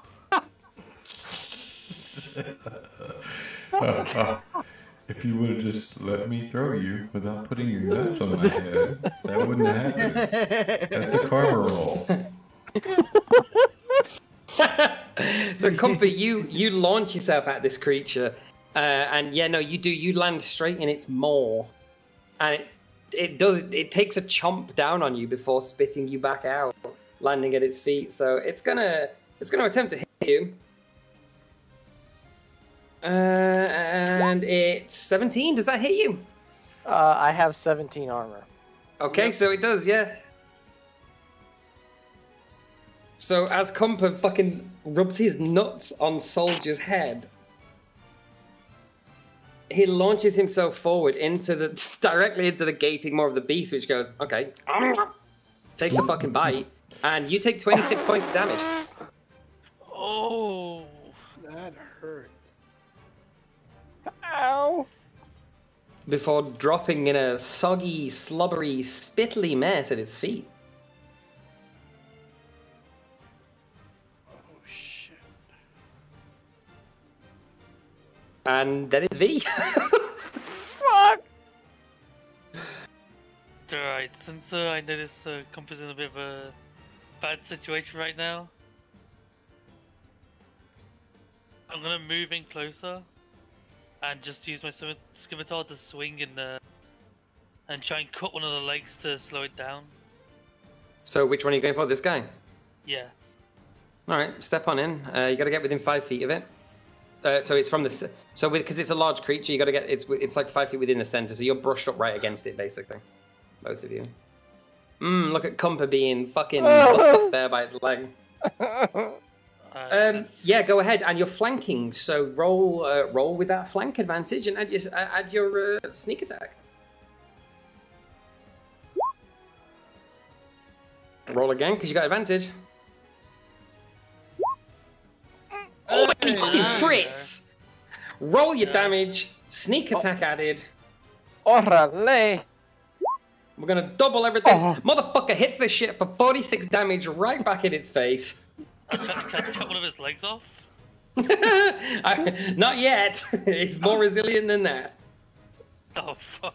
But you go for its leg. You take a mighty swing, and you feel the tension of your blade as it runs through this gelatinous, muscular leg, Jesus. tearing a chunk It's from it. thick. Damn right it's thick, with 7 C's. Over to... it's not radio in the thing, it's still Xanth, but over to you, Nova. It's 2 mind splitter. On the sky. On the one at the bottom? Yeah. Alright. What am I looking to beat? 16 on int? Yes.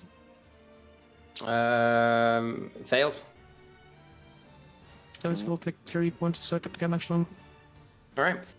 The moment you hit him with magic, he picks his head back and fucking screams, just kind of... Wait, you did? Oh, we lost. Oh, right, okay. Kind of screams his head back, and in rage, you see him pound the ground a bit with his hammer before yowling out at you from its fucking gnashing stomach mouth. Do you move? Yeah, I'll move there. Okay. It's slightly safer. This is where your fucking sorcery nuking abilities definitely need to shine. I mean, he's already been hit with... I think I'm gonna go for this one. Actually, hold on. Help! Please help! Let's finish the one first. Help me! Easier to focus on one at a time. I hurt.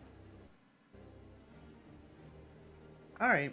Yeah, you talked me into it. I'll burn another sorcery point bucket. Alright, 4 hits of Eldritch Blast. 1, 2, 3, 4. Do all of them hit? Shit. Oh, dude, you were rolling nasty. Imagine if they don't, but they do. Oh, I was about to say, oh shit. Roll your damage. Roll off 1, 2, 3, 4. 2.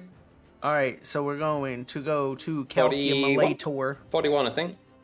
Plus 5 on each of them. All right, 41 plus 20, so 61. Taking him down to okay. Yeah, 63 points. He's looking a bit above half. Help! Please God, someone else help. Up. Man, I should have thrown the fucking necklace of fireballs at him. You just fucking nuke the bastard. That's action, bonus action. I moved. How far away am I? Yeah, it's good enough for me.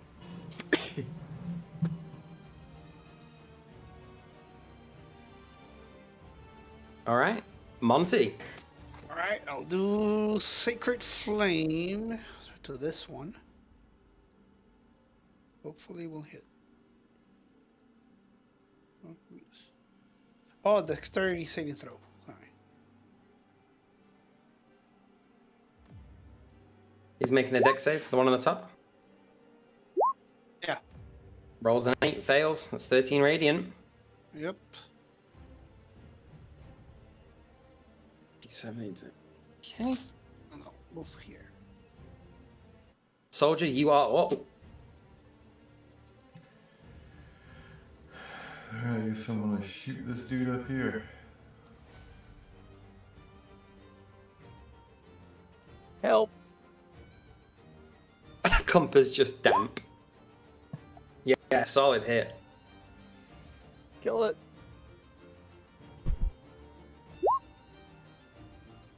Solid hit. Nice. Okay. Do you move? No, I already killed my cannon, so I don't really have use for a bonus action right now. Gotcha. Over to Cleo.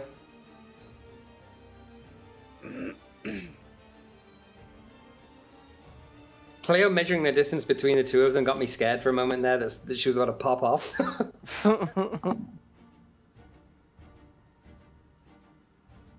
The creature is flanked as well, so you do get your sneak attack on it. You're also muted, Kiara. I'm sorry, I had to go to the bathroom. I'm in it, so I'm in it to win it. In it? Attack. There's attack 1. Kill. Finish it. That's lit. Okay.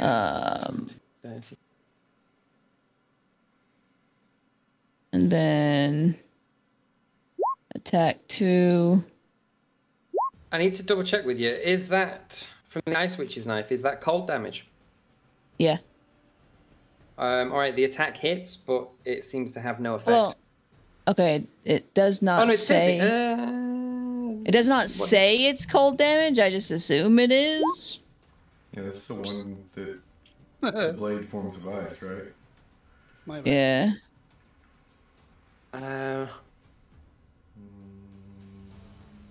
No, it's not. It's piercing damage. I'm looking. Yeah, I remember homebrewing. It's piercing damage. Okay. Then no. Yeah, I've put it on the item piercing. So you're good. Okay. So there's it that hits. one. It's a 3 plus 17. And then I'll do that one on there too. Okay. So as you lash out across this beast that's already torn to shreds with your rapier, stick the knife up into its maw. How does it die? Phew. One down. How does it die? Yeah. I just How do you take kill the it? dagger. And slice upwards and then straight and like jump up just straight to the throat. Fuck yes. Right, you just open this thing straight up like the Demogorgon. And then I open my hand and Laugh. do my little laugh. All its goods spill out onto Compa. Not quite. Not quite. As you reduce it to nothingness, and you finish slicing up it, you feel your dagger catch at the top before repelling you, and the creature just becomes solid stone. Oh. Inert, lifeless, but a statue once again, only now a twisted, horrified, torn up version of the statues around you. Alright, I did my part. The statue. Okay. Wait, hold on a second. I just realized that those second attacks, those necrotic attacks, did not go on that one. It went on this one. It's the second one. Could put it. I thought it allows you to put it on both of them. Does it? You can target a second creature that you can see within 30 feet of the first creature. Oh, you also deal this. Oh, you also deal it to the first creature. Oh, yeah. So this one took the damage too. Yeah, he took the necrotic damage from Wales, right? Yeah, both of them took it. Yeah. Oh, I was nerfing myself. I thought it was just this one.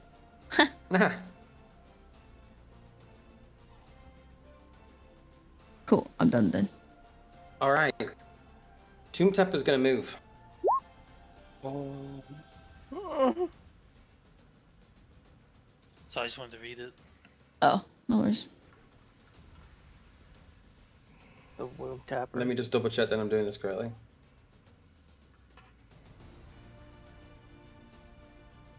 Oh, what a fucking cruel creature this is. All right, it's going to take steps towards Soldier since that's the closest. Oh no. Hi, Soldier. 5-foot step. Yeah, right. Soldier, he's going to attempt to first hit you with the sledgehammer in his hand. And you hear a voice sort of echo in all of your minds at the same time that similarly sounds. You dare use magic against me? And then it brings its hammer down. Which is 16. Oh, I think that fucking misses you, doesn't it? Yeah, I think I do dare. Lucky. That's fine because it's got 3 attacks. That is... Okay. And this one's a bit meaner. Oh! But he gets away with it! You gotta get a 13. No shit! Yes! Oh my god. 16s. You hit like a bitch. Okay. Oh shit. He just gnashes at you with his... firstly, what he does is he brings his sledgehammer down and tries to smash you with it, but you sidestep deftly. You've been in these situations before. He then lurches out with his 2 claws, attempting to rake at you. Again, you sidestep, duck. It's not your first battle. It's not your first time seeing a creature as grotesque as this either. You're prepared for this. And so it just gnashes its mandibles towards you. It's turn. Redemption time, Robot. Honestly, it was... We're gonna forget what happened when I lashed out at first. You know what to do. I'm gonna sprint at the robot. And then climb up him like a damn spider monkey, and then... Can you push me off, please? I fling him at the creature. Excellent. Yeah, please. And then I'm gonna, as I get flinged off the robot, I'm gonna go with the not the dagger, the great sword right towards the open mouth. Jesus, okay. Rolls nat 1. Gets eaten again. Oh my god. Close. Yeah, no, the attack doesn't hit. Make your second attack. Yes. Oh, wait, hang on. Are you and Moto under this thing? My what? Oh, okay, no. You're both next to this thing, aren't you? So you're flanking it. So you can roll that first one with advantage. So it does attack. Roll damage. It does land. Roll damage. Okay.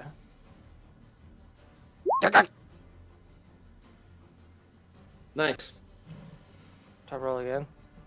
Yeah, go ahead. You got a second attack. Alright, yeah. Yeah. Roll again. Roll again, because you might get a crit. It's rolling with advantage. Well, that was not it.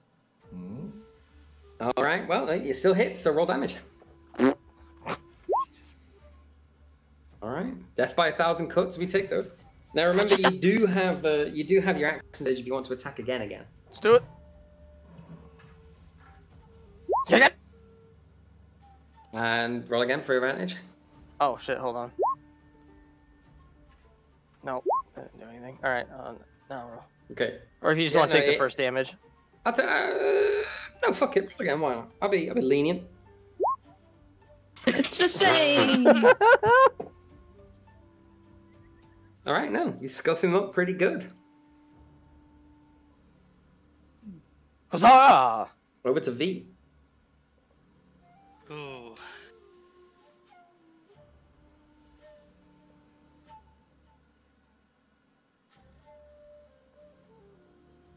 I'm gonna come around on the side here to split like his attention, and instead of going for the leg, I'm gonna slice at the side of the mouth and the stomach with my scimitar. Yeah, go ahead. Roll with advantage for flanking. Good thing you got advantage. Mm-hmm. Avantage.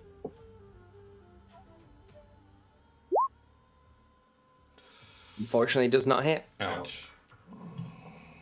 Damn it, V.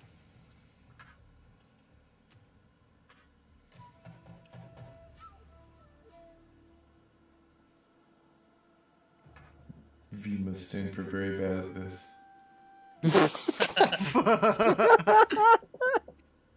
V's mask turned into a frown. He's just sad. It's just a sad face. All right, back up to radio. Or Xanth.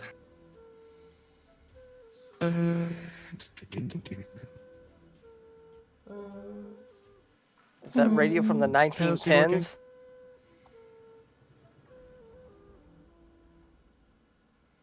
How's the creature looking? Really good. Oh man. Alright, let's get some meteors up one.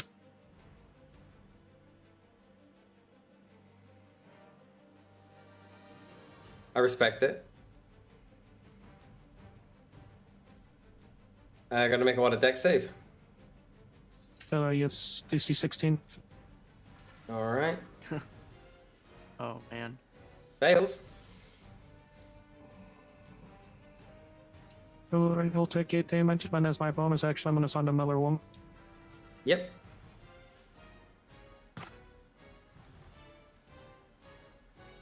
Fails. Nice.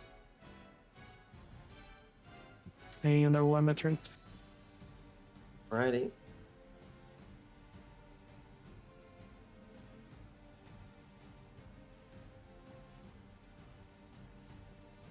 Come on, save his health. There we go. Cool. Carradine.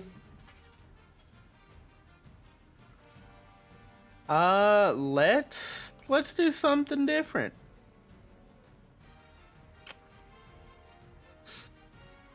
Kill it. I don't know, killing it sounds actually pretty dope too. Okay, we're gonna try something different though. We're gonna do it. I'm gonna cast a 4th level Mind Spike. Ooh. He has to succeed a DC 18 Wisdom save. He fails. Fucking lit. Takes 27 plus 5 damage, so 30. Yes. 2. My mind doesn't work. 32. Quicken spell, Eldritch Blast. Hits. Fuck me, this is the DPS of the group. For 15 plus 14. So 32, 15, 14. Roll for the second attack of your Eldritch Blast. Oh, yeah. Because it splits off. Okay, first one hits. We'll take the 15. Second one doesn't. So 47. Sweet fuck. Yeah. Nice. Big chunk. Over to Monty, if you're not moving. Oh, what does the Mind Blast give him? Disadvantage on something, I'm pretty sure. Mind Spike? I don't remember. Let me have a look. Or I always know the target's location until the spell ends. That's not the spell It's I fine. thought it was. You'll be alright.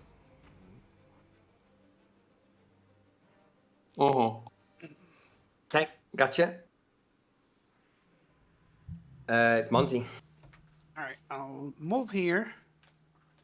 And then I'm gonna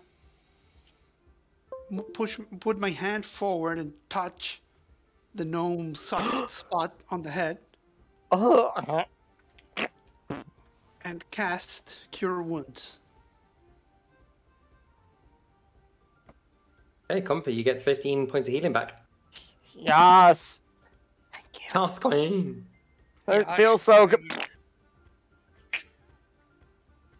Over to Soldier.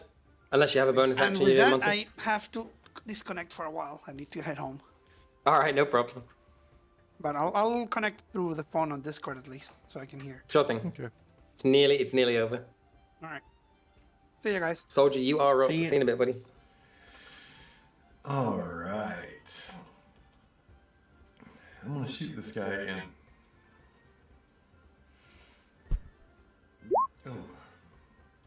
Oh, I'm flanking. Do I get advantage on that? Yes, you do. Yeah, you do. Yeah. Looking to be a 17. Hey, he's done it. All right, roll your damage.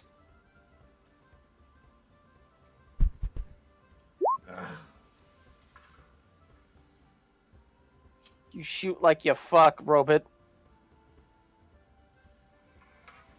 Viciously? Ask your wife. Bad. Bad and soft. Won't you ask wife number 7? Oh shit! That's Oh his favorite. shit!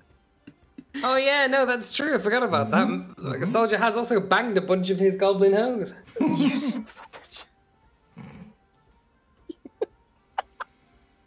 She didn't walk right for 2 weeks. It's not fair. Okay, Cleo, you are up. Yeah. Oh, no. Is there anything else? No, that's it. I respect that Soldier's keeping his spells in pocket right now. Man could be 3rd level casting fireballs, but he's like, I'm gonna shoot people. Yep. I also have a scroll of I fireball. want to shoot. Well, you know the vibes. Oh, I missed. Oh, wait, no, advantage. Oh, I missed. Oh! Oh god. Where's the ice pick thing? What? Oh, the ice pick thing, it's right here. Oh! Oh! There we go. Oh! I hit. Okay, you're on that one. And then... this... Oh, that's a big one. Okay. He's starting to look pretty bloody now. But he does get another 10 and everybody's around him, so let's see. Uh-oh. It looks pissed. It's coming after your ass. Yeah, first of all, it is going to bring its sledgehammer down on top of V. Or it's going to attempt to. Die roll a con. No, not yet. I'm just Don't rolling worry, against your armor V. class. Don't worry, V. He's worse at this than you Does are. Does a 28 hit? Yes. Oh, I spoke too soon. Uh-oh. Oh, no. Okay, it is 6d6 plus 6. You take 26 points of bludgeoning damage. That's it? What do you mean that's it? Yo, people are really trying to get me to attack V right now, huh? Oh my Oh god. Is that all you got? Alright, he's gonna lash out with his claws at V. Oh my god, don't attack! Oh fuck. Does a 16 hit? 16 to 16, I think it does. Yeah, it does, yeah. Oh, no. Alright, claw attack. 3d6 plus 6. You take 18 more points of damage. What does that put you on? 9. Oh! Are Are you like a partial freaking rogue? Why are you not uncanny dodging or whatever? I don't know if I can do that. He can, yeah, you can uncanny dodge on a. Can I on a uncanny thing. dodge? Can on this. You can on this one. Does a 19 hit? Uncanny dodge. Uncanny dodge though. All right, let's have a look. Let me just double check. Yeah, it halves the attack damage. No. Oh, does it? Okay, so what's half of 18? 9? 9. He's just on his feet. Wait, how much health did you have, V? 0. 9. No, he's out. Okay, that reduces V to 0. He's unconscious. And what I like about the Tomb Tapper is that if you land 2 claw attacks on somebody, you get to then do a 4th attack and do a bite. So he's going to attempt to chomp on Cumper. You mother. And the bite's a really mean attack. The bite's a really mean attack. Watch this bullshit. Nope. Nope. Wait, plus 14? You got a 1? Imagine that. He rolls a fucking... Oh, wow. But wait, there's more. I'm attacking him now with Sentinel. Oh, shit. Okay, you can attack with advantage because it's flanking. What Might the crit. shit? You might crit. Oh yeah, I forgot. I did! Jesus Christ. Oh. Okay, so we'll take the damage from the first 13 piercing, 13 sneak attack, 26, doubled. Is he still on his feet? Crit. Nope. Okay. How does he die? How does he die? He bends over to try to take a chomp from the super ridiculously short person. And What? Cleo just turns to him. I was like, are you serious? And just, like, knife. Are you right here fucking in serious? Oh my god, Jenny Jez has totally come back as a cat. So you rake up him with the rapier and both weapons and just again same as before. Turns to hard stone. Hey. Dead. Oh! Someone go help the son of a bitch over there. Well, I'm sure Monty would if he was here. if he wasn't catatonic, yeah. I'll walk over and I'll pop open one of my potions of greater healing. Pop it in his I think mouth. I can heal too. No, you can have Oh, if Monty you can just heal, him. and I don't have cure wounds. Say less. I'm gonna cure wounds on V. Wait, that was only 2. There you go, he's back on his feet. He's fine. You got Oh, 5 there's, health. there's still 6 other statues. No, don't worry. The other ones don't burst into life. Oh, thank fuck. The owners couldn't afford the full package. Budget cuts. They got the budget security. Soldier, from the depths of your fucking what is it called? Bag of holding. Mm-hmm. You feel a presence reaching out to you. What the fuck? I'd like to roll a Constitution save, and you're looking to beat an 18. Jesus, what the fuck have I got in there? Sounds like some type of beads. You are compelled by the force reaching out to you to reach inside of the bag and withdraw the orb. Okay. Well, I do. You do. You reach inside, hold out the orb, raise it high above your head. Okay. At this point, you're not really sure why. It's sort of... Your muscles themselves are fighting against it. You can feel like your gears and your joints trying to fight against it, but it's like straining against you, almost like it's magnetism. You raise it high in the sky. Everybody sees it. And once again, that sensation that you had when you first put your hands on it, in an instant, snaps back over everybody. Time appears to freeze again once more. The pedestal falls out from underneath you, but you all remain suspended. Just in suspended animation in the space here. The river of spirits flows, rushes over you, and you just feel yourself being dragged down as if you were being dragged down to the bottom of an ocean. The spirits themselves twist and turn and crumble around you and whisper things into everybody's ears. Whisper promises, whisper dreams, whisper hopes, whisper fears. And all as soon as, again, these feelings wash over you, you snap back to reality. What the fuck and was that? You're no longer where you were. Now, you are all stood what feels like back outside, where you first came upon this tower. Only when you look up, you see not the tower, but the temple itself, briefly as it once was, a dark, black stone, Gothic cathedral rising above the ground. You watch it wither and decay. You watch the earth beneath it crumble as it falls into ruin. And then you're all stood there, amongst these ruins, staring out at the remainder of this temple, what once was. You all get the sensation that you're no longer where you were. In fact, each one of you gets this overwhelming feeling of Spotify not playing right when you want it to. Can you, like, do that, please? Thank you. There you go. You all get this overwhelming feeling of just being on a different plane of existence almost. And as you turn around, face the opposite direction, you see this cobblestone pathway stretched out in front of you with a forest of dead, decaying, skeletal trees. And around you, the mists start to twist and turn.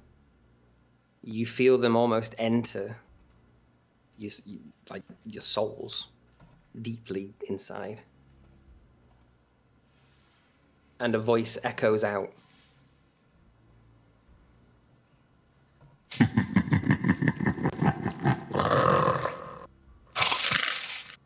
You're right.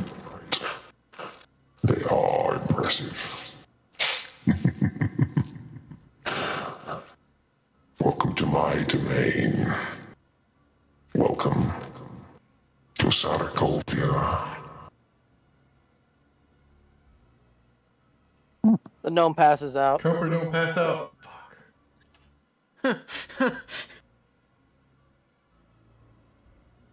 Doesn't feel like a good time to be in this place. And we'll call the session there. Welcome to Ravenloft. Oh shit. Golf claps. Golf claps all around. Great session. That was amazing. Very good. Very good. That was great. Did he die in my first session? Yeah. You got fucked up, dude. You have to get to know this group too, because sometimes when you fuck up, we let you fuck up. Yeah. Yeah. Looks like compass. What was that? I said that. Marich, you sound like the guy from Dead Space when he melees one of the necromorphs. I think that's on purpose. Yeah. Have y'all seen Star Wars: The Clone Wars? Yeah. Yes. You know the fucking Yes. droid that's like, lead the way. Yeah, literally. It's fucking- Oh man, Commander droid. Every time Marich says something in the background, I'm hearing like, watch out for those wrist rockets. There you go. I would stumble. Okay, now what did I miss over the last 6 hours? Honestly, yeah, I mean... Good well, news, Dawn- it's all on video. Well, Don's saying it was at 90% and then went another hour and a half. Yeah, me and Grim. That last fight took a while. So. No, that was good. That was fucking... There was a lot of really fucking good scenarios there, like sneak attacks and this, that. That was really good. Man, I love the flanking. It's really strong. It's really Oh, yeah. worked really well. Uh-huh. I gotta get some type of healing spell. Shut the fuck up, dude. You did so much damage. Fuck off. I need one. That way I can actually like not have to burn through a potion to get people on their feet. Nah. I That's why we got the cleric. I have to burn through a potion to get on people on their feet. Brooks has Spare the Dying, but he was the one who went down. I don't know. Would you be the type of person to allow like medicine checks to stabilize somebody? People? Yeah, that's rules as written. You can do that. Oh well, in my other campaign we can't do that. If you go down, there is no medicine save. There's they get poo-poo healed or stinky get because fucked. no, they poo-poo stinky. It's rules as written. You can do medicine checks. Stinky. You can do medicine checks on people. If somebody's fucked up, you can tear up a shirt, create rags, make a fucking tourniquet out of shit. You can do medicine checks. I mean, it's obviously DM's choice, but rules as written allows you to do it. So I 100% would. Hells yeah. Alright, that was fucking phenomenal. I gotta go to bed. I'm a bitch. Oh yeah, no, it is late as shit for like everybody right now. Yes. Yeah, yes, everybody it is. dropping off. Yes, it is. Alright. It was. No, that was a fucking phenomenal session. Definitely looking forward to the next one. Hell Yeah, the other ones don't have to run as long either, like because there'll be a lot more like session of the week. I just wanted to introduce everybody back to the setting and sort of slowly get everybody in there. I'd said to Kiara as well when I was writing the thing, I was like, I was really looking forward to you guys feeling extremely overpowered, just schmoinging bandits in like 1 to 2 hits, and then getting a little bit like a little taste of something that you go like, oh shit, those tomb terrors. That's kind of like the baseline of what Ravenloft has to offer. There's a good chance we're gonna get fucked up. Yeah, Yes. I'm gonna be honest. I thought like they were like after we killed that person, I was like, oh, this is gonna be pretty easy. Then I think fucking comboed me and killed me. Yeah, exactly. Because that's the thing. Action economy means a lot, but once a big hitter's turn comes around, it hits big. You don't die if you get reduced to 0 hit points, though. You get knocked unconscious, and you have to make saving throws. You only die, like get one shot like that, if the attack reduces you to negative whatever your hit point value is. So, like, if a series of attacks took you to minus 50, or whatever it is. Yeah. Is it not just minus 10 anymore? Minus what? Minus 10. No, it's if it takes you to minus your hit point max. Although every time a creature attacks you while you're down, you automatically fail the death saving throw. So if it has multi-attack, it could just go bonk, bonk, bonk and fucking kill you if the DM was mean. We're hot damn and diggity do. All right, have a good night, guys. See you. Cheerio, fella. I gotta say that Myconoid No. Spore line's pretty fun. Yeah. I sat in City for that whole session. Just in the comic store. Oh, did you actually? Yeah, I did. I was about to say, were you on duty fucking farming a I paycheck? wasn't. No, I was just in the comic store, sitting on a chair at the computer in the back room.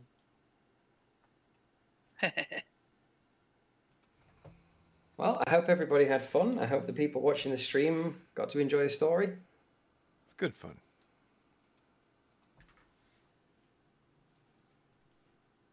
Fuck yeah. Fuck yeah. Yeah, that was sick. That was way better than my earlier experiences. Good, I'm glad.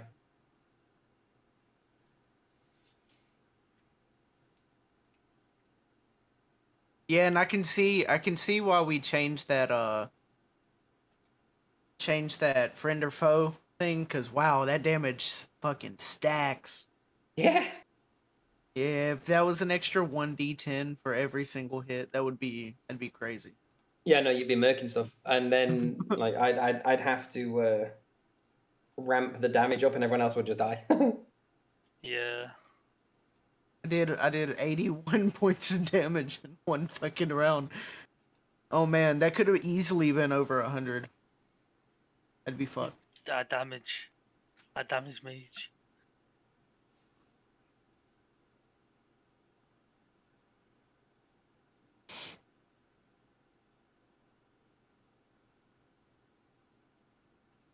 Fucking Molo gonna be attacked more. You hit like a bitch. Right, I'm gonna fucking claw V again.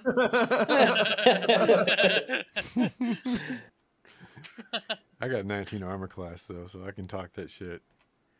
Oh hell yeah! I'm a non-tank class that can tank. I'm sitting right there with you, buddy. I can't tank for shit, man. What's your AC sitting at? AC? Yeah. Your armor class? 16. What armor you wear? I think Breastplate. Breastplate. Breastplate. Isn't that medium? Yeah. Oh, well, what about the mithril armor then that people still have yet to claim?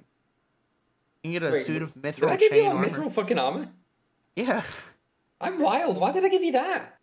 You gave us a suit of mithril chain armor. I feel like somebody just rolled a fucking nat crit on an investigation check, and I was clearly just feeling generous. He also gave us a wand of Orcus, which I don't know if y'all know much about that. That shit's like stupid. Don't ever try to attune to that shit. Yeah, it is. I still got 7 beads of force. My armor class is the best. I have 13. Let's go. 13. What? I don't wear armor. On a successful save against a DC 17 Constitution saving throw, the creature takes 10d6 necrotic damage. On a failed save, the creature instantly dies and rises as a zombie. Nice. That's the wand of Orcus.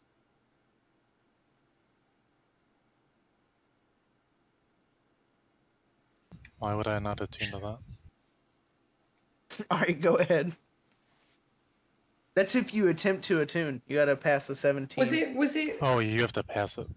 Yeah, Was you it gotta restored pass it Wand or of you die. Orcus, or was it like some sort of fucking damaged version of it? All you said was wand of Orcus.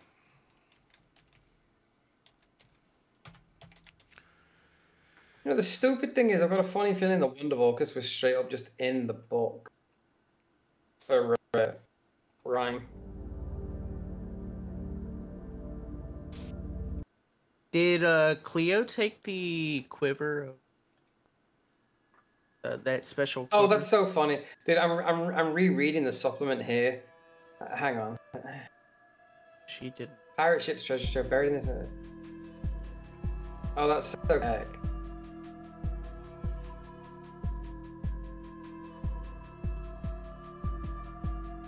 There's literally a guy here on Reddit. He's like, my level 4 party believes that they found the Wand of Orcus in this pirate ship. How the hell do I proceed without underwhelming them? I'm looking over the fucking Wand of Orcus thing here for the Rival of Frost Maiden, and what it is an exact replica. That's just a replica. It doesn't have any magical ability. It just fucking looks like it. That's so AIDS. You have a very fancy paperweight.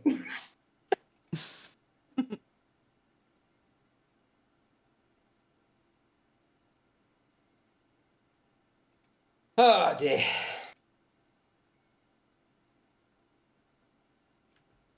Magic jar sorcerer.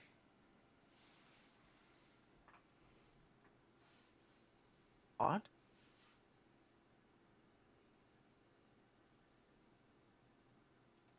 Man, really gonna meta me before I even actually get to play. Yeah. Get mad. But yeah, I was trying to find out, like, why do you have an AC of only 13? Now I see, because you're a sorcerer.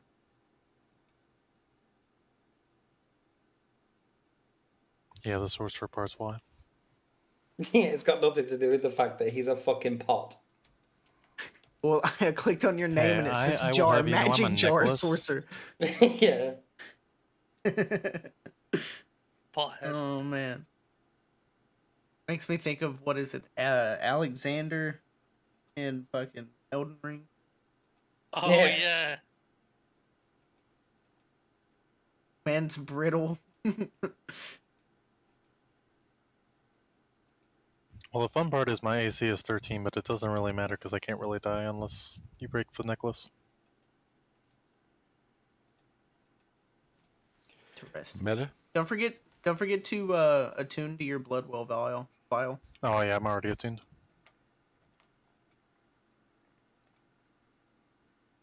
As Schmeagol moment jumps in fires of Mount Doom, dies. I compel you not to. I gotta show you this because he's gonna be appearing on and off. This character's gonna be appearing on and off, like throughout the campaign. The little creepy like guy that was in the trailer. I made art. Have a good night, guys. Yeah, I made artwork for him using